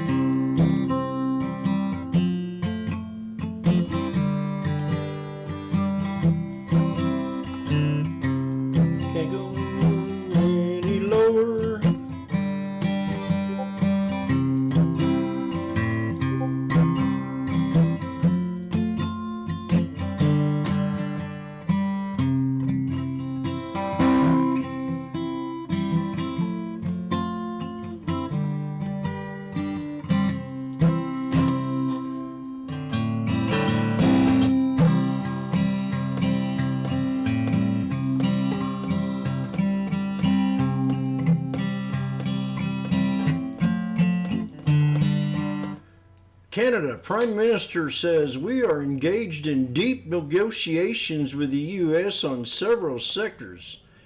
Say there are times to hit back against USA and there are times to talk, and that time is right now. Routers.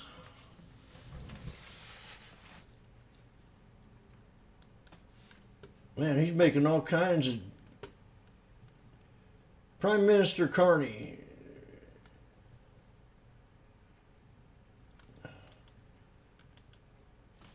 I'm going to send this to Vegas, being she's from Canada. And she's not a liberal, so she's... I heard Canada's very diversified. We're now at 116.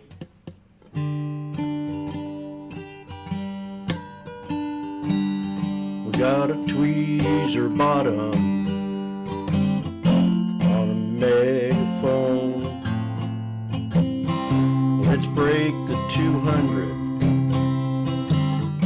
Hope I'm not alone. Well, I'm about even. My name's not Steven.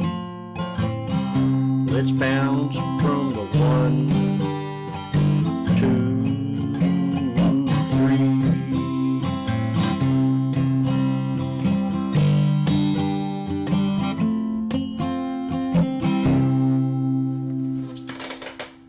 Jim, is that a guitar pick on your floor?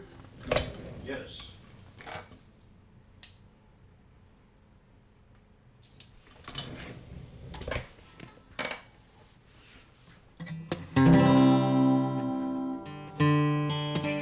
Did I put my trade in the room here?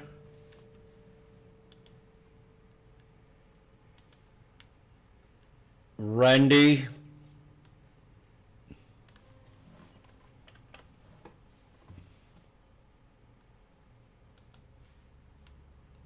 Yeah, I did. Yeah, I did.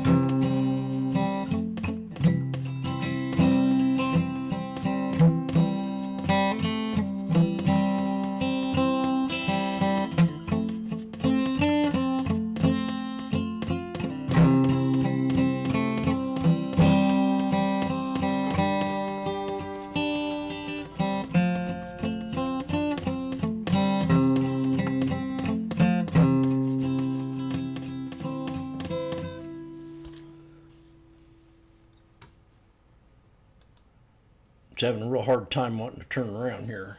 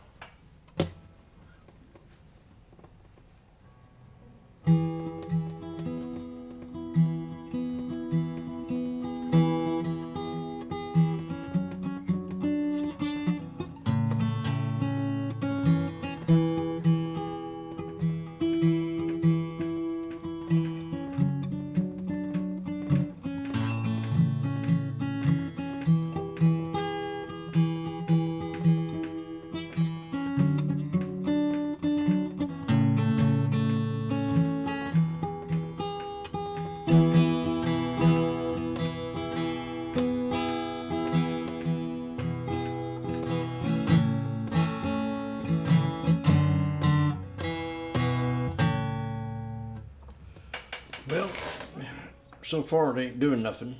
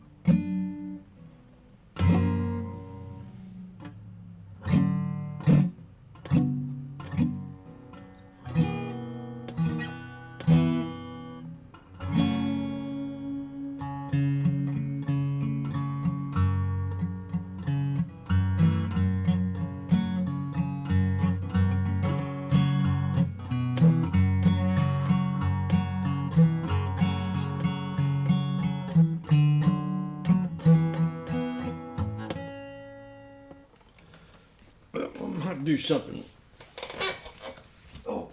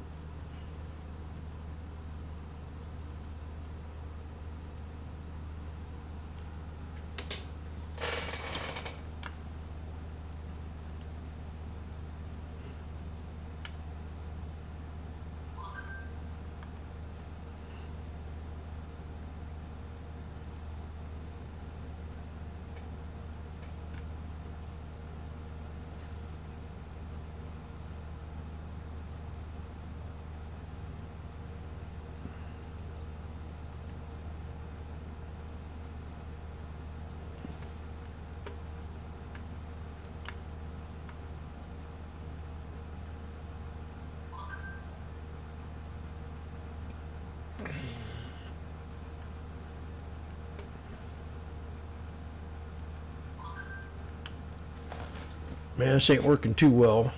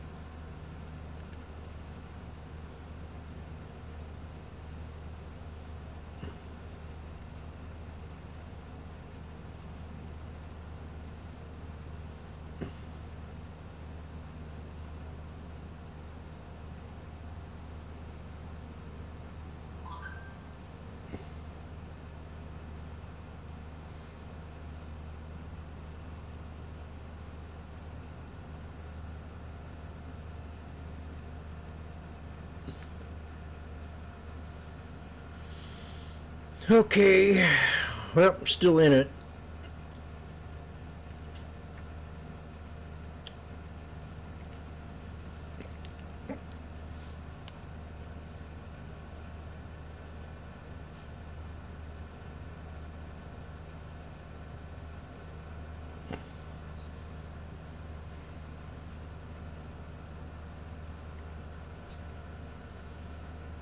Might double up on it here shortly. I'm go get my coffee. Well, I think about doubling up. Right now, it don't look too good.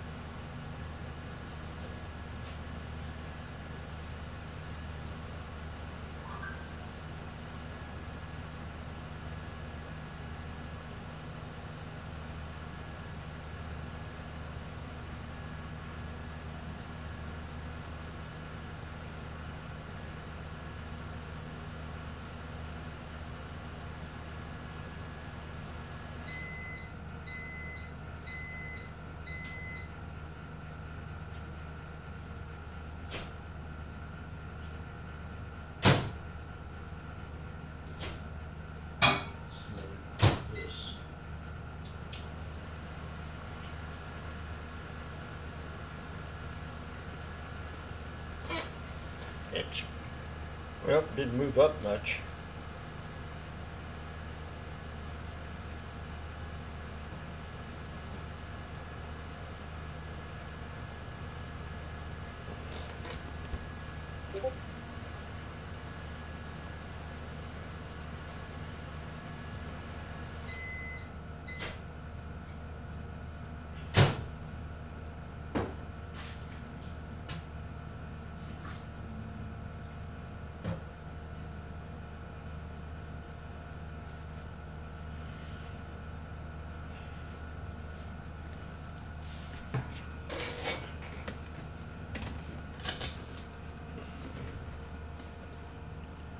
Oh, it didn't move up much. What am I talking about? Thing got stuck.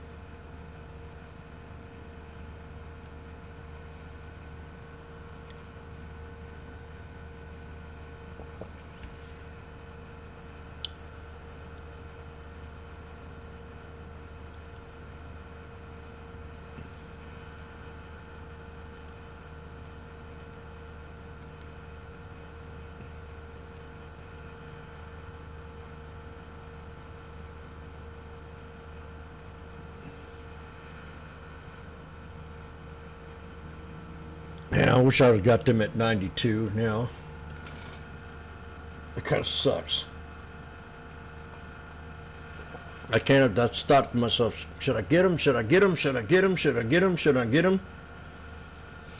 I was down 200.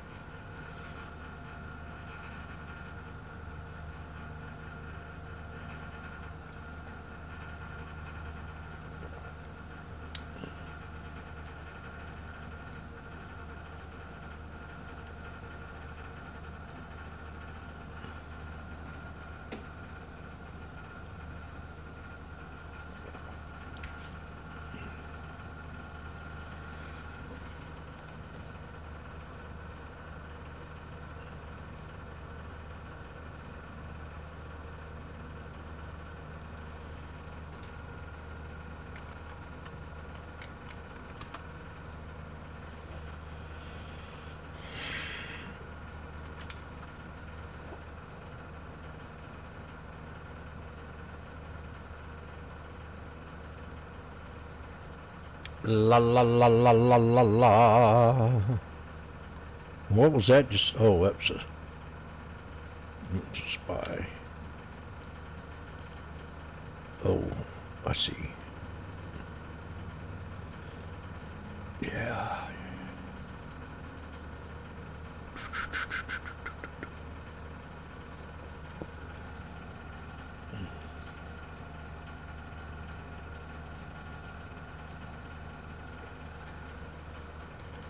Yep.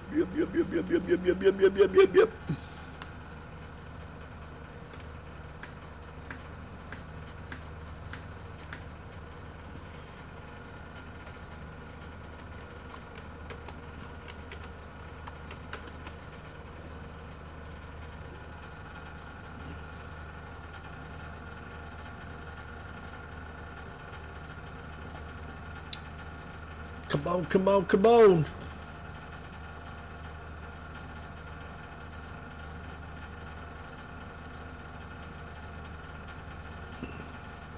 Back into the 670s.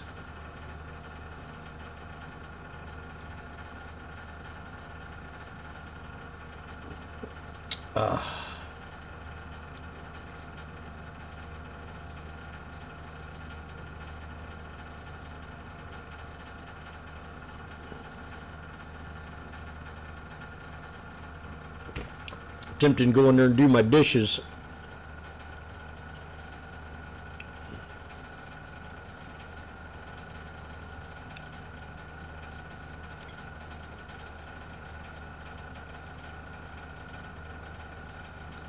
Come on, break.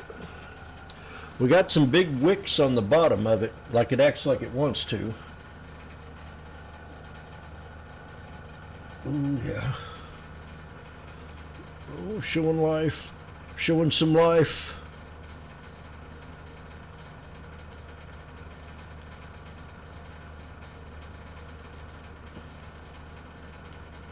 Showing some life.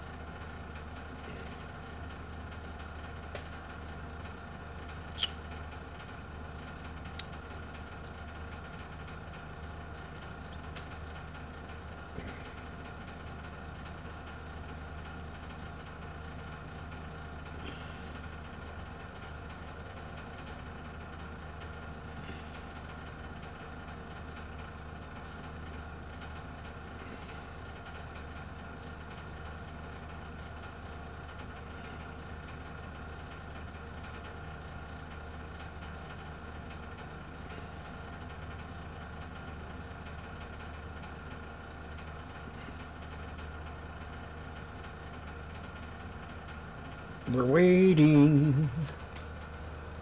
We're waiting.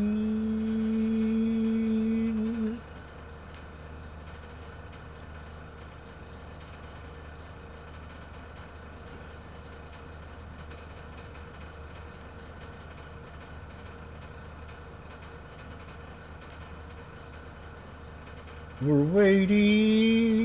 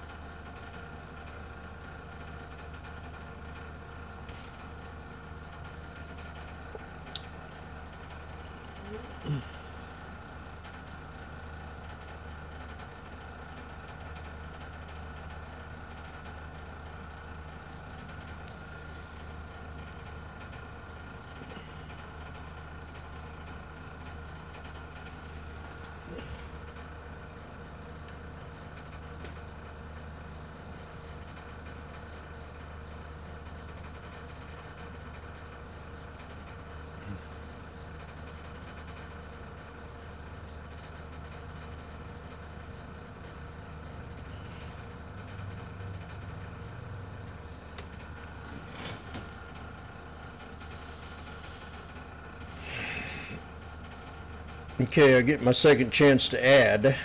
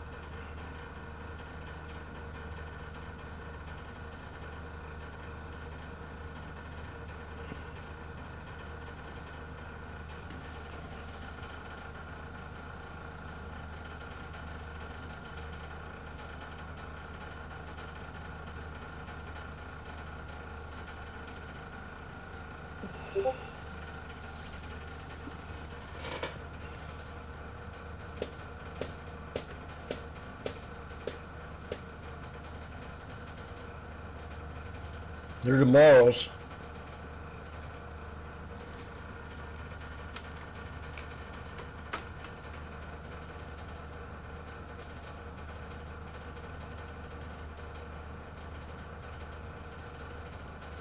It's not working out.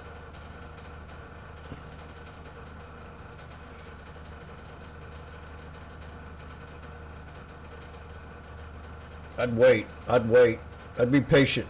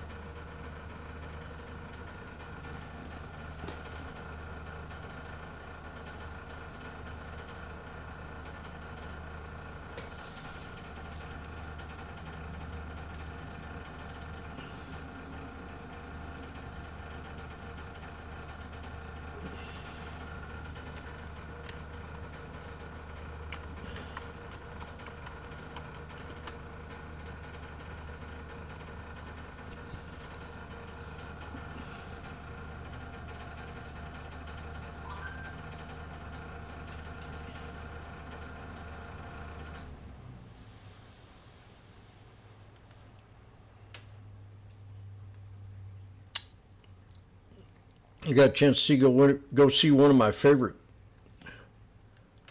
musicians Saturday.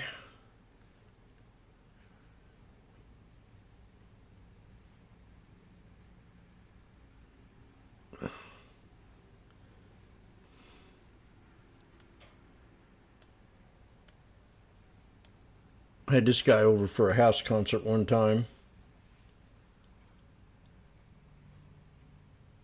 Well, I'm down $330.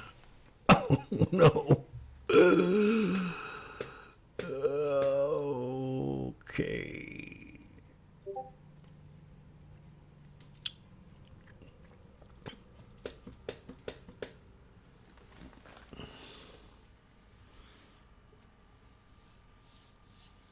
My temperature rose 103 degrees.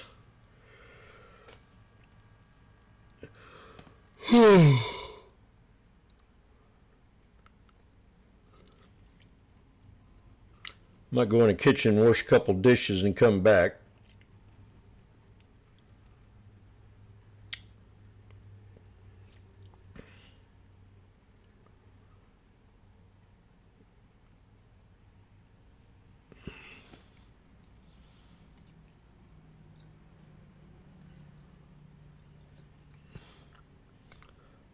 Heard the sheetrock guy's not going to be here unless they get a substitute.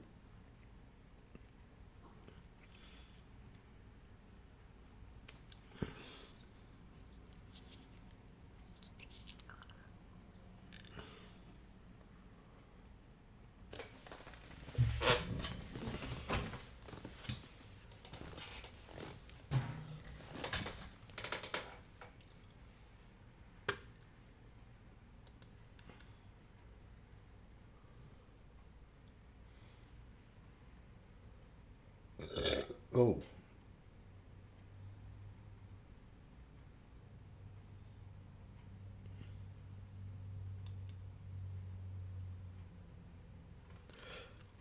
Bill Burrich announces he bought more S&P 500.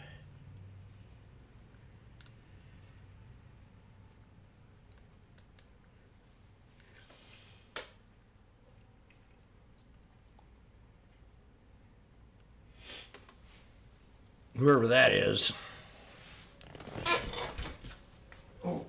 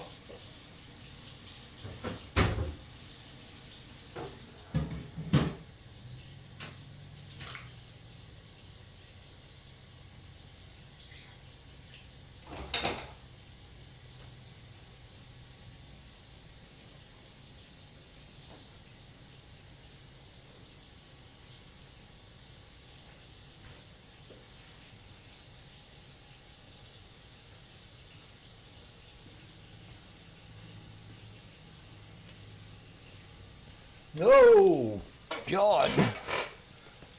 That hurt. Okay.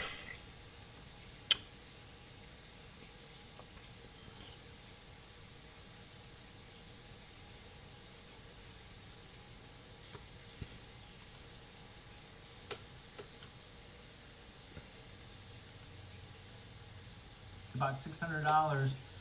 But even if it goes below 225, you're still going to profit a little bit because you're paying less than the width of that because It's broken wing on the bottom, so you're basically buying a $10 wide bearish put vertical, selling a $5 wide one. Your thoughts here on the Condor, Kevin? We don't typically talk this, but this sets up nice for some movement to the downside. And hey, we're basically at that break even. Yeah, it's a range-bound strategy, except it, unlike, different from the Iron Condor, this is all puts, right? You're buying a $10 put vertical, selling a $5 put vertical, similar to what might be an unbalanced butterfly, except the short strikes aren't the same.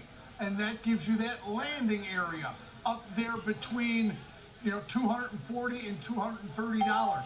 If it goes past that, you lose some of your profits, but you don't lose profitability on this.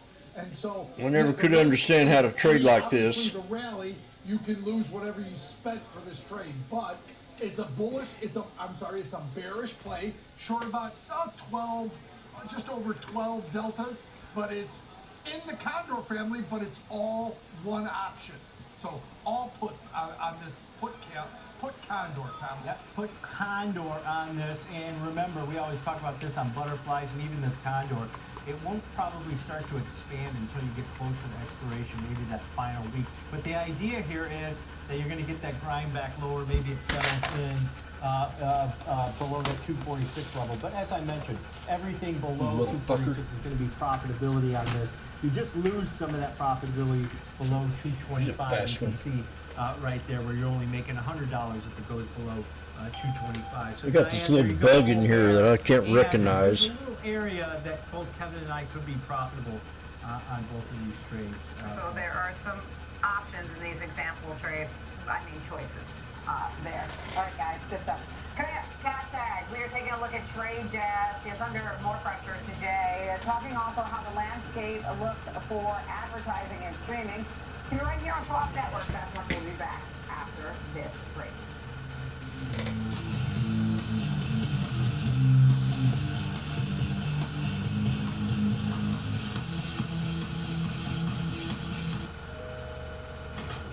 Hi, I'm Alex. Indeed. And I'm his mom. Sometimes, you could have done better. Same goes for where you invest. Level up and invest smarter with Schwab. I'm Sam Barnes, live from the New York Stock Exchange. When the market moves, we're on it. Getting the reaction, the strategy, and sentiment in real time. Stream Schwab Network at schwabnetwork.com.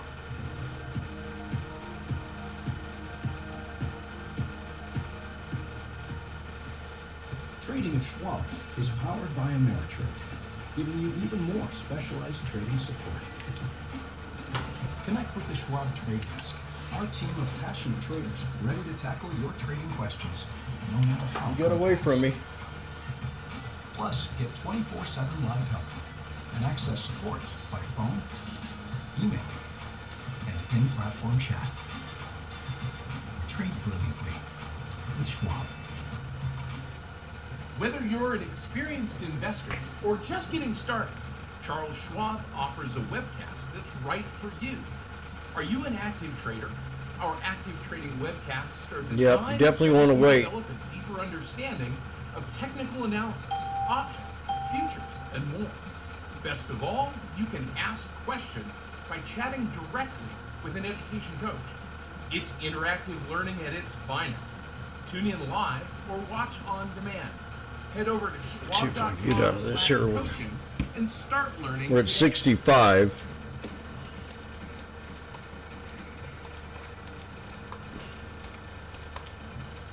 So I can get it to 81 if I buy No 10 of politics, these. no spin, just the market from open to close and beyond. Streaming 24/7, any screen, anywhere at schwabnetwork.com. I might have to buy 20. On the Schwab Network, I'm Diane Kinghall alongside I don't know if I want to do that. Time now for our cash tag segment. For that, we want to bring in our next guest, and that is Andy Swan, co-founder of Lightfolio. Taking a look at the trade desk. The shares are under pressure today. The trade desk has had a difficult year to date in terms of performance. The stock is down more than 50%. What does your data show now, especially when you think about how traffic looks like, Andy?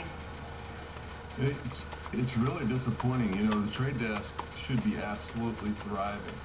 as ad dollars flow from traditional TV to streaming, but instead, like you said, we've got stock down over 50%.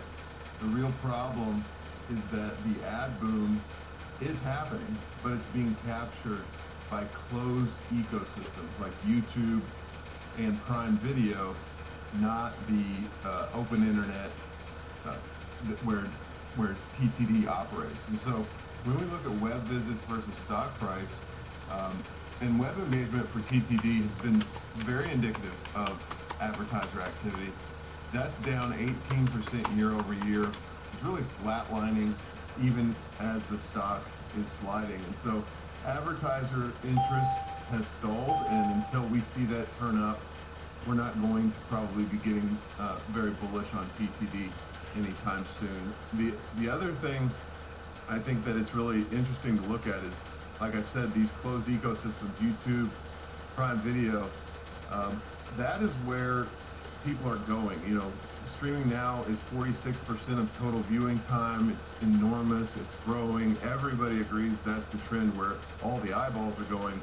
But YouTube and Prime Video continue to capture and gobble up more and more share and lock providers like the Trade Desk out. Even though that, you know, I think the Trade Desk has superior technology and it can deliver superior ROI to its advertisers, if they're not in the system, in the ecosystem, then they can't prove that victory. And so that's what's troubling about where the Trade Desk is now. We'll have to watch and see, but right now, no signs of Okay, I'm gonna go for it. Andy, we talked about that last year when TTD was doing well, and the comparables are starting to become difficult for this company just due to the political ad sales that they had throughout 2024. But if you saw their growth rate, revenue growth rates were 19% last quarter. That's down from 25% in the first quarter, and they guided for 14% growth. And you're seeing competition in this. Netflix is starting to ramp up their DSP, and then you've got Amazon in there also. They still work with some of the big names, but it seems like advertising has become a hot commodity for, you know, these big tech companies and these big hyperscalers. Is that going to be the continued issue for TTD when you might use somebody that's bigger that might have a better product or a comparable product? Yeah, you know, marketers, they love ROI, but what a lot of marketers love even more of that is easy, hitting the easy button. And Google, Meta, Amazon, and Netflix all run closed DSPs that give marketers access to an enormous audience really simply and really easily. And so even if the Trade Desk can deliver superior ROI on a per impression, you know, kind of campaign, it doesn't matter because all of the eyeballs are inside of the Google, Meta, Amazon, and Netflix ecosystem. So they're kind of locked out of the game right now. I would expect that over the next 6 to 12 months, they're going to have to do something, some partnership. They're going to have to find a way to break into these ecosystems and deliver that value through partnerships. So great technology, great platform, great company that executes really, really well. It's just the behemoths of the industry that have all the eyeballs are kind of keeping them at arm's length. Oh, that's a great point that you made about partnerships, because, you know, Tom was making that point earlier, like you're seeing these conversations about partnership after partnership and who's tying up with who, and so that there could be a potential solution. Is that where you could see some potential, you know, hidden upside or optionality if the Trade Desk had, you know, announced something like that? Yeah, absolutely. I think that, you know, and at some point they become an acquisition target as well. The stock cut more than in half. Somebody probably really likes that technology and wouldn't mind putting it into their own closed ecosystem. So both of those are possibilities. I think a partnership would really wake up the stock.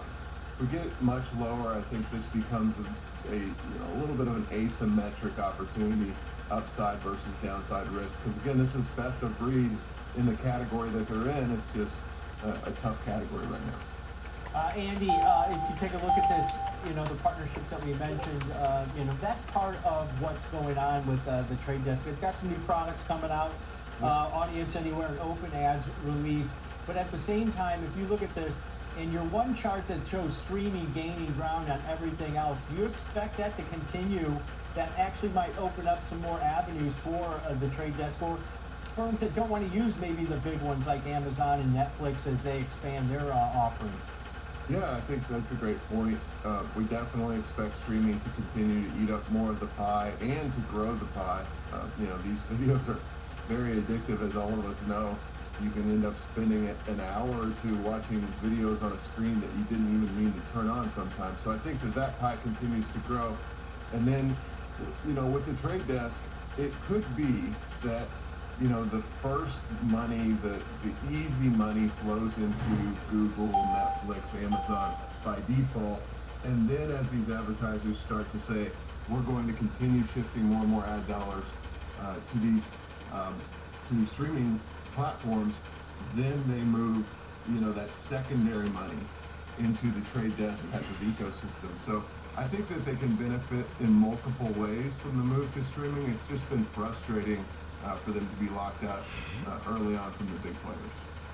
Let me ask you this. Have you seen a divergence at all between, what consumer demand looks like and what ad budgets look like that could, either foretell of more weakness for the trade desk or potential strength?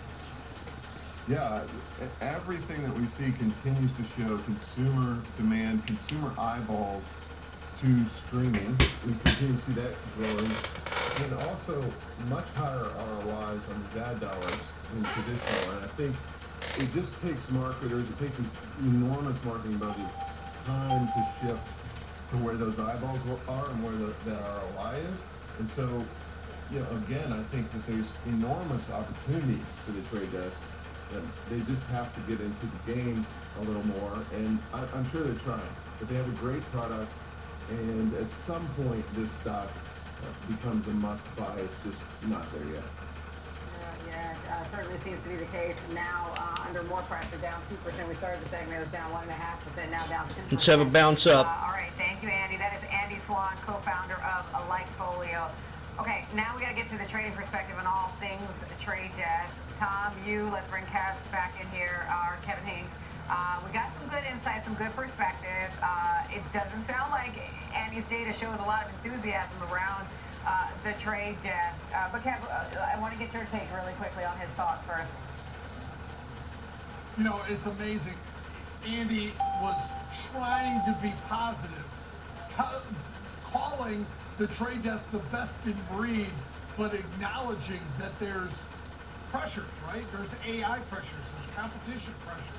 There's different things that could and already have disrupted this business that they have to navigate going forward. So there's the good news is there's still a really good company here that's growing. The good news is the stock is not an expensive stock. It's trading below $50.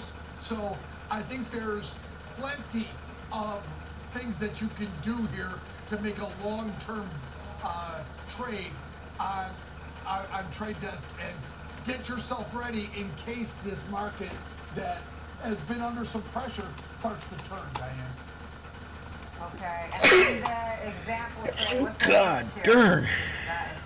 So what I looked at here is something where, and this is a common practice of institutional traders, selling a cash secured put. It's got the same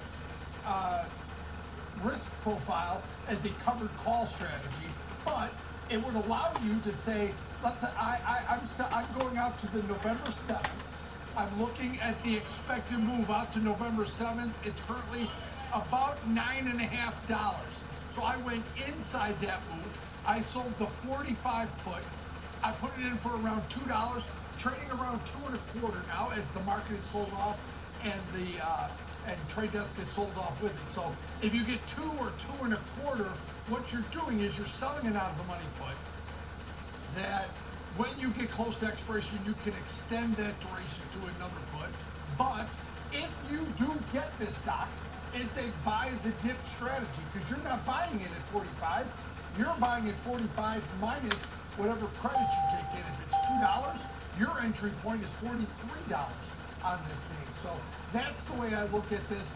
It's a way to take an inexpensive stock like trading around $50, and you get paid to wait to see if it gets down to $45, Diane and Tom. Yeah, let's, I'll go ahead and take this. Selling a cash secured put, going on to the November 7th weekly cycle. So you got 22 days, just over 3 weeks in this position. Kevin selling the November 7th 45 strike put, collecting roughly about a $2 credit is what we got up there. It's trading closer to 225 as the stock has continued to pull back with the overall market. The S&P 500 down 0.6% now. But if you sell it for $2, that takes your break even, as Kevin mentioned, down to 43 bucks. This is a twofold type of trade where you either want to keep that credit that you collected, or you're willing to buy the shares if the stock continues to fall below that 45 level at expiration, where you get a sign if you're still short that put, and you'd have to buy the shares at $43.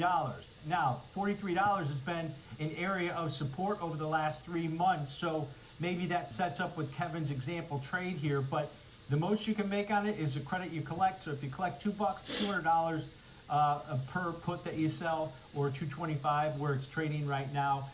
But if you look at the added 60, let's go. Out of the money on that November 7th 45 strike put, it's about 63.5% probability that it'll finish out of the money at expiration. The 43 level has been an area of support. Kevin, when you look at this, I always look at it, you've got to be comfortable owning the shares when you're doing a strategy like this. They don't pay a dividend, so you can't do a covered call, but this is the way to maybe get exposure if you do want to buy the stock at 43, or, hey, even if I don't, implied volatility level is pretty elevated, and I can profit if it doesn't fall below 45.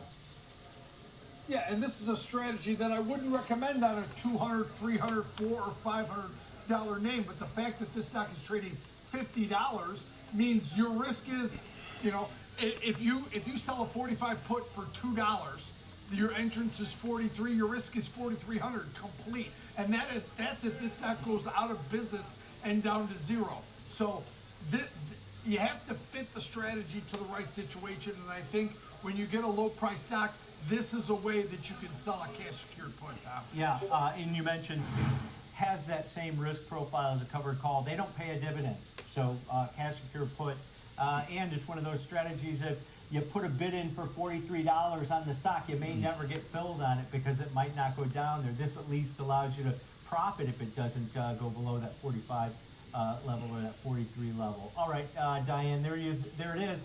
The look of, hey, we use that area of support around 43 on this strategy. I love also how Kev made the point that Andy tried to, you know, kind of find some kind of silver lining. Tough year for the trade desk. Thanks, guys.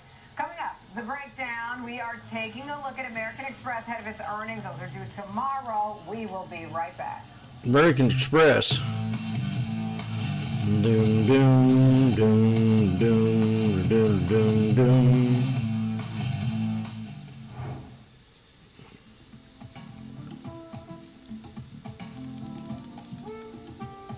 Come on, baby. Dude.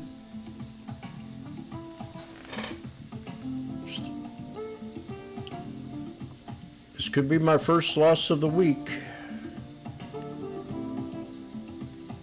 Do-do. Do-do-do. Do-do-do. Do-do-do.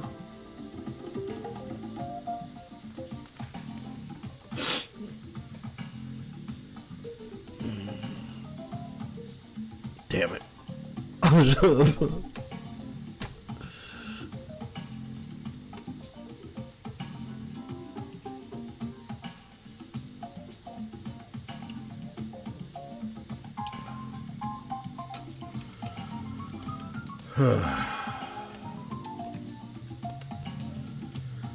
Stay connected to the markets with Schwab Network. Tune in 24 hours a day, 7 days a week on SchwabNetwork.com. Yeah, I'm about ready to sell it. Streaming services. Schwab Network.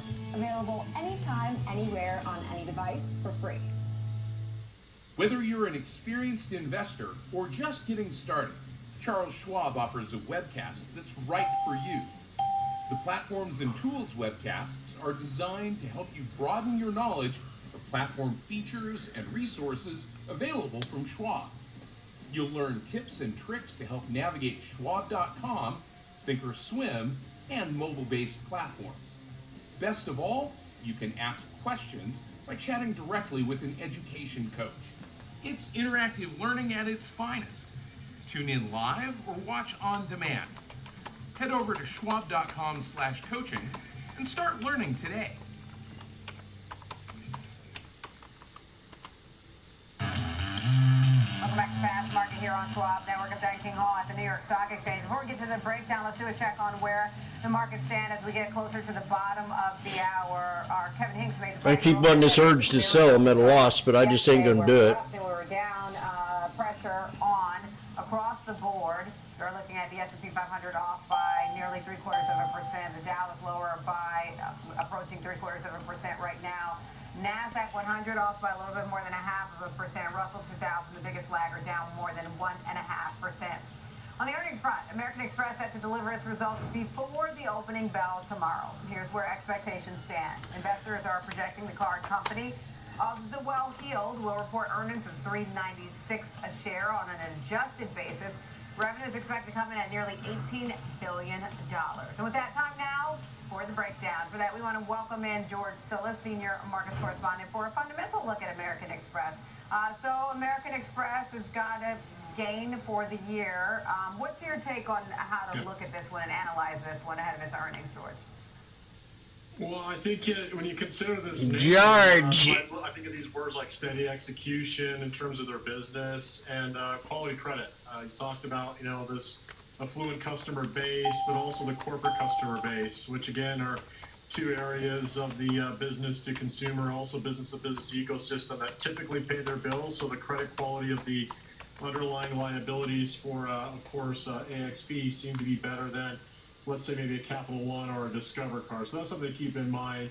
The other thing is if you look at the EPS estimate, Borrowing wedge is forming. $0.96 and nearly $18 billion in sales, we're talking about 14% earnings growth compared to the same quarter last year at $349, but also sales pretty robust, 8% compared to $16.64 billion last year. And so it's not just your typical charge and credit card business and banking and payment and financing solutions, but this is a company that's got such a global reach when it comes down to fulfilling merchant solutions globally, but also, this is a lifestyle brand finance company with things like, lounge and travel credits and leisure aspects of their business, and of course rewards programs, which are very favorable for those who use their cards frequently on a monthly basis, but also the affiliated point systems that they have with a lot of the major travel-based businesses, including airlines, cruise liners, and so forth. So it's a good point that you made that the customer base there is one that would, likely pay their bills, right? And that's the conversation we've been having about this with the bifurcated economy, right? I'm looking at the wrong ones. With the economic data blackout, we didn't get retail sales today. And so I wonder if investors will pay attention to see how the consumer is faring through earnings like this, George. Well, that's the thing. So again, I think they'll mention probably something in regards to what's going on with the consumer. I think it's quite important in the context of the overall credit markets.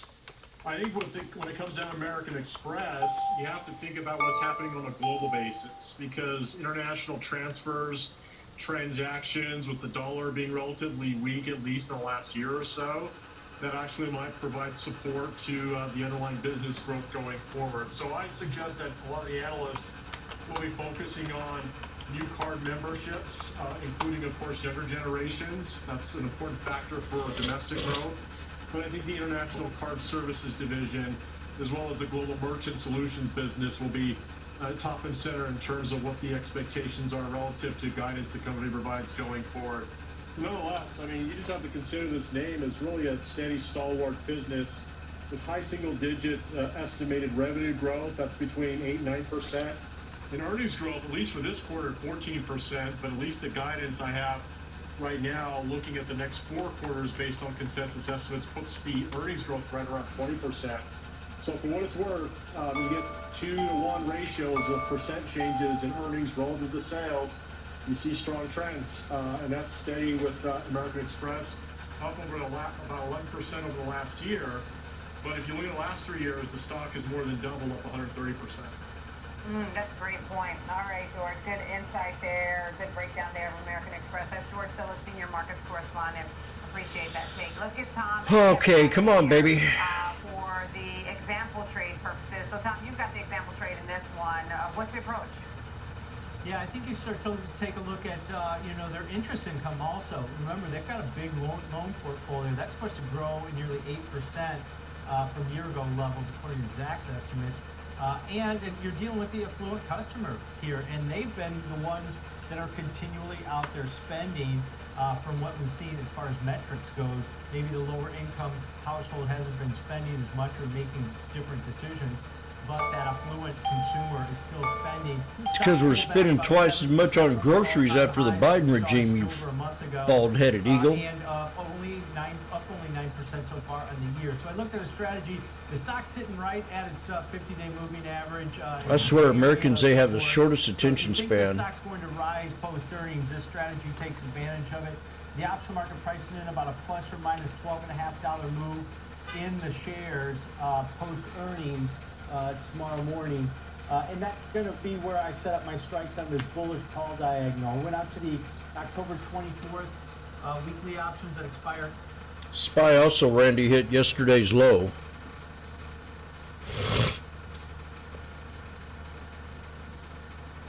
So I think we're going to hold, bounce back up to the VWAP, and I'll get out of this trade with a real good profit. I have 30 contracts.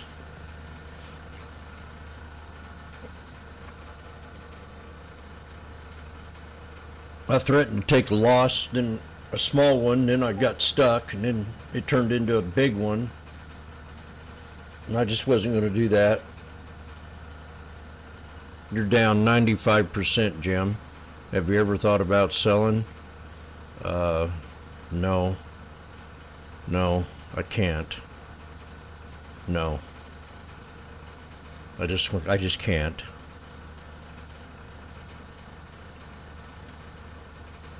You're down over 55%, Jim. Have you ever thought about selling? No. No, I can't. I won't. It's either that or get a divorce.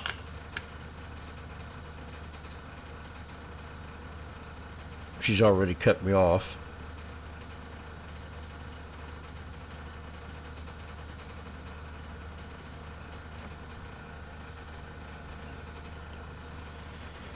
Yippee-yi-yi, I'm about even. This is where I got to make a business decision. Now I have 3 white soldiers with a long-legged doji in between, breaking out of an ascending triangle on the 1-minute time frame. Should I sell it to VWAP or should I sell it even? That's the question that I'm coming up with right now.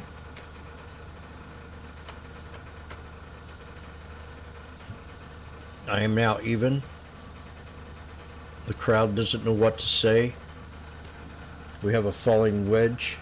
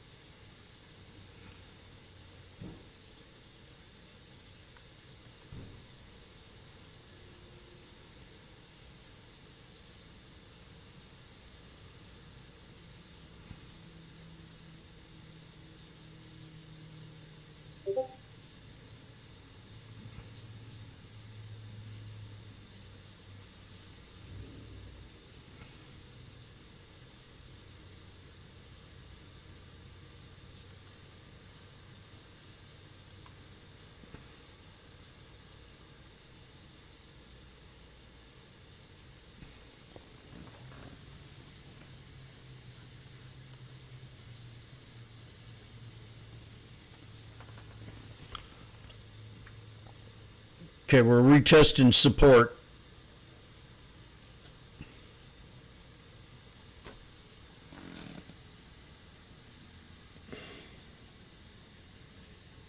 Retesting support.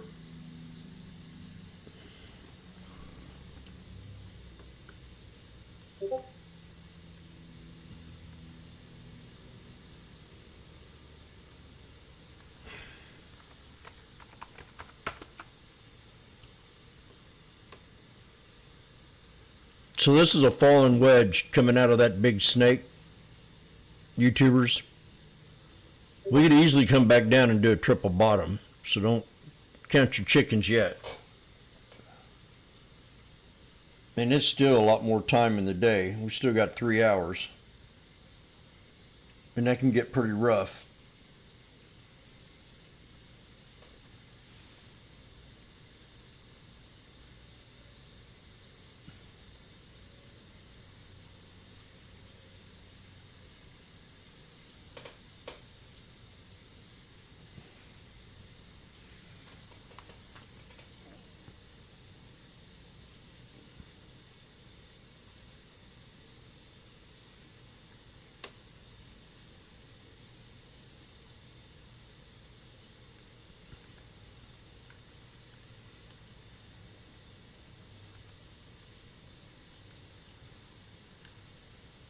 SPX is at a support.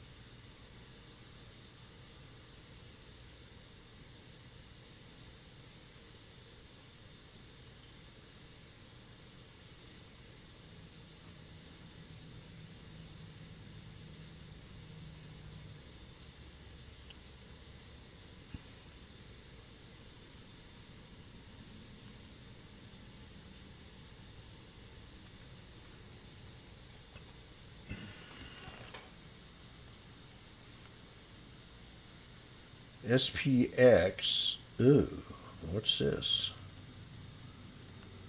That's a word. What the hell? SPXs are still expensive. 6680s.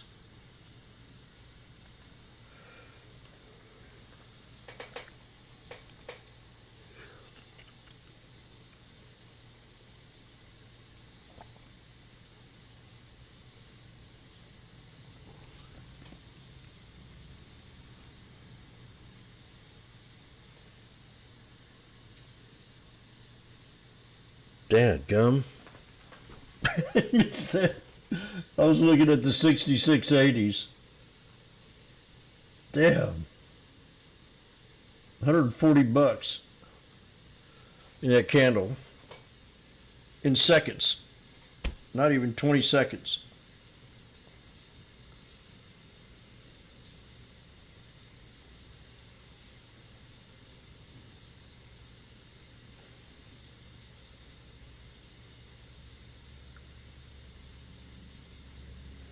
Oh my God.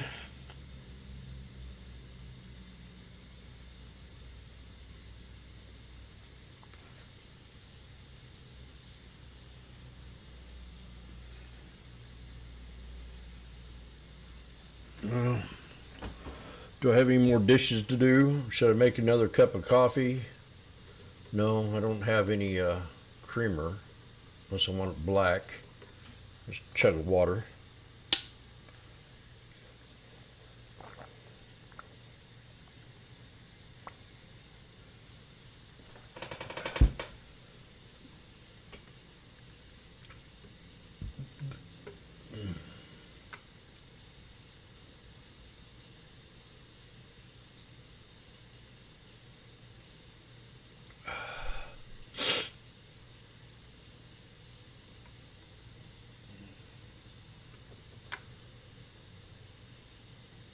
God darn it.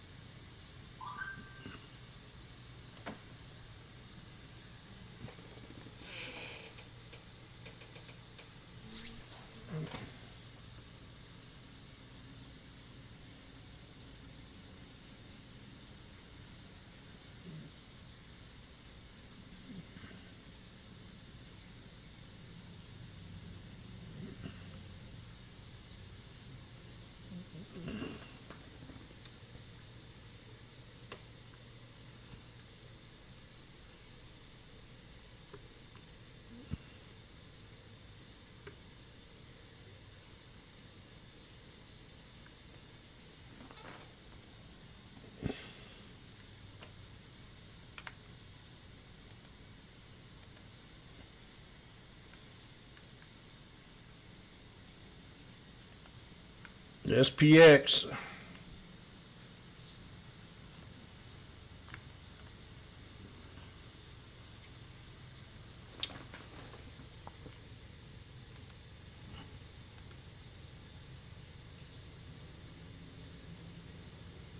Use the /ES for the VWAP on SPX.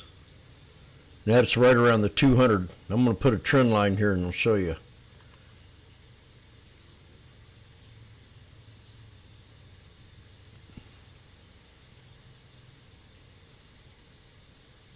And actually could go higher.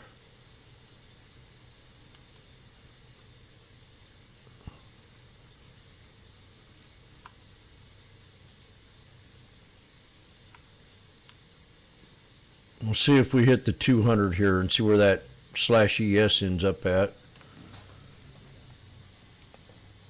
And there's another chance to buy the 6680s, and I didn't do it.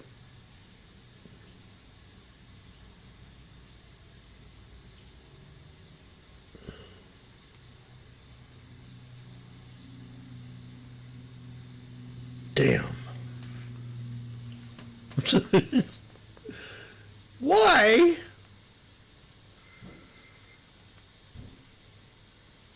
Why?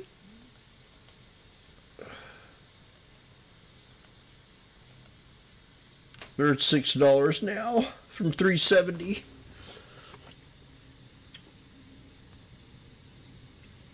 SPY's at 78.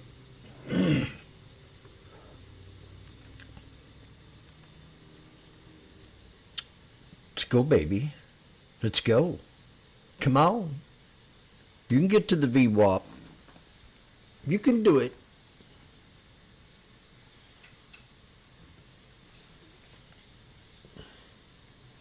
If you know what's best for you, do it.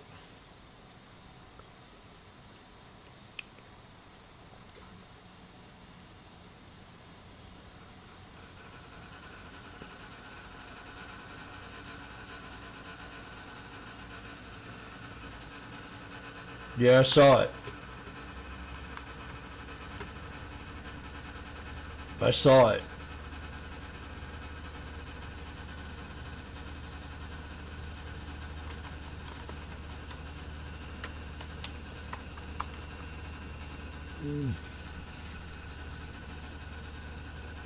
And I've been talking about Oracle too.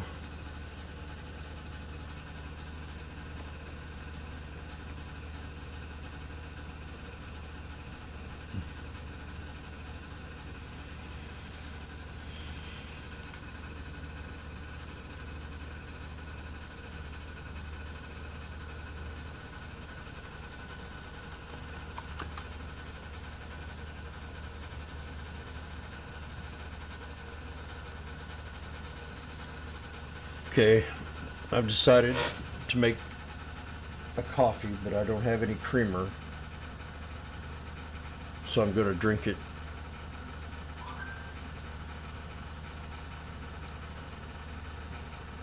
I'm tempting to buy me an espresso machine.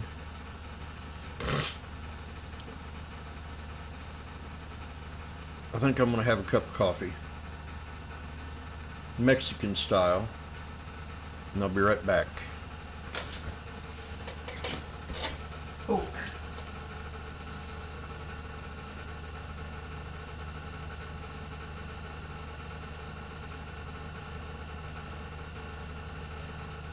Oh shit, how long's this water been on?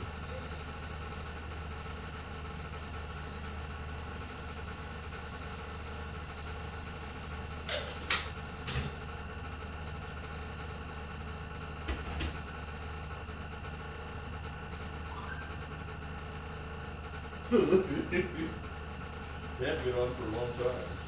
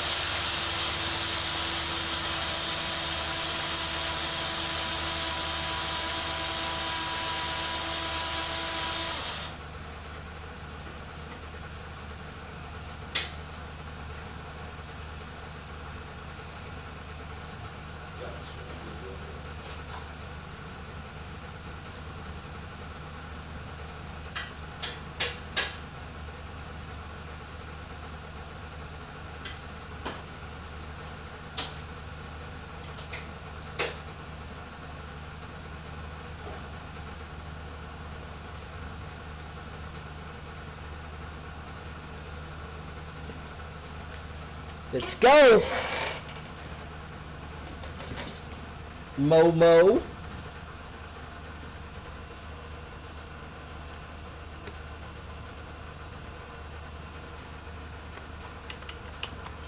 There's another opportunity to take the SPX at 490 to 7.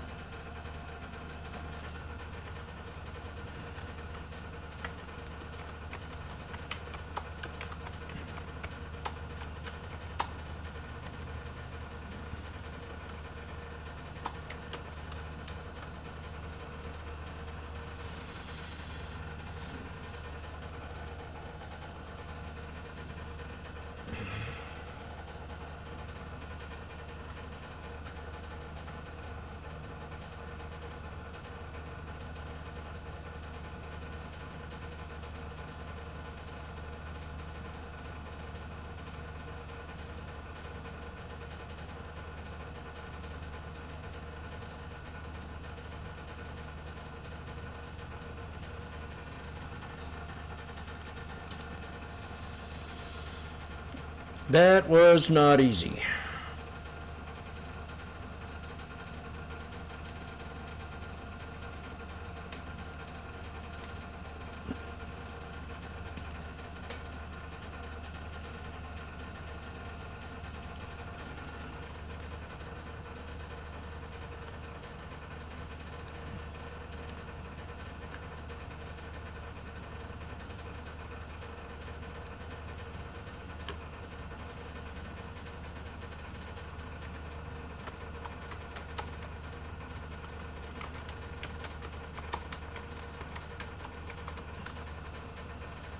What's the SPX?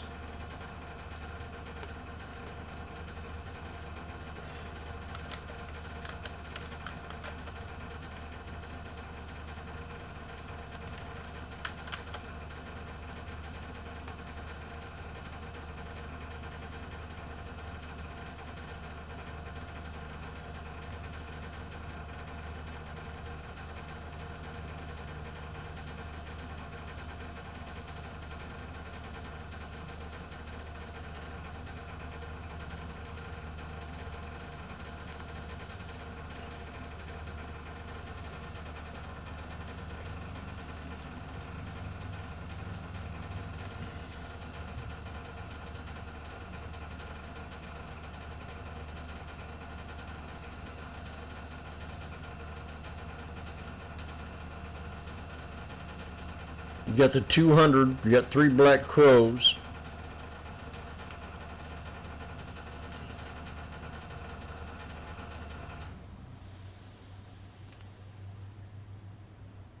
Oh, I was going to check to see if that camper's for sale.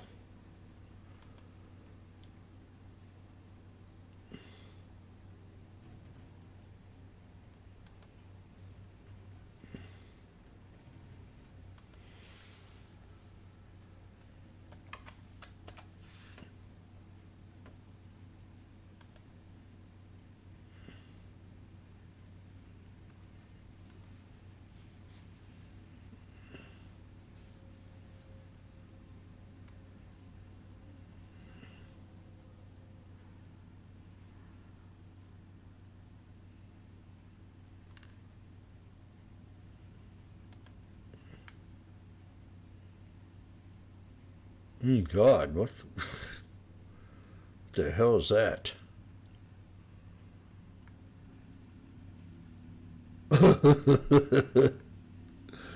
Some women just don't need to put makeup on.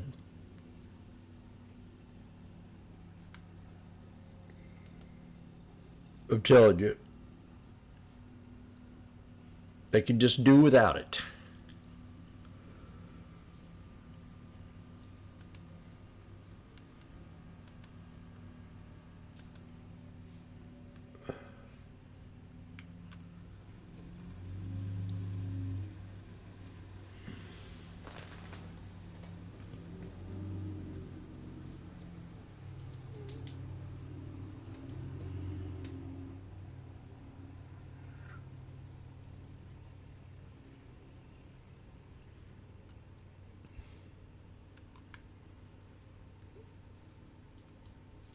Let's go.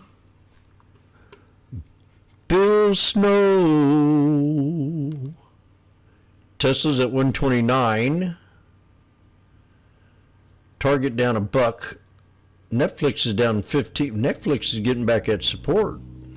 Now they were pumping this again at the high. Oh yeah.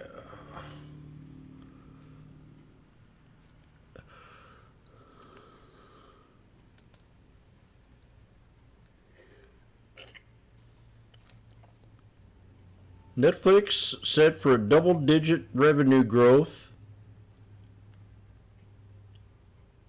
and it knifes. Very interesting. 5-day sell-off. 1, 2, 3, 4, 5.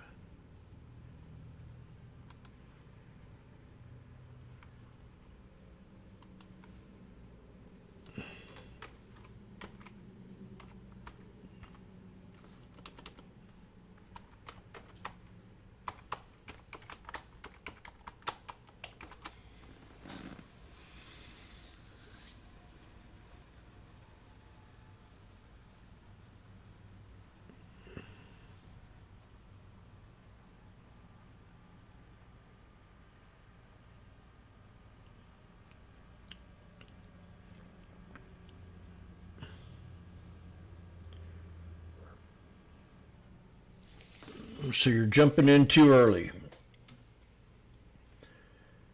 Let me see if I can help you there.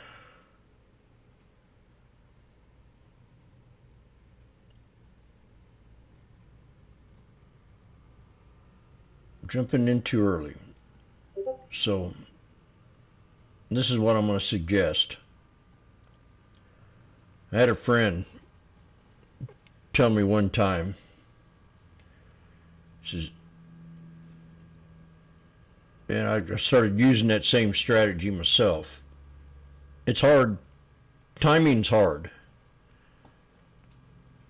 Timing's very hard. It's like I looked here at Netflix, and two things hit me right off the bat. We had a 5-day sell-off, and then today was just like a big old red day. So it failed the 200 on the 1 hour. So I'm going to take this and I'm going to look at the daily.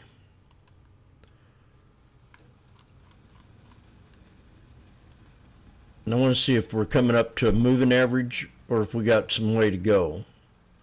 So if I pull it up to a daily, I see we have a gap from here to here. So I'm going to go on this daily time frame.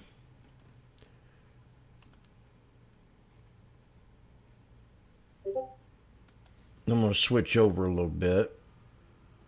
I'm going to fill in that gap.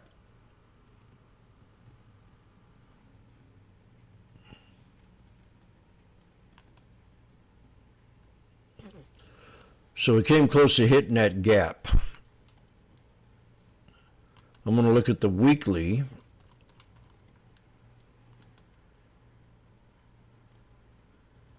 And that's a double top right there. I have it 1062.90.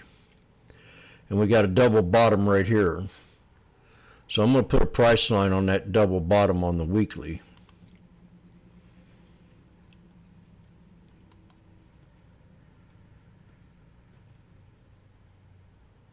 Where the bodies are. And it's got a yin yang, that previous high. So I'm going to go back to my hour, or the daily. Yeah, the hour. We had a support right here. And that's a solid, that's a head and shoulders. So I'm going to set me alert on this hour above the head and shoulders, just a little bit. Because I felt like jumping in it right there. Just go up above it a little bit and set me an alert.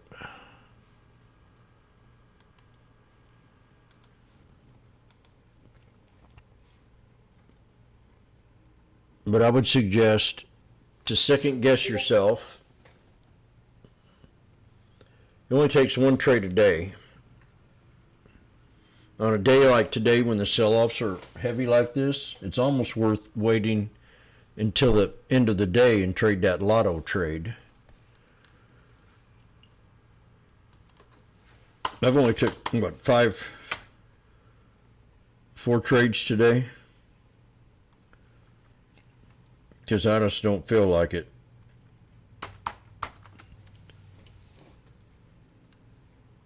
So let me go back and look at that Netflix one more time on the 15-minute.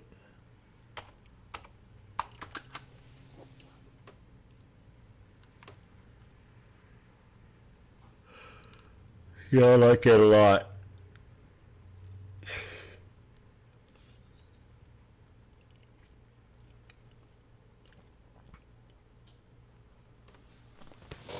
Could bounce here.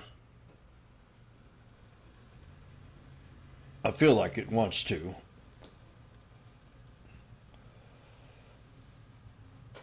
Find out when earnings are coming out too. I'm gonna go get my coffee going.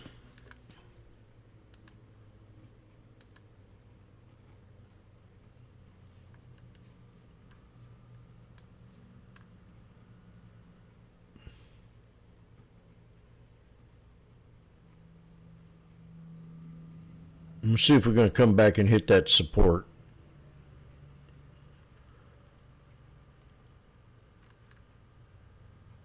I always thought TV was better during the winter time.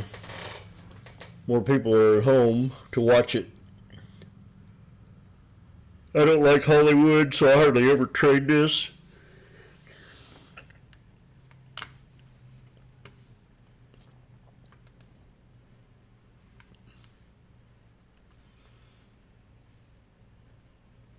We hit the, okay, the next time we come up to the 200, we might break it.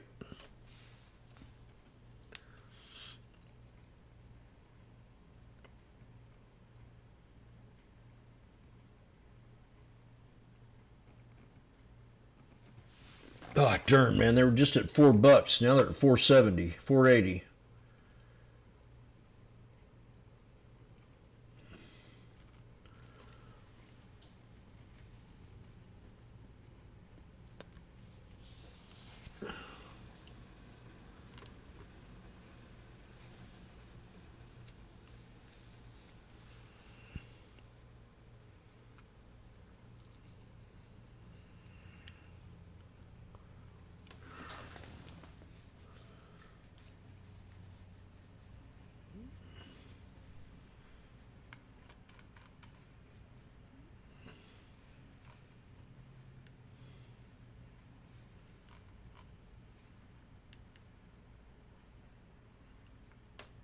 Make spy rocket. I'll do it. Prepare ye in the name of the Lord.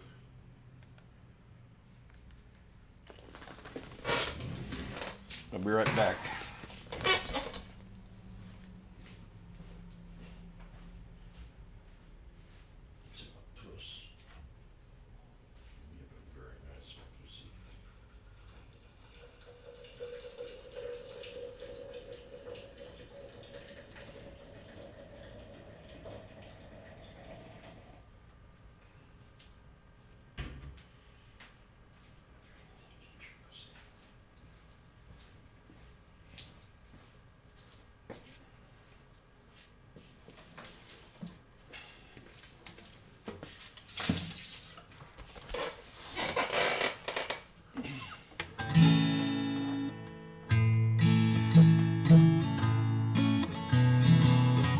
Been a long day. Made a cup of coffee. Waiting for the Sprite to break the VWAP.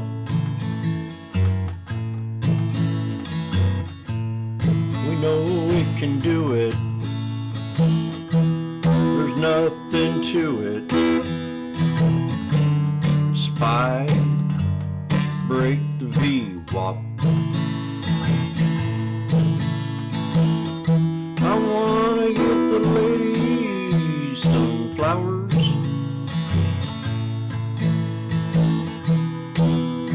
I'm tired of these TV dinners.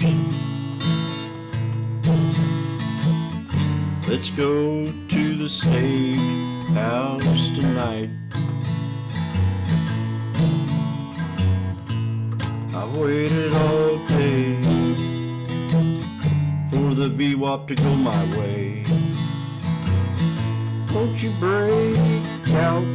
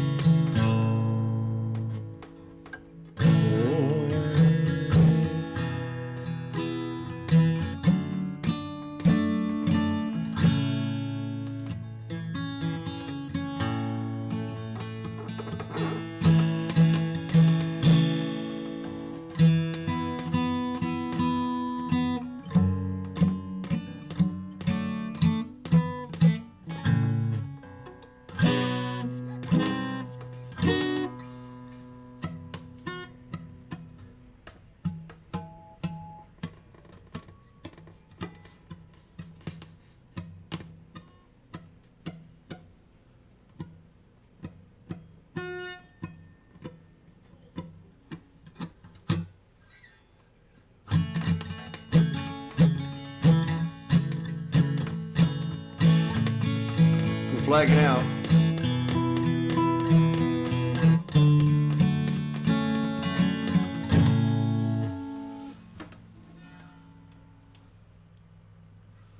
We're flagging out.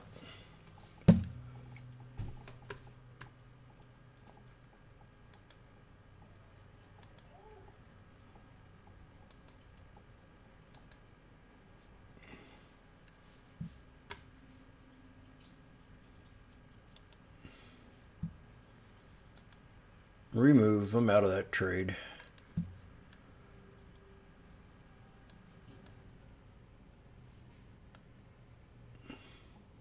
President Trump posts to Truth Social, if Hamas continues to kill people in Gaza, which was not the deal, we'll have no... Hamas is killing people in Gaza?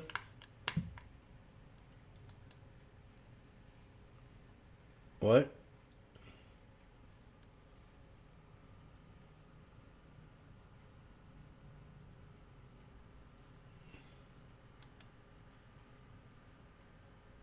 If Hamas continues to kill people in Gaza, which was not the deal, we'll have no choice but to go in and kill them. Thank you for your attention to this matter. Damn. Hamas is a crazy bunch of people.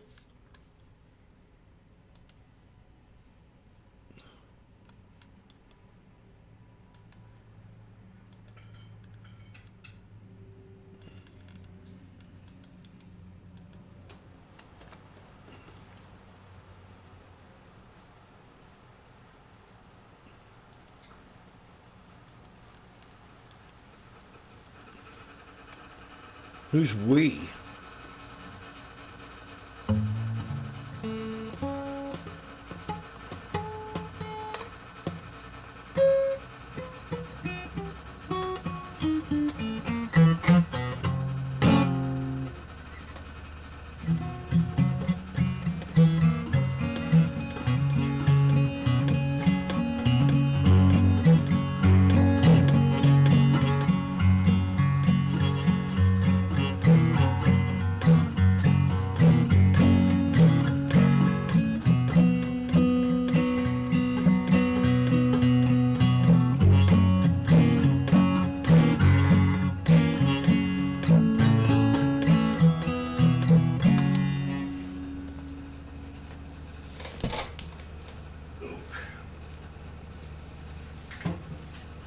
I'm going to go get my coffee and get back at it.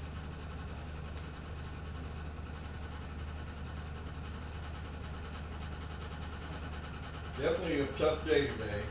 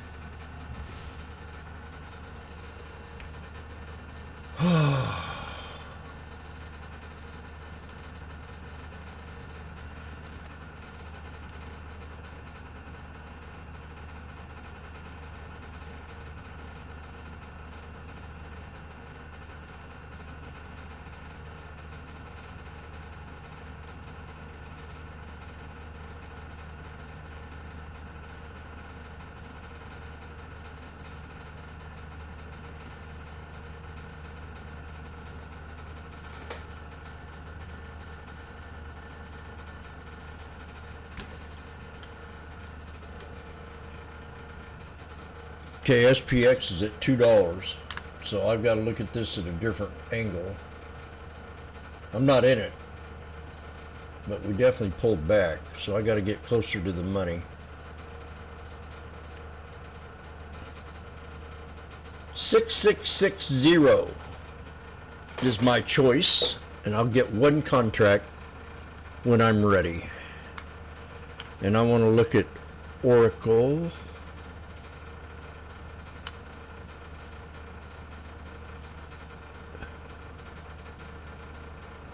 Yeah, I don't want to push it today at all.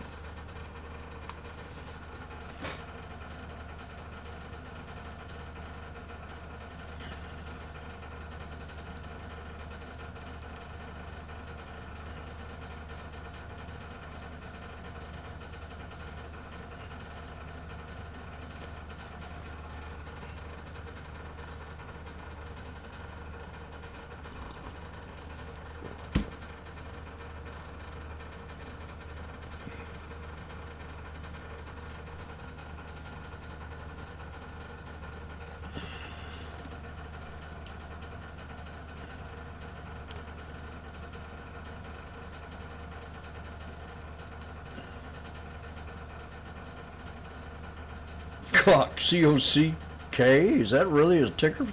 Cock is trending due to its unique position as a... Woo!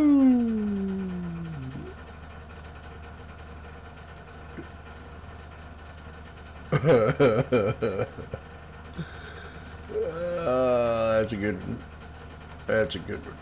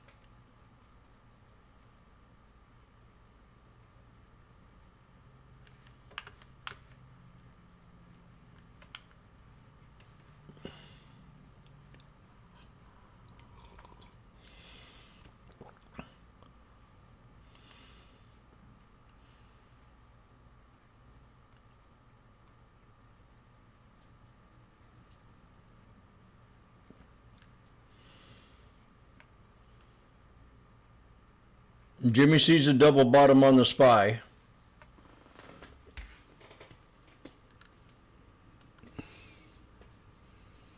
I bet you if I turn this on, Marley's face will be on there. Well,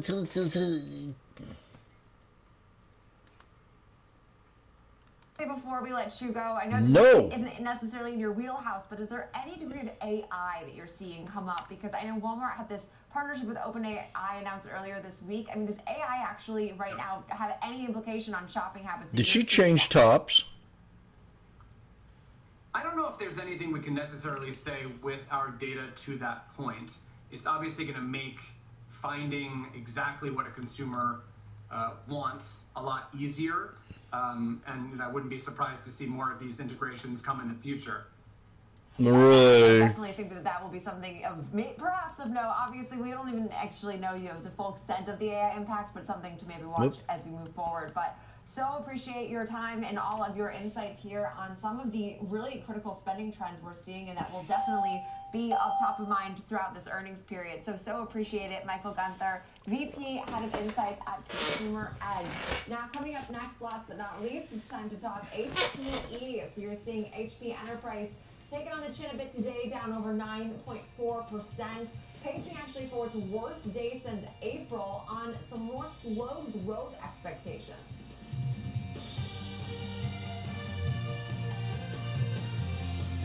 Schwab Network delivers real-time market insights, live from the NYSE, NASDAQ, the SIBO, and beyond. From earnings to economic data, we cover what matters as it happens. Streaming 24/7, anytime, anywhere, free on schwabnetwork.com. Morning movers, be the first to find out what's shaping early market action. Tech Check, Options Corner, Futures Focus, Technical Analysis. Morning movers covers it all. Grab your coffee and tune in every trading day at 8 a.m. Eastern, only on Schwab Network. Stay connected to the markets with Schwab Network. Tune in 24 hours a day, 7 days a week on schwabnetwork.com and on all your favorite streaming services. Schwab Network. Available anytime, anywhere. Marley. Stay connected to what moves markets. Download the Schwab Network app and get live coverage wherever you are. Welcome back to Next Gen Investing. It's now time to discuss the move to the downside in HP Enterprise today, as we're down now about 9.5%. So joining us now is George Tillis, Senior Markets Correspondent for the George, some disappointing growth expectations now from HPE here. I mean, walk us through what's driving some of the pressure today. He looks worried.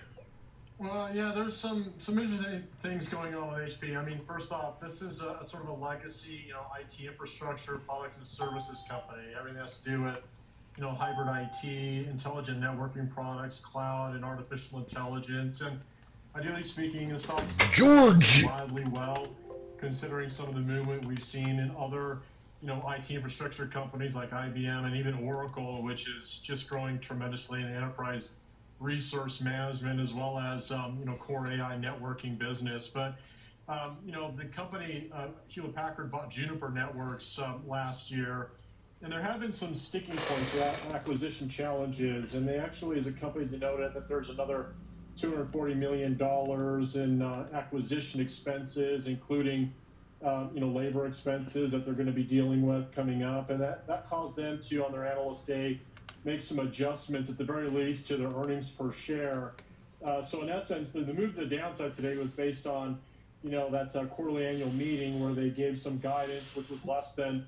Well, it looks like my support was triggered. $202.30 a share at the midpoint, compared to, as I looked at fiscal year 26's EPS at $2.42. So they moved it down by about 12 cents.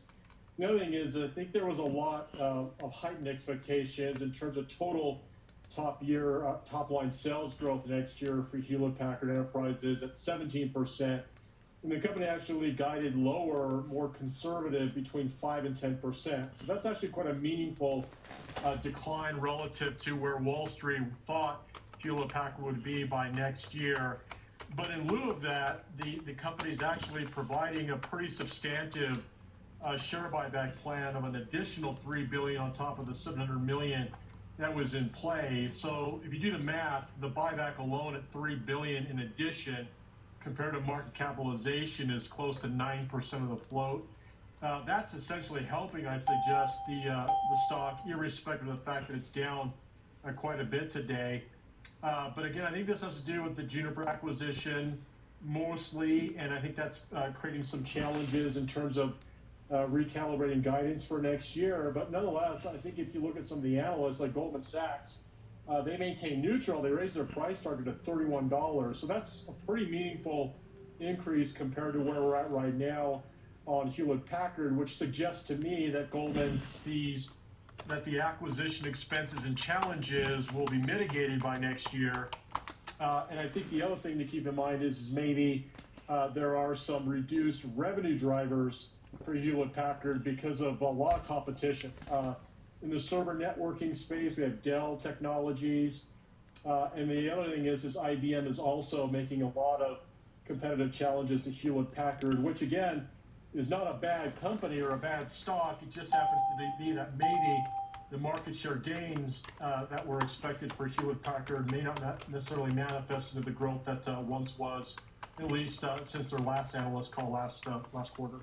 Yeah, and I think it's really fascinating because a lot of times the words cost-saving initiative are a boom for shares. I mean, it's like, you lay off employees, and that seemingly is always works for the share price. I've been talking solely performance, obviously, not the employees that are affected, but I mean, it just is what we have historically seen. So, as to your point, I mean, this could just be like where we just stretched too far on expectations, and now we're coming back to life a bit. And I will say, to couple that, the fact that they're also increasing their dividend is where it's not a company that is financially in trouble by any means. No, it's not. And it's a good point to bring up, too. And you're right. Typically, when you see things like, reducing costs or expenses, that it creates to the bottom line, you see a move higher. But the challenge is that those expenses may not have been cutting expenses may not have been as much as Wall Street expected. The other thing is the top line growth. That reduction alone is, I think, where the concern is. And that's really not endogenous to the company. That might be exogenous. Endogenous? But How dare you use that big word again? Is another way to pad the lower growth estimates as well as the EPS. What is up with that dude, man? Yeah, and I definitely think that this will be one of note, but I mean, seeing a bit of a blunder today, down again 9.5%, but overall market not exactly aiding things either, as we're still seeing a pretty red day across the board. But appreciate it, George, for always helping us break down some of the moves we're seeing in names priced under $30 a share, of course. But that'll do it for Next Gen Investing. For this Thursday, we have the watch list coming up next. The watch list.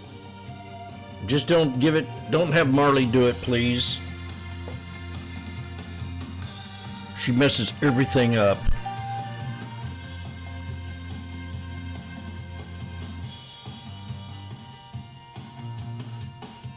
Whether you're an experienced investor or just getting started, Charles Schwab offers a webcast that's Charles Schwab.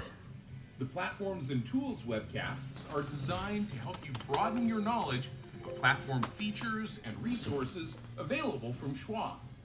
You'll learn tips and tricks to help navigate Schwab.com, Thinkorswim, and mobile-based platforms. Best of... Shut up.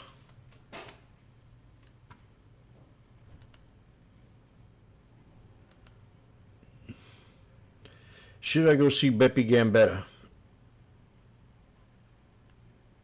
That's the question.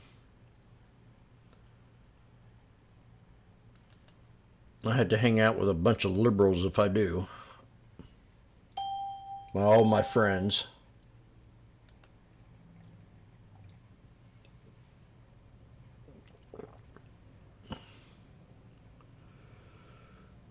Off-grid outhouse. That's what I'm getting ready to build. Composting outhouse build.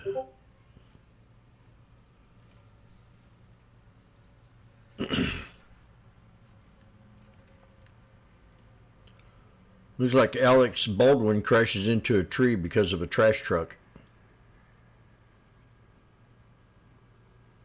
Hope he didn't kill nobody.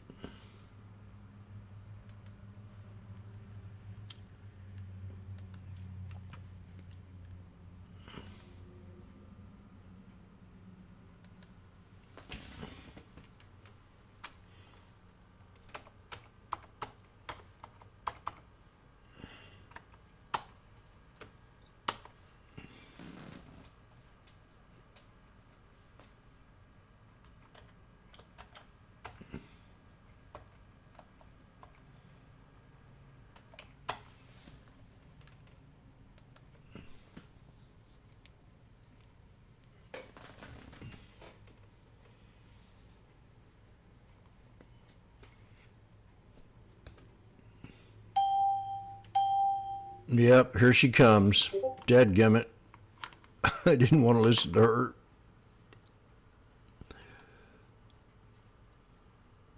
Snake breakout. Now, did I put that on there? Whatever it is, it hit it. Oh.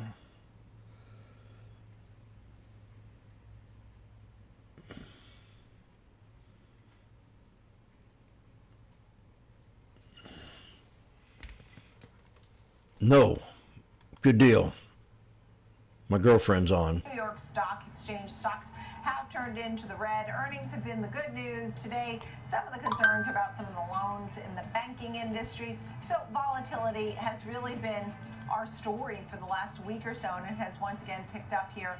Right now, the VIX is at 2342. That really tells you Well, the government is in day 16 of the shutdown. So is now the time to get defensive in your portfolio, right? One guest thinks so, and we'll explain. The AI trade continues to carry the market, but is there an AI CapEx clip coming? And we'll take a closer look at some potential bottlenecks in the AI trade. Our panel ready to take a look at Taiwan Semi and some of the other semiconductors. Did hit an all-time high today, but stocks, as you know, have pulled back. So let's talk about that. In the meantime, we saw gold hitting a record, the safe haven of gold, which went up to 4,200. Oil and gold right now. But let's first the markets. S&P down 30, 66.40. That is down 0.5%. NASDAQ 100 down 0.2% at 24,692. The Dow Jones Industrial Average down 0.5%, losing 182 points. And the Russell 2000 is down 1.5%. And then we take a look at oil and gold. So oil is down. It's at 57.41. Had a great conversation with Kevin Green earlier. We're talking about gasoline being at the lowest prices since 2021 and 57.41. I mean, that's a big deal when you see that pullback. Gold 4,300 now. Wow, we blew past 4,200 and got right to 4,300, up 2.5%. That's pretty good, baby. A troy ounce. And then the 10-year bond yield is back below the 4%, 398. $1.9810, Bitcoin 108,000. That's the other thing. Bitcoin pulling back now, below 110. Kevin Hanks, host of Fast Market, live at the CBOE, is with me, talking about the action.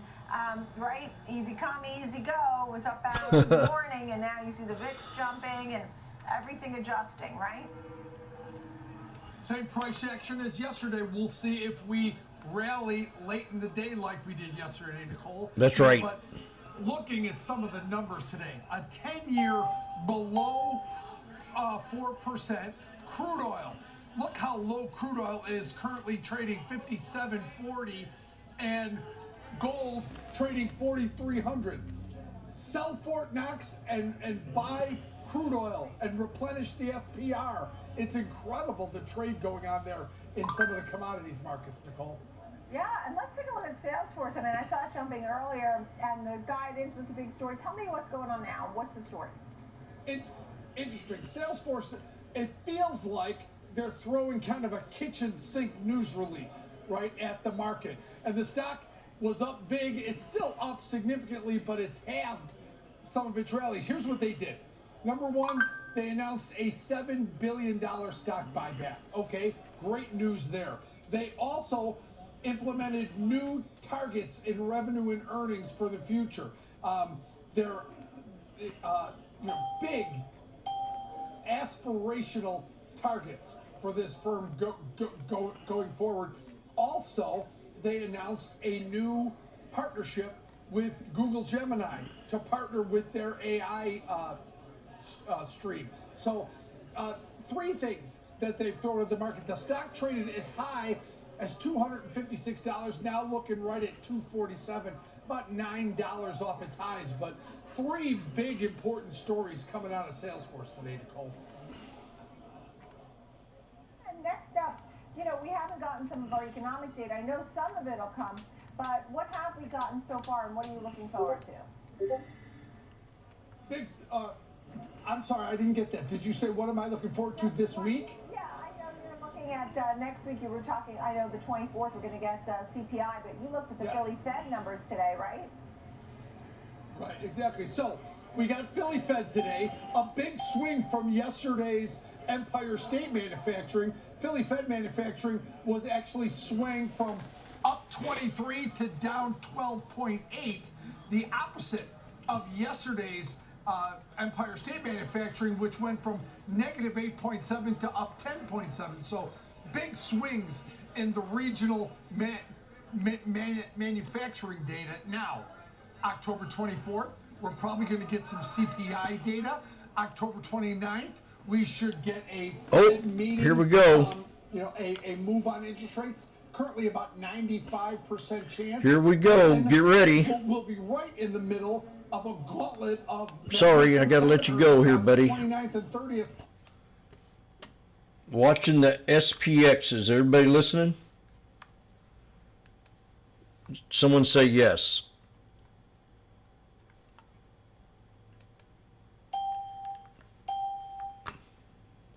Someone say yes.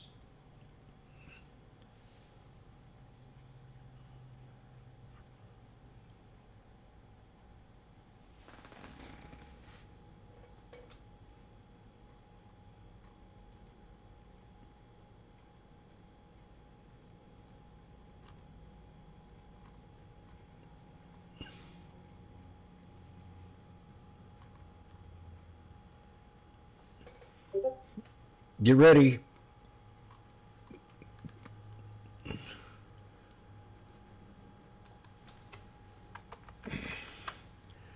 Get ready. We are looking. They're so expensive. I'm looking at the 6650s. 6650s. We have a 1, 2, 3 bits. We have a triple bottom. The crowd's going wild here at the sports arena this morning. Triple bottom. The lotto, the 6650s.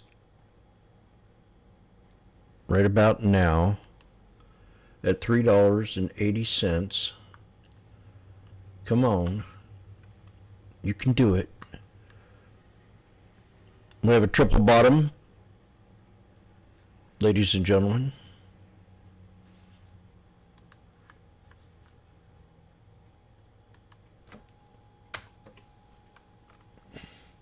SPX calls, scalping, lotto,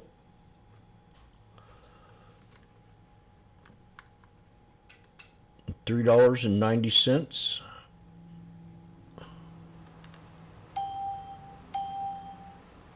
Come on, you idiot.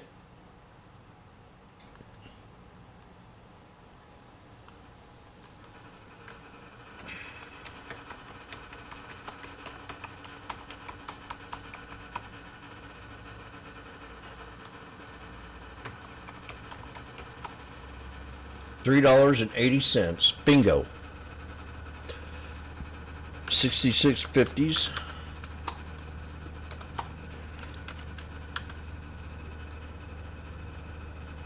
I don't know how he does it. Does anybody know how he does it?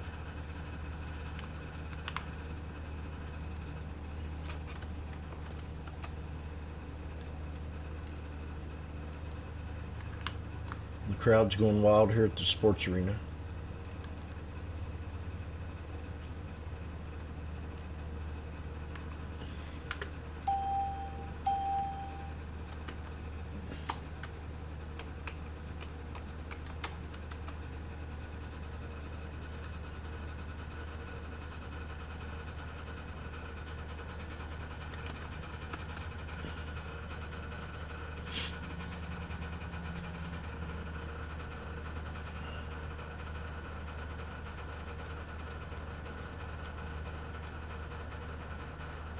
Yippee!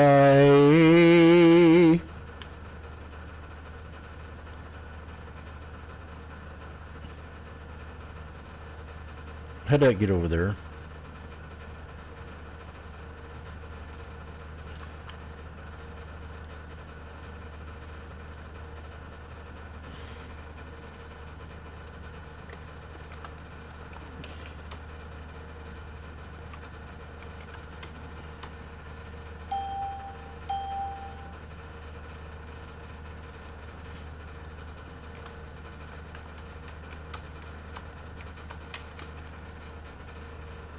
Yippee-i-oh.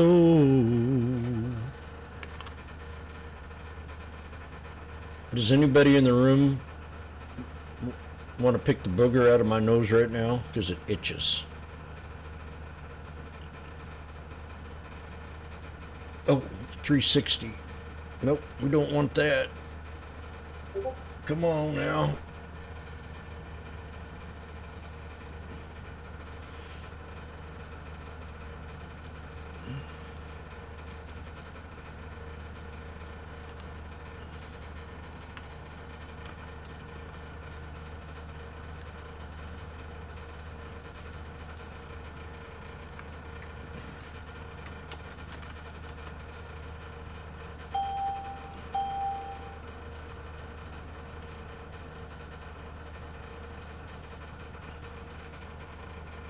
Come on, damn it.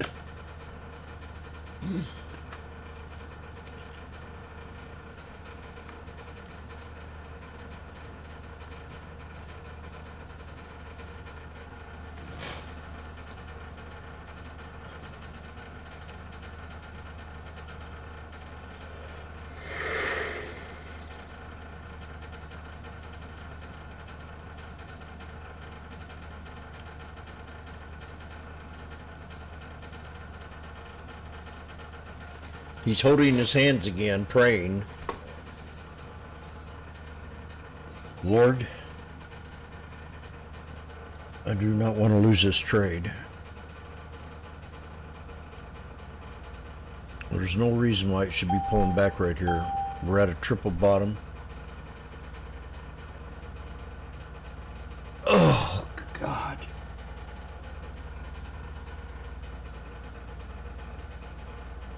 Oh.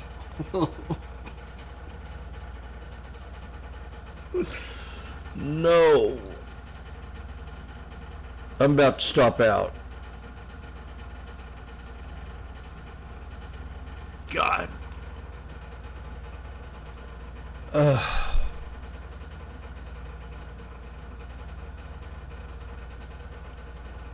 Damn.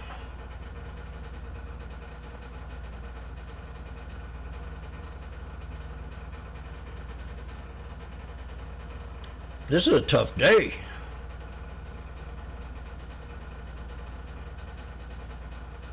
I mean, that's a $12 dip.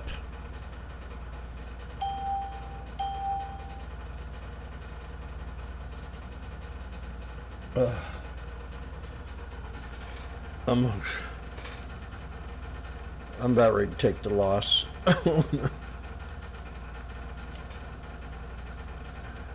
I waited for this.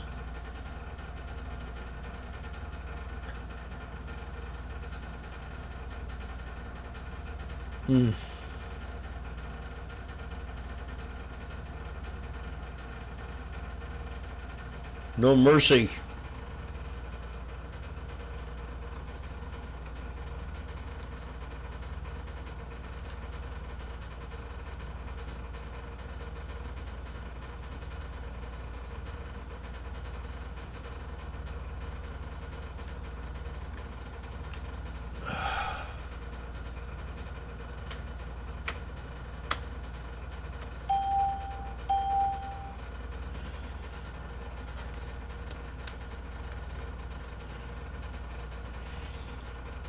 I might have to get me a new keyboard. I hope that's the problem.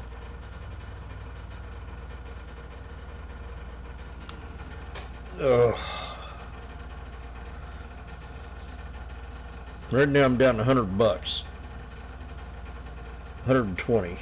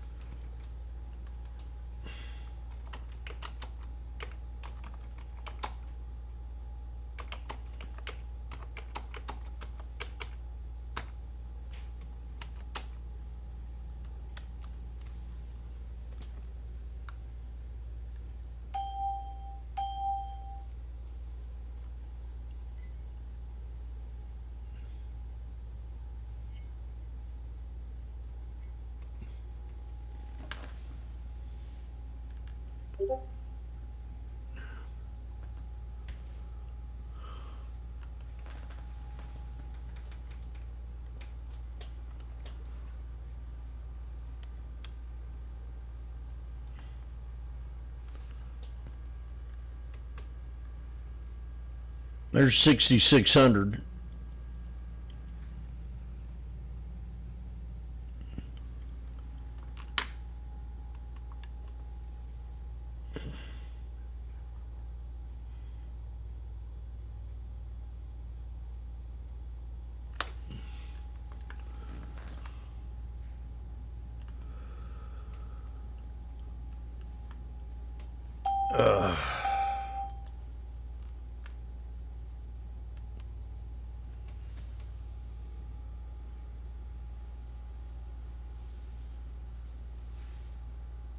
Okay, well, if I get down to $2, I'll get out of it, or I'll add 4.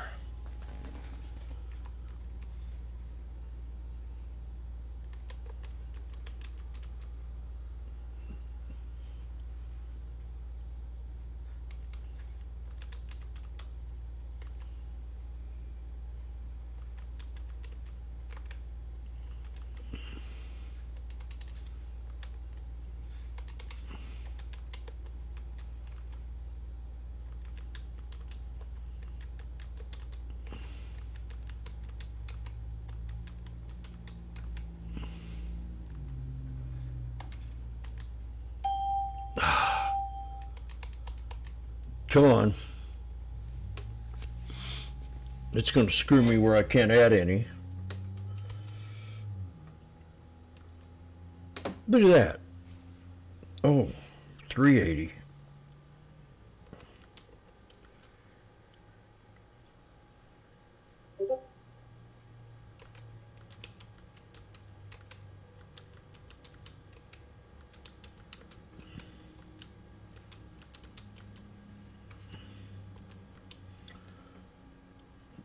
That should have been what I'd done right there. That would have been a good average.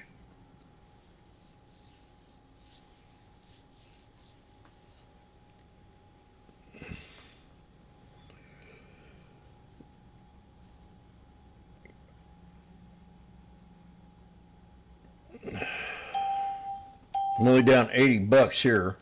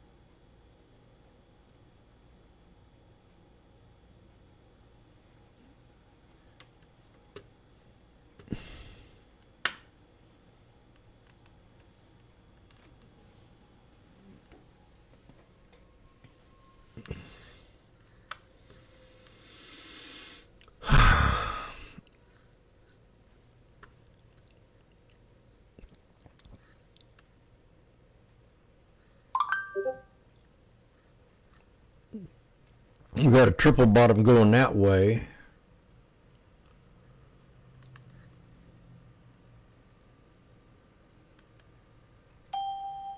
Come on, you crappy.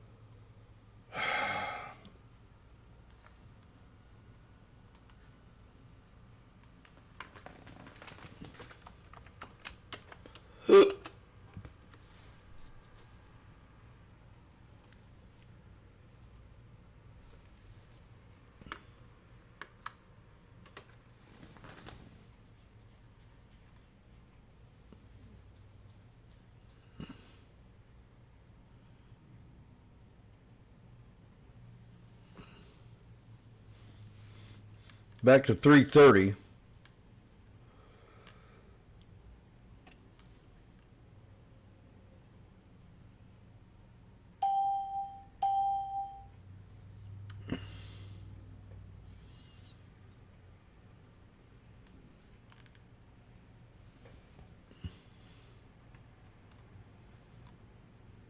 Come on, Jimmy. We know you can do it. We know you can do it. We know you can do it.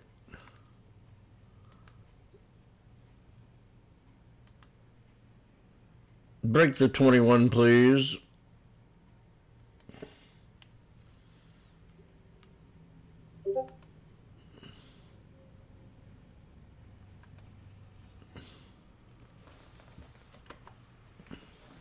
I didn't add anything on here. I wanted $2.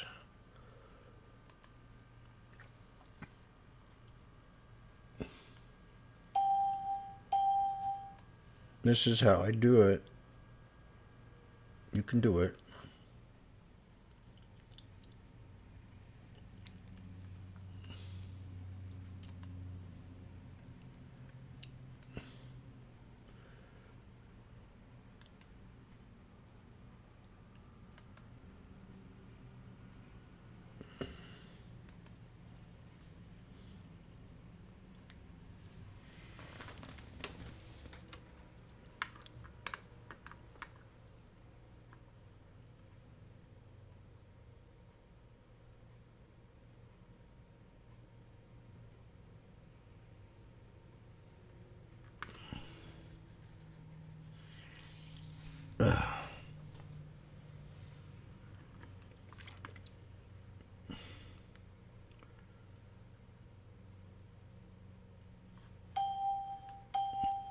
Equity falls and sinking treasury yield, surging gold hits risk sentiment.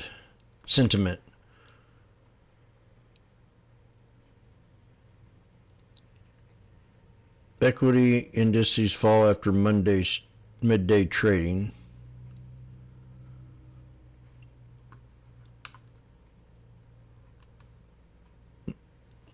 The Kremlin aide says Putin and Trump discuss possible Tomahawk missile deliveries. What? Putin and Trump discuss possible.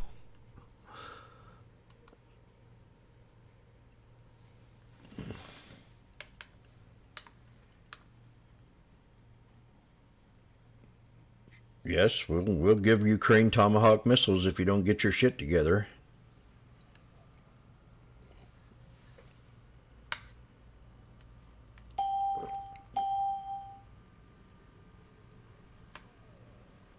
SPY held support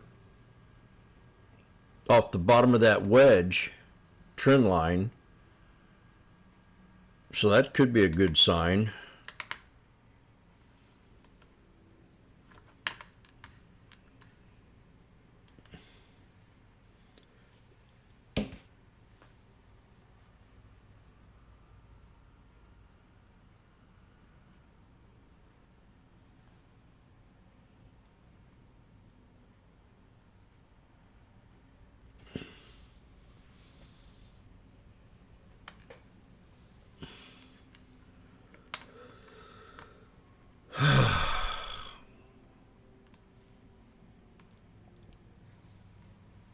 I'm having a hard time. I don't like that.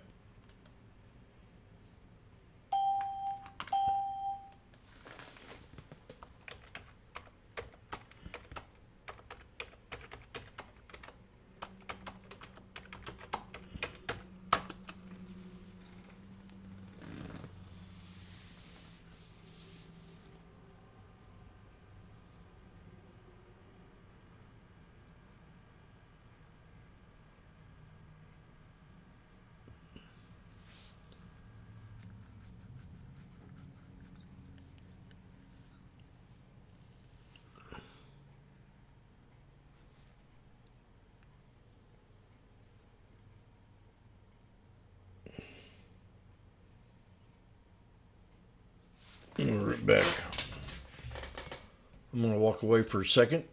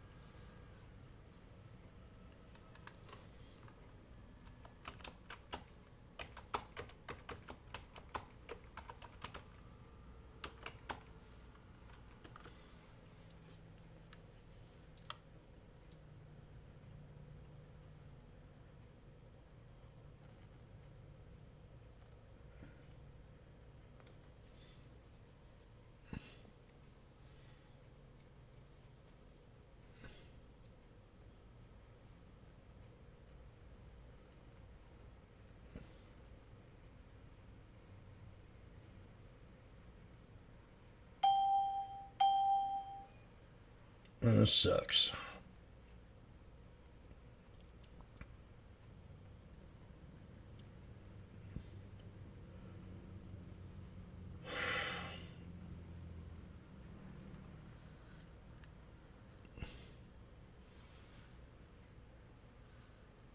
I got 663095 on the SPX.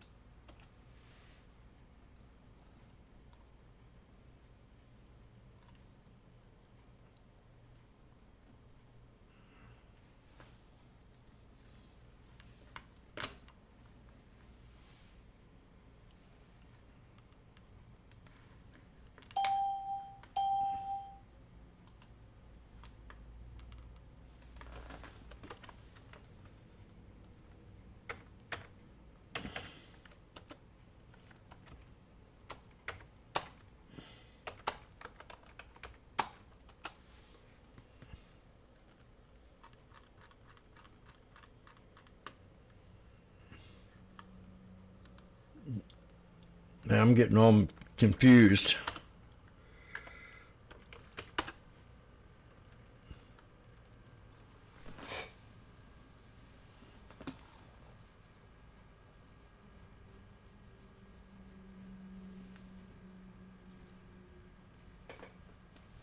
Come on, Jimmy.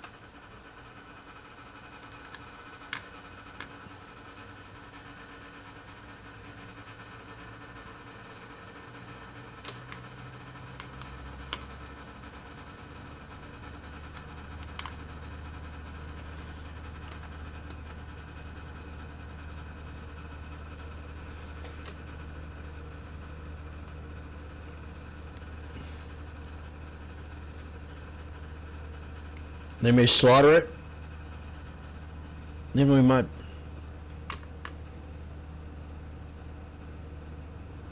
Man, I feel itchy all over today. My face.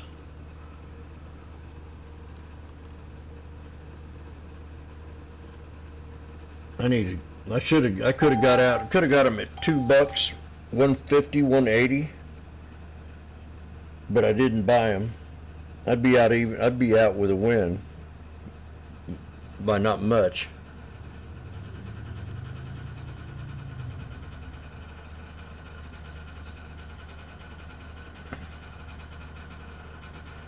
Sheetrock guy ain't gonna show up today. It's gonna be my bedtime.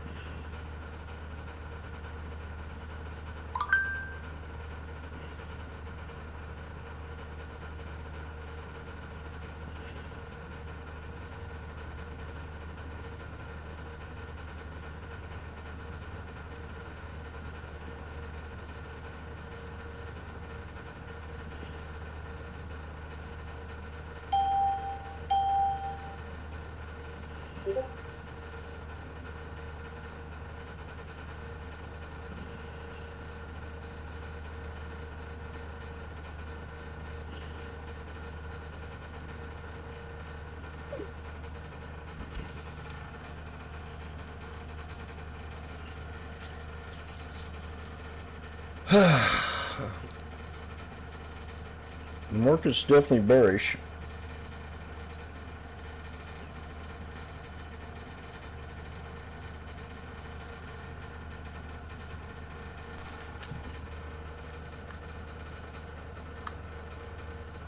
God, 260. Now that pisses me off.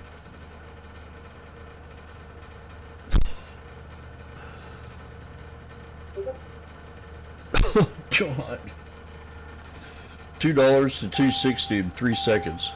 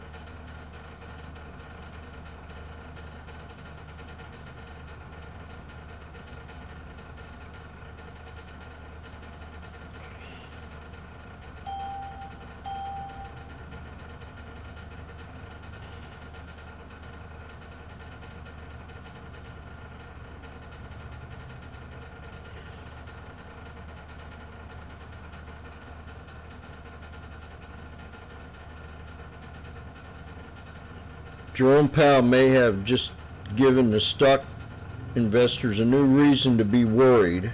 I wish he'd shut his mouth.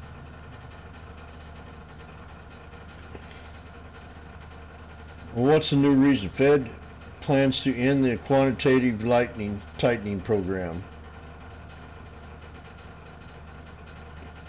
So that means it's better than he thinks. Frickin' idiot. Why would people worry about that?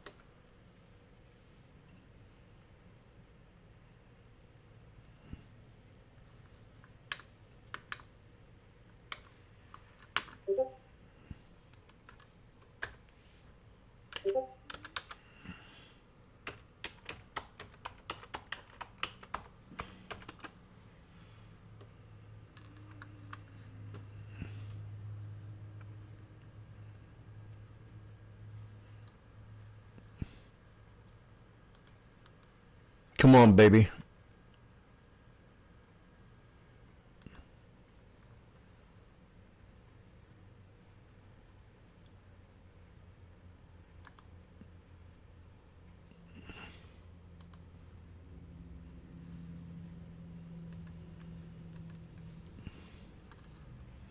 Oh, shit. No, oops.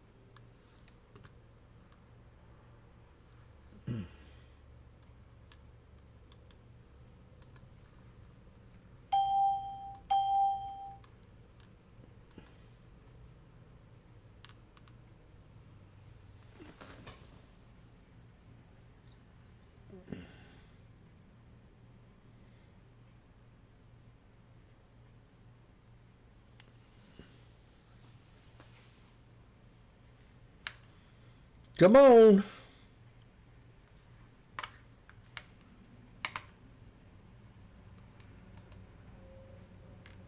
We're at the 63 and holding up the 9.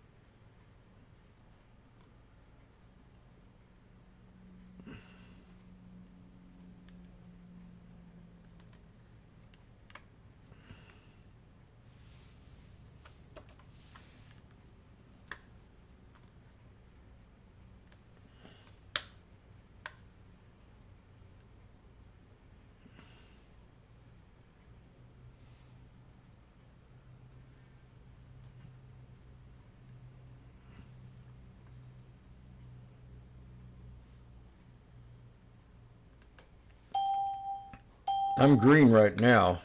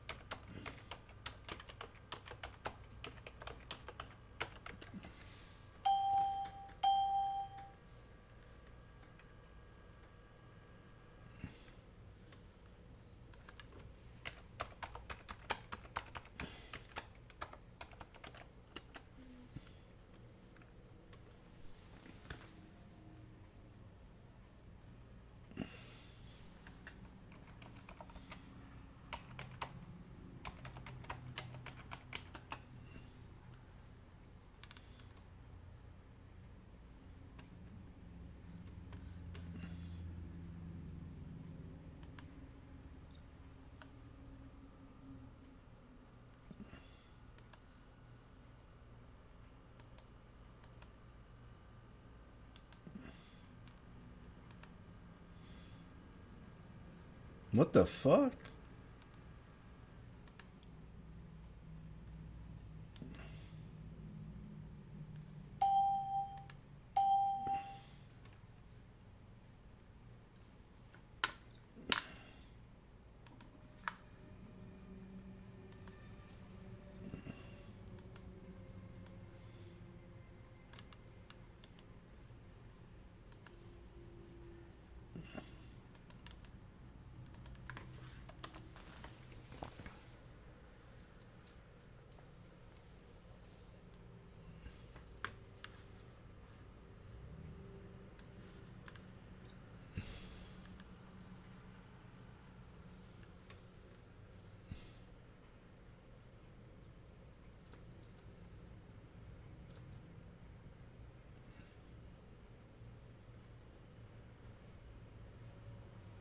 Come on, baby.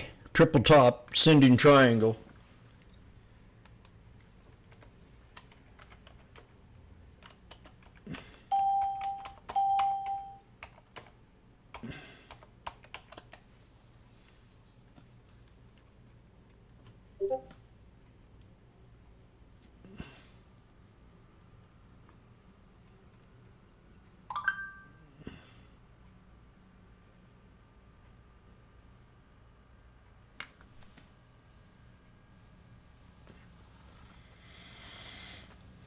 It's now power hour.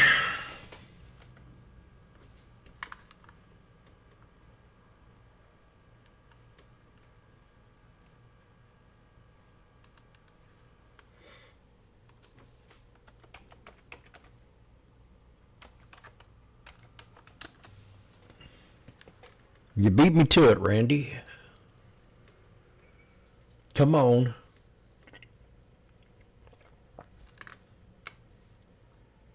We broke out of the ascending triangle. We're holding up the 9, but man, this is the time where I don't want to be in this trade. I'm green. I bought the dip, but shit.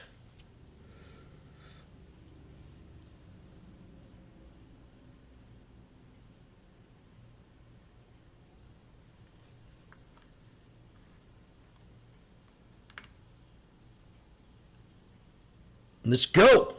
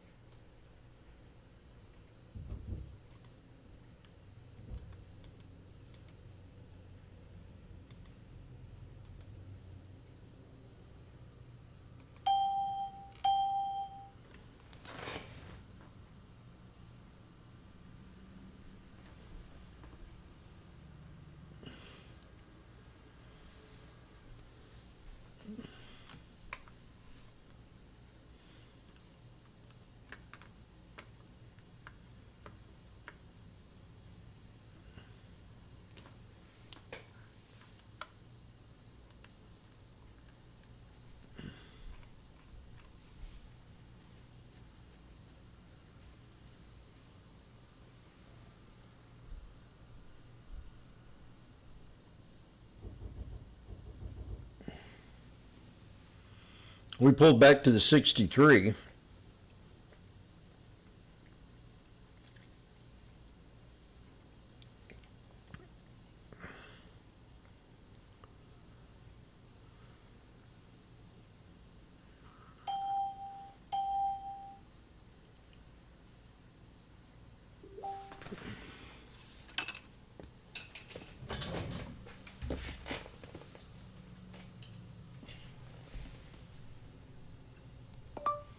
I worked the graveyard.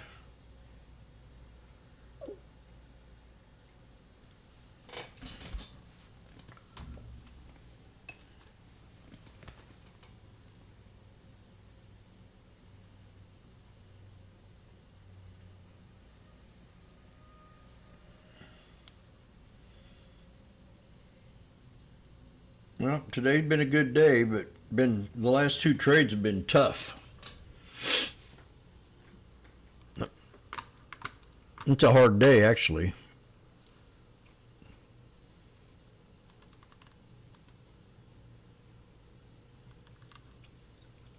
Supports have been holding up. This last sell-off got me.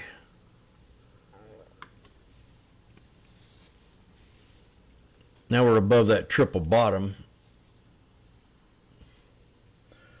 So,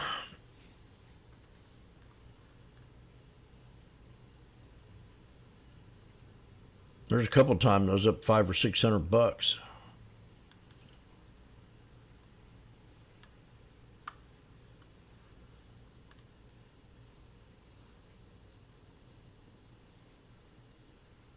I want that 66.31.50.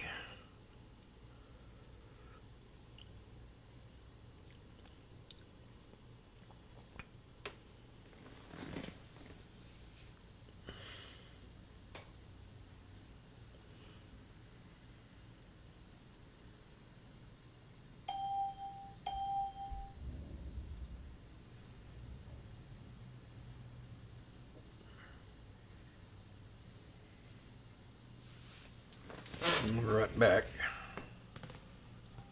Go get some water. Not been drinking enough water today.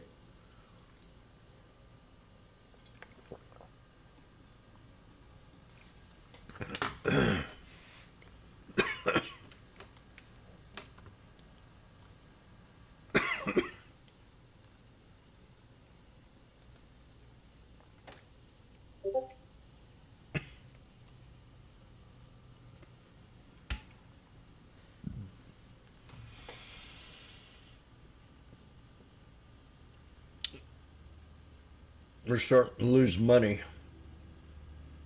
So I either sell them, stay green, or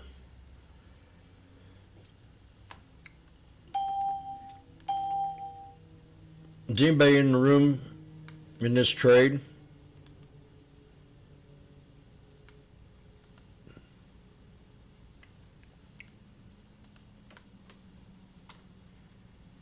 Look up the word indiscriminately. I will.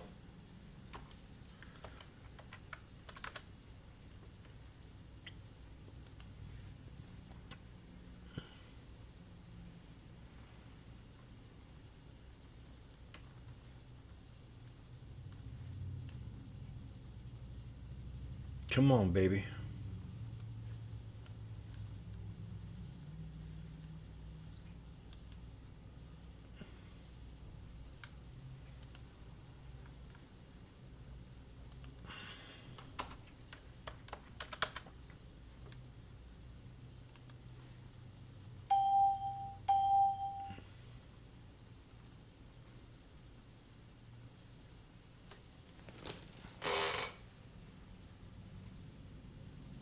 So they think Powell put a wrench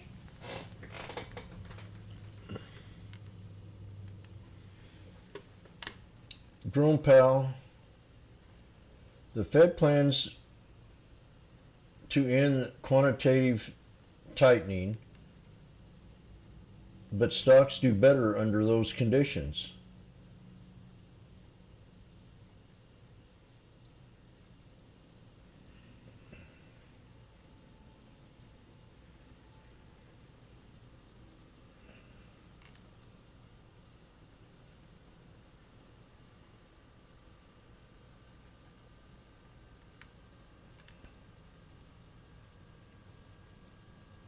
So I don't know.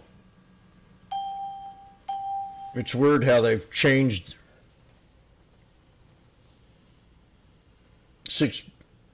A year ago they were saying how important it was not to cut the rates. that the market is just fine and bullish. So they cut the rates and the market still runs. Now he's threatening to stop cutting the rates and they're turned all of a sudden bearish. I don't understand how they can flip so many times.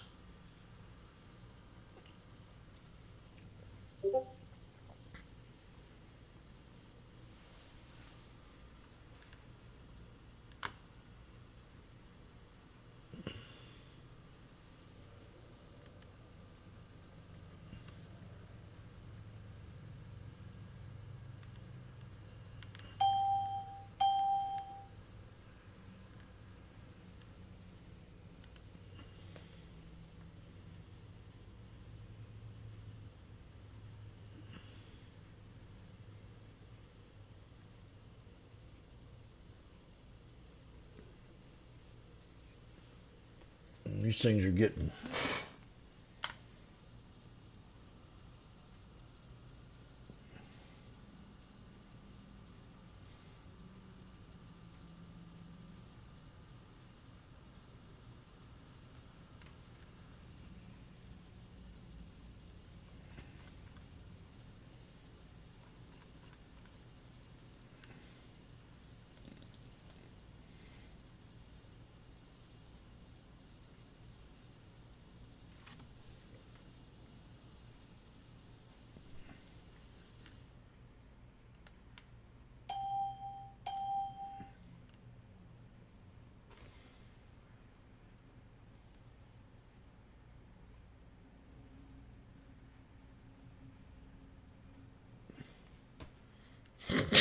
God damn. Unbelievable.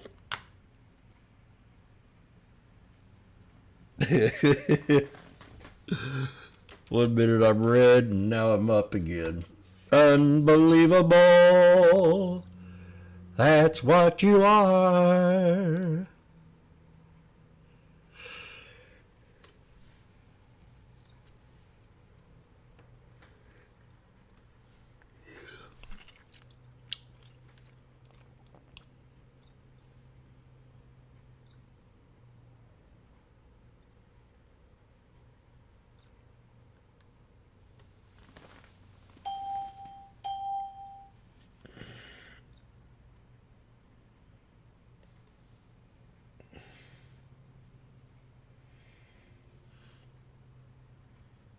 I just got one more contract to cut loose.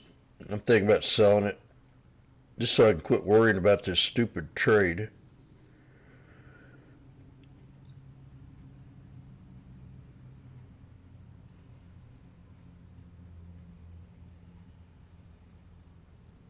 And then all of a sudden, big spike. We come close to hitting my target, 663,150.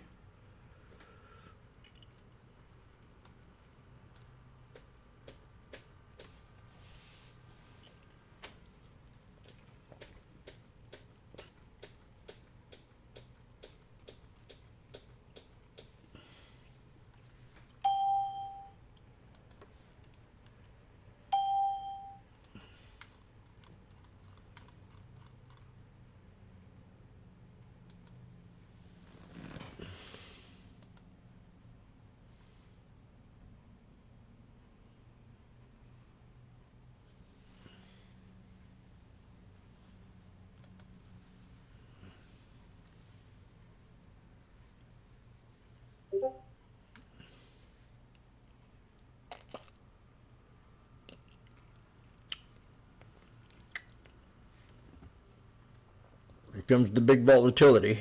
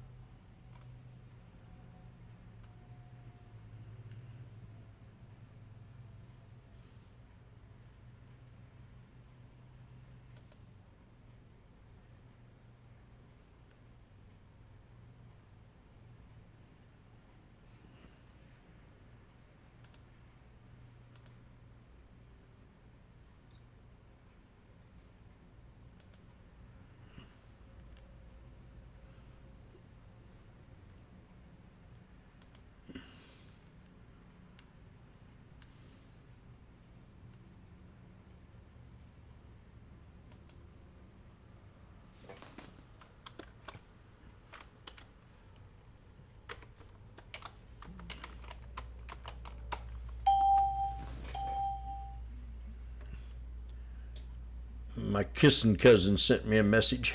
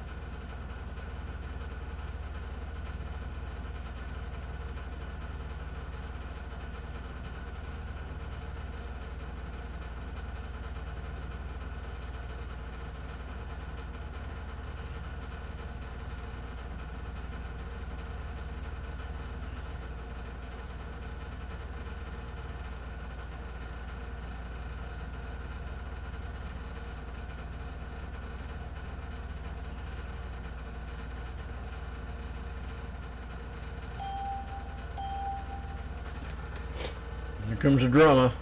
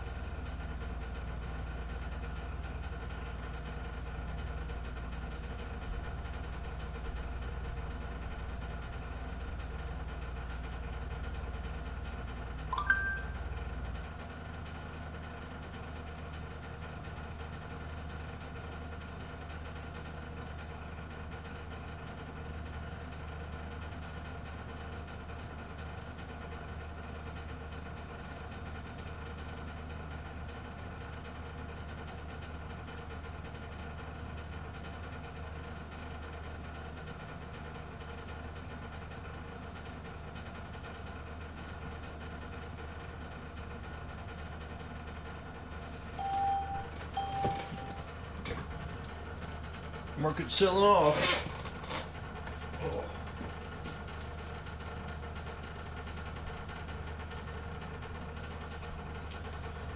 I'll be right back.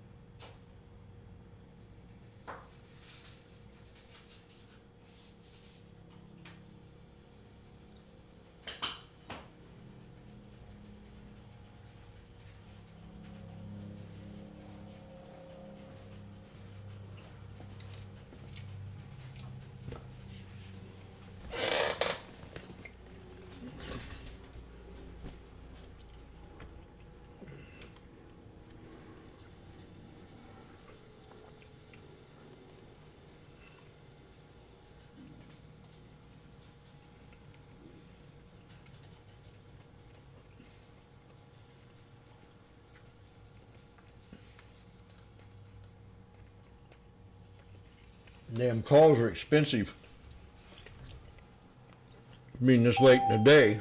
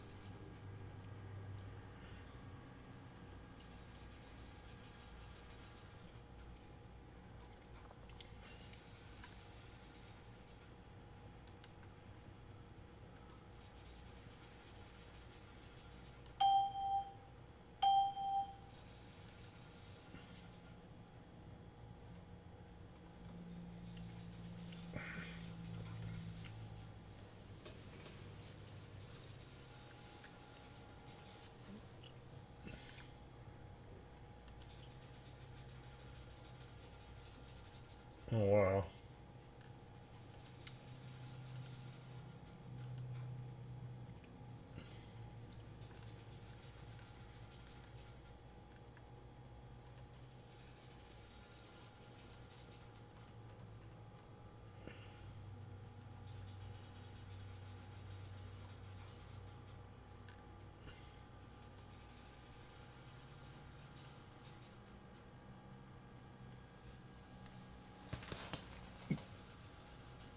Be back in 10 minutes.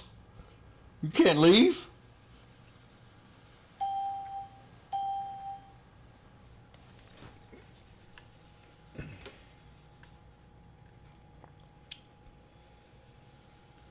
I'm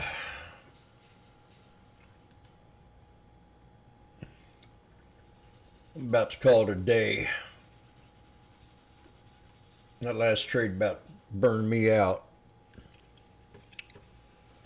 So let's go over the watch list.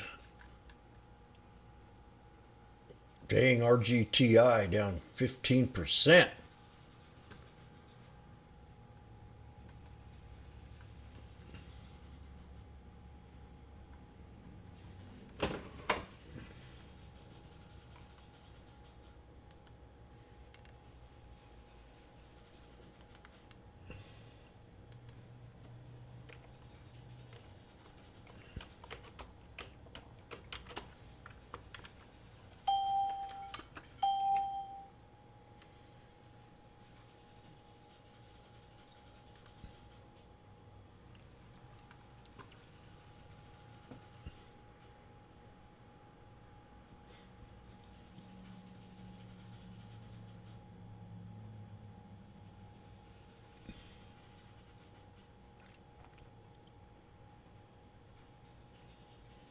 Disney's at 109.30.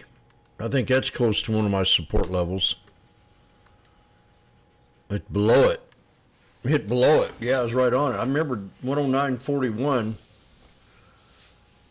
I think I would have probably took that trade if I'd been watching it.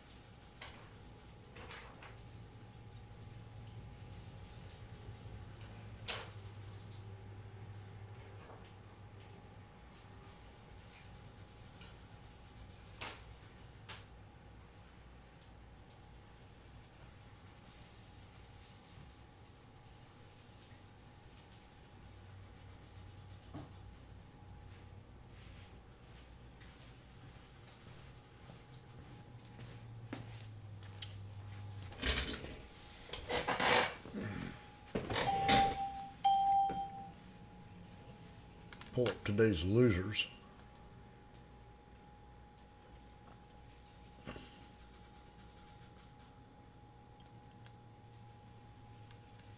Volume high, RGTI, LAC.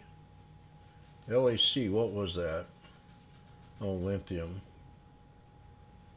ABAT. ABAT down big. They lost a contract.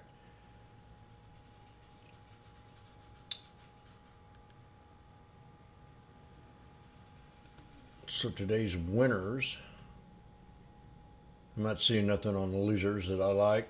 Today's gainers, percentage gainers.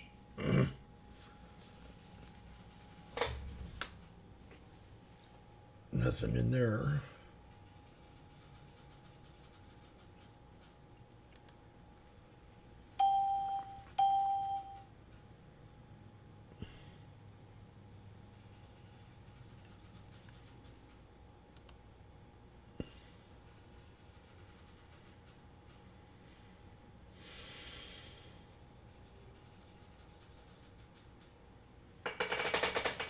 above 10%.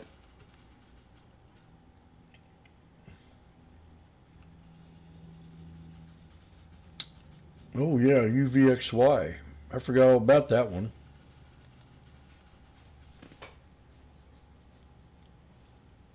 JB Hunt is up huge.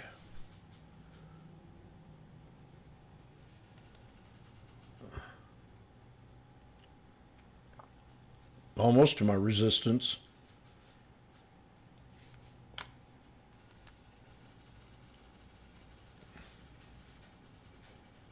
That's one heck of a run for that one. JB Hunt, 40 bucks. Morgan Stanley equal weight raises price target to 150, 174 by UBS.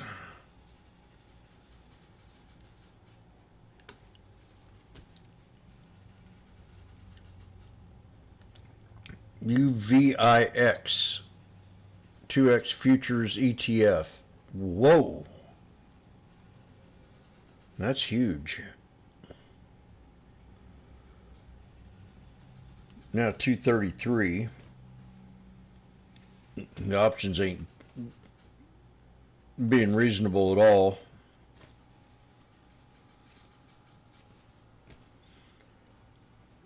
Oh, shit.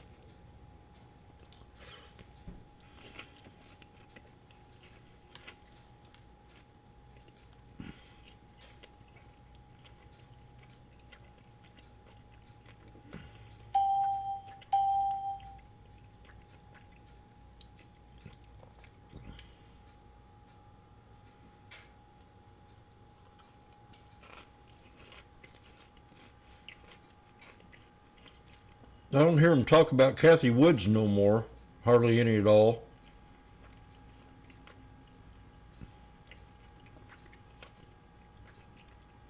$50 crossing over the 200 SMA.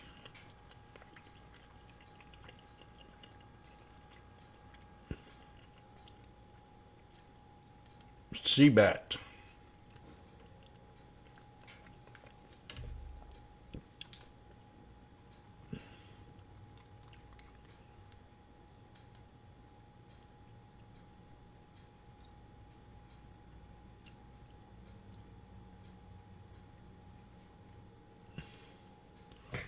I don't know about that.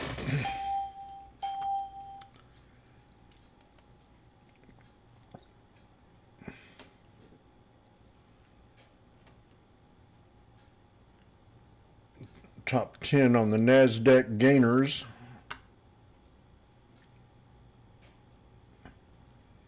One's up 179 bucks percent. God, what did it have it split?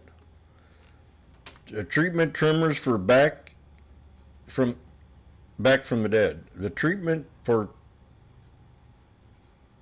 trimmers is back from the dead. Stuck up 200%.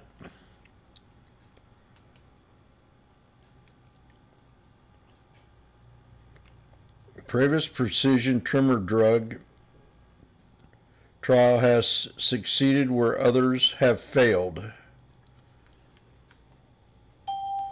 Man, that's a big one. That's a big bounce.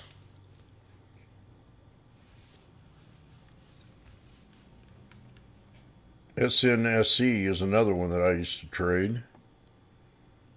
Ooh.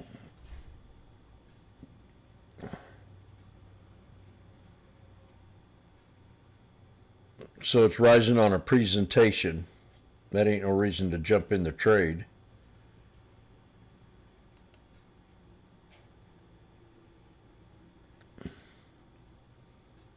The company announced a multi-year collaboration with Tempest AI,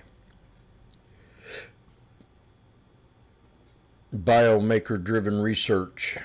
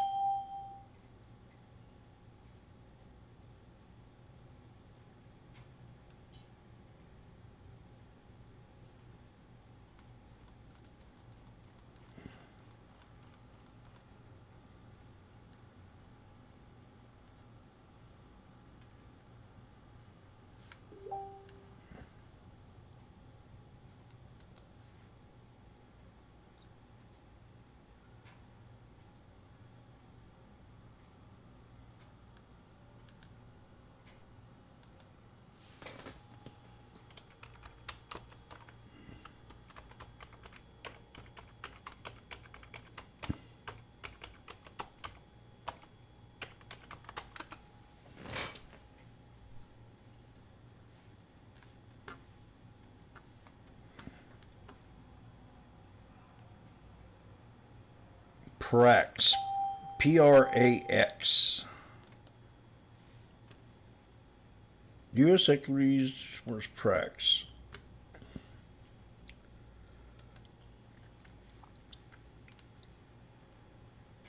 Drug has succeeded where others have failed. I already looked at that one.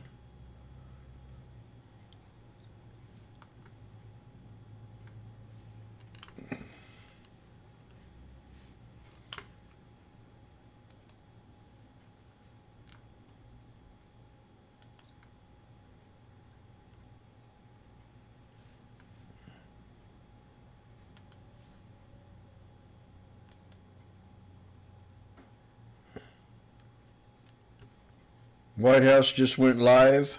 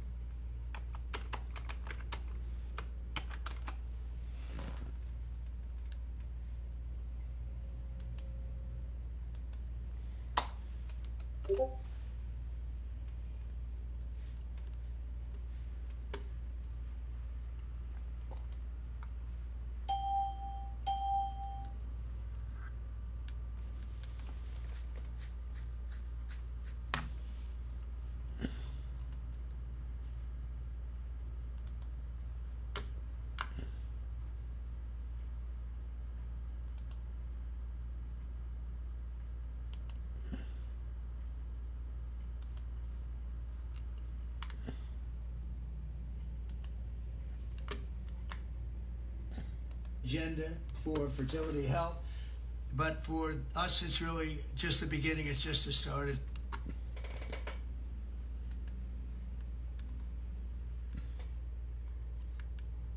Insurance coverage for fertility care, including IVF, something that, as you know, was not covered. Effective immediately, for the first time ever, we will make it legal for companies to offer supplemental insurance plans specifically for fertility. It's never been done before. We're signing it in today with what we signed. Americans will be able to opt in to specialized coverage just as they get vision and dental insurance. They're going to get fertility insurance for the first time. So I don't know, I don't know how well these things are covered. I see the Democrats like to take credit for all of the things we do. We do the things and they take the credit. But I figure if you do enough of these, eventually people are going to figure it out. The Democrats have done nothing. This will make all fertility care, including IVF, far more affordable and accessible. And by providing coverage at every step of the way, it will reduce the number of people who ultimately need to resort to IVF, because couples will be able to identify and address problems early. The result will be healthier pregnancies, healthier babies, and many more beautiful American children. It's a big factor. It's a big deal. Big deal. I'm asking all employers to make these new fertility benefit options available to their employees immediately. The initiatives I've just announced are the boldest and most significant actions ever taken by any president to bring the miracle of life into more American homes. And I will say Katie was great. As you know, she's a great senator from Alabama. She's the first one that told me about this. I had not known too much about it, and we worked very rapidly together, didn't we, though? We had everything passed, and Alabama then took care of it and passed it. Within a week, everything was done. Really, it was something. So I want to thank Katie, Brett. There's no deeper happiness and joy of raising children, and now millions of Americans struggling with infertility will have a new chance to share the greatest experience of them all. So I'd like to thank all of the people that are here, and I think we'll start with Dr. Oz and Ms. Horn. We'll go through the list and we'll listen. And yesterday I did this, and I stood for about an hour and a half as people spoke. And I said, this time I'm sitting right there, and I'm going to watch you. I stood for an hour and a half like this. I said, you got to be kidding. Here we go. It was one after another, and it was wonderful listening to them. But I said, if I have to do this every day, Bobby, should I stand or sit? Thank you, Bobby. Please, Dr. Oz. Okay. Mr. President, I'm going to jump in here real quick. I want to start by thanking President Trump. Sir, From the very first phone call we ever had, your support was strong, it was steadfast, it was unwavering. And because of you, millions of Americans are going to have a greater opportunity to bring the greatest gift, in my opinion, life into this world. Your support, your administration's support, it's a game changer. All of us here today are aligned. This is a celebration of life. It's a celebration of parents. It's a celebration of families. And it's a celebration for those people who want to one day be parents themselves. I think every parent can attest, and I certainly do myself, that the greatest gift that God has ever given me is the ability to be a mom. We want more people to have that opportunity. We want to make that easier and more affordable. IVF is what makes the difference for so many families that are facing infertility. So you've seen the numbers. It's either 1 in 8 couples, or some people say as much as 1 in 6, are actually experiencing issues with fertility. It's 9% of males and at least 11% of females that are facing these challenges as they work to build their family. The recommendations today that President Trump has set forth are going to expand IVF coverage to nearly 1 million more families, and they're going to drive down cost significantly. Mr. President, this is the most pro-IVF thing that any president in the history of the United States of America has done.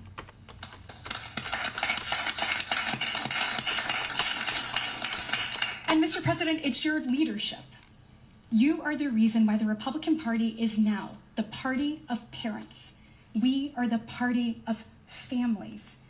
This is why when Senator Cruz and I worked last year, we got every single Republican senator to sign on and say that they supported nationwide access to IVF. And just for the record, IVF is legal and accessible in all 50 states. And President Trump. Alrighty. Well, the last 2 hours was a toughie, but I was able to get out of them. The more you watch, the more you understand how I call trades out. Chart patterns, moving averages, and being in the now.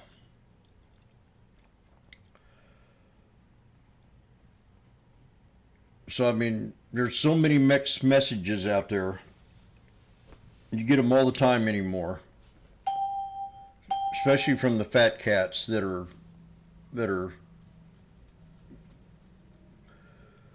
predicting and calling out statistics and the fundamental part of it, the POW deal, you know. 1 minute they don't want the rate cuts, and then when they want it, they love it, and then when they don't get it, they hate it.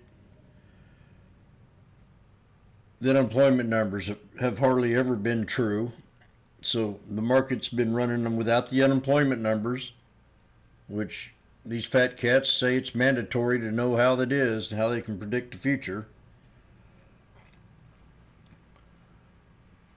So I more or less became a technical trader where I let the charts do the talking for me.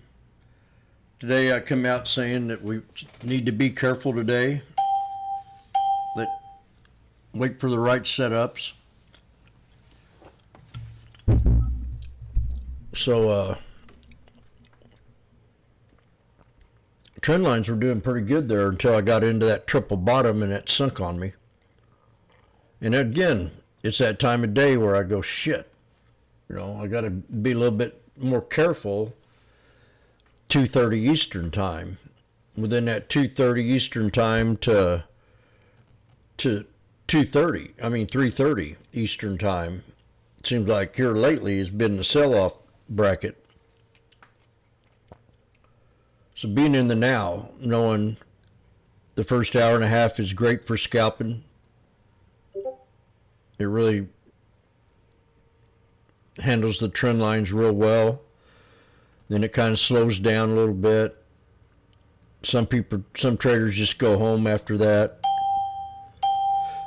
And you got to keep an eye on the news. You know, did the market like all them wars? Now that they're all over, is it going to act different? Trump meeting with Putin today.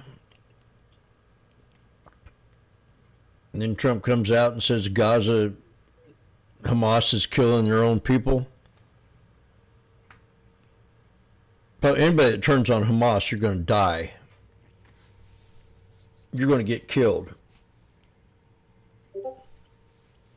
They're a bunch of, heathens.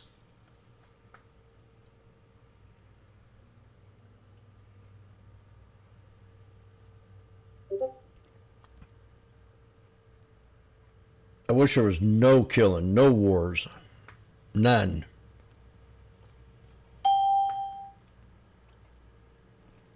But I don't know if Wall Street would like that. Seems like they thrive on wars.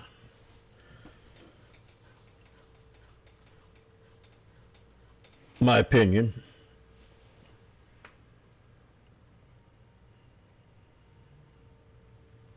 We got fat cats that are sitting on the sidelines, they say.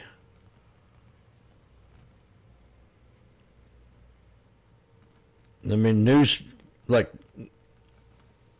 RGTI losing that contract, or ABAT losing that contract. I mean, that stock was running, and all of a sudden they lose this big contract of my tax money being wasted on it, they spent trillions of dollars during the last 4 years on green energy, and that's what caused this high inflation. They just went $14 trillion on the spending spree that they didn't need to do in hard times. We already spent a bunch of it through COVID, and then I'm listening to all these scams, all these people that got away with millions. And I was even asked, I had people ask me, Jim, won't you go in and try to get that money, that free money? I said, I don't want to. I don't want to mess with it. I don't want to get more government involved in my business than I have to. People getting away with millions of dollars stealing it. And then that food stamp program in Minnesota, 250 million gone. The guy was buying him houses and nice cars and said he was feeding 6,000 children a day, and he under Tim Waltz, his watch.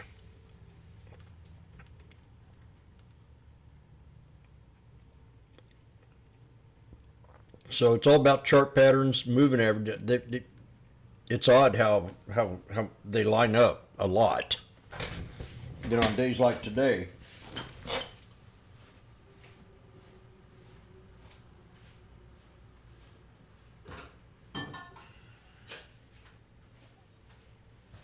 I had to go get a drink of water. Days like today, they don't line up at all. The second half of the day. So I'm going to get back and watch some of these videos. I didn't get to watch Trump's speech today. It sounded like he's helping out the women that want to get pregnant. And so that's going to be something interesting to learn about. Pregnant women.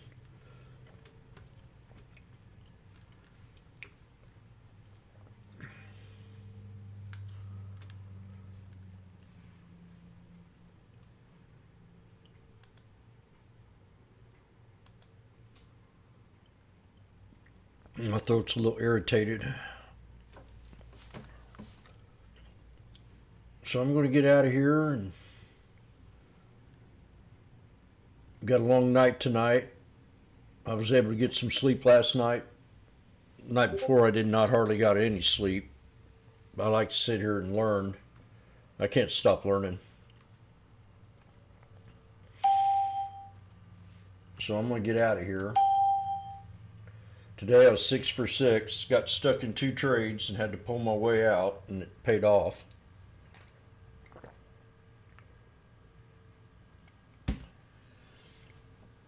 I'm waiting longer for to buy back in when I get stuck.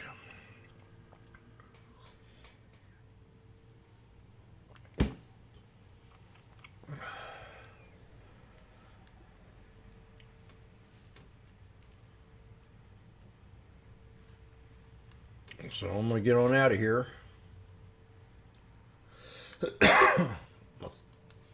Drink a bunch of water.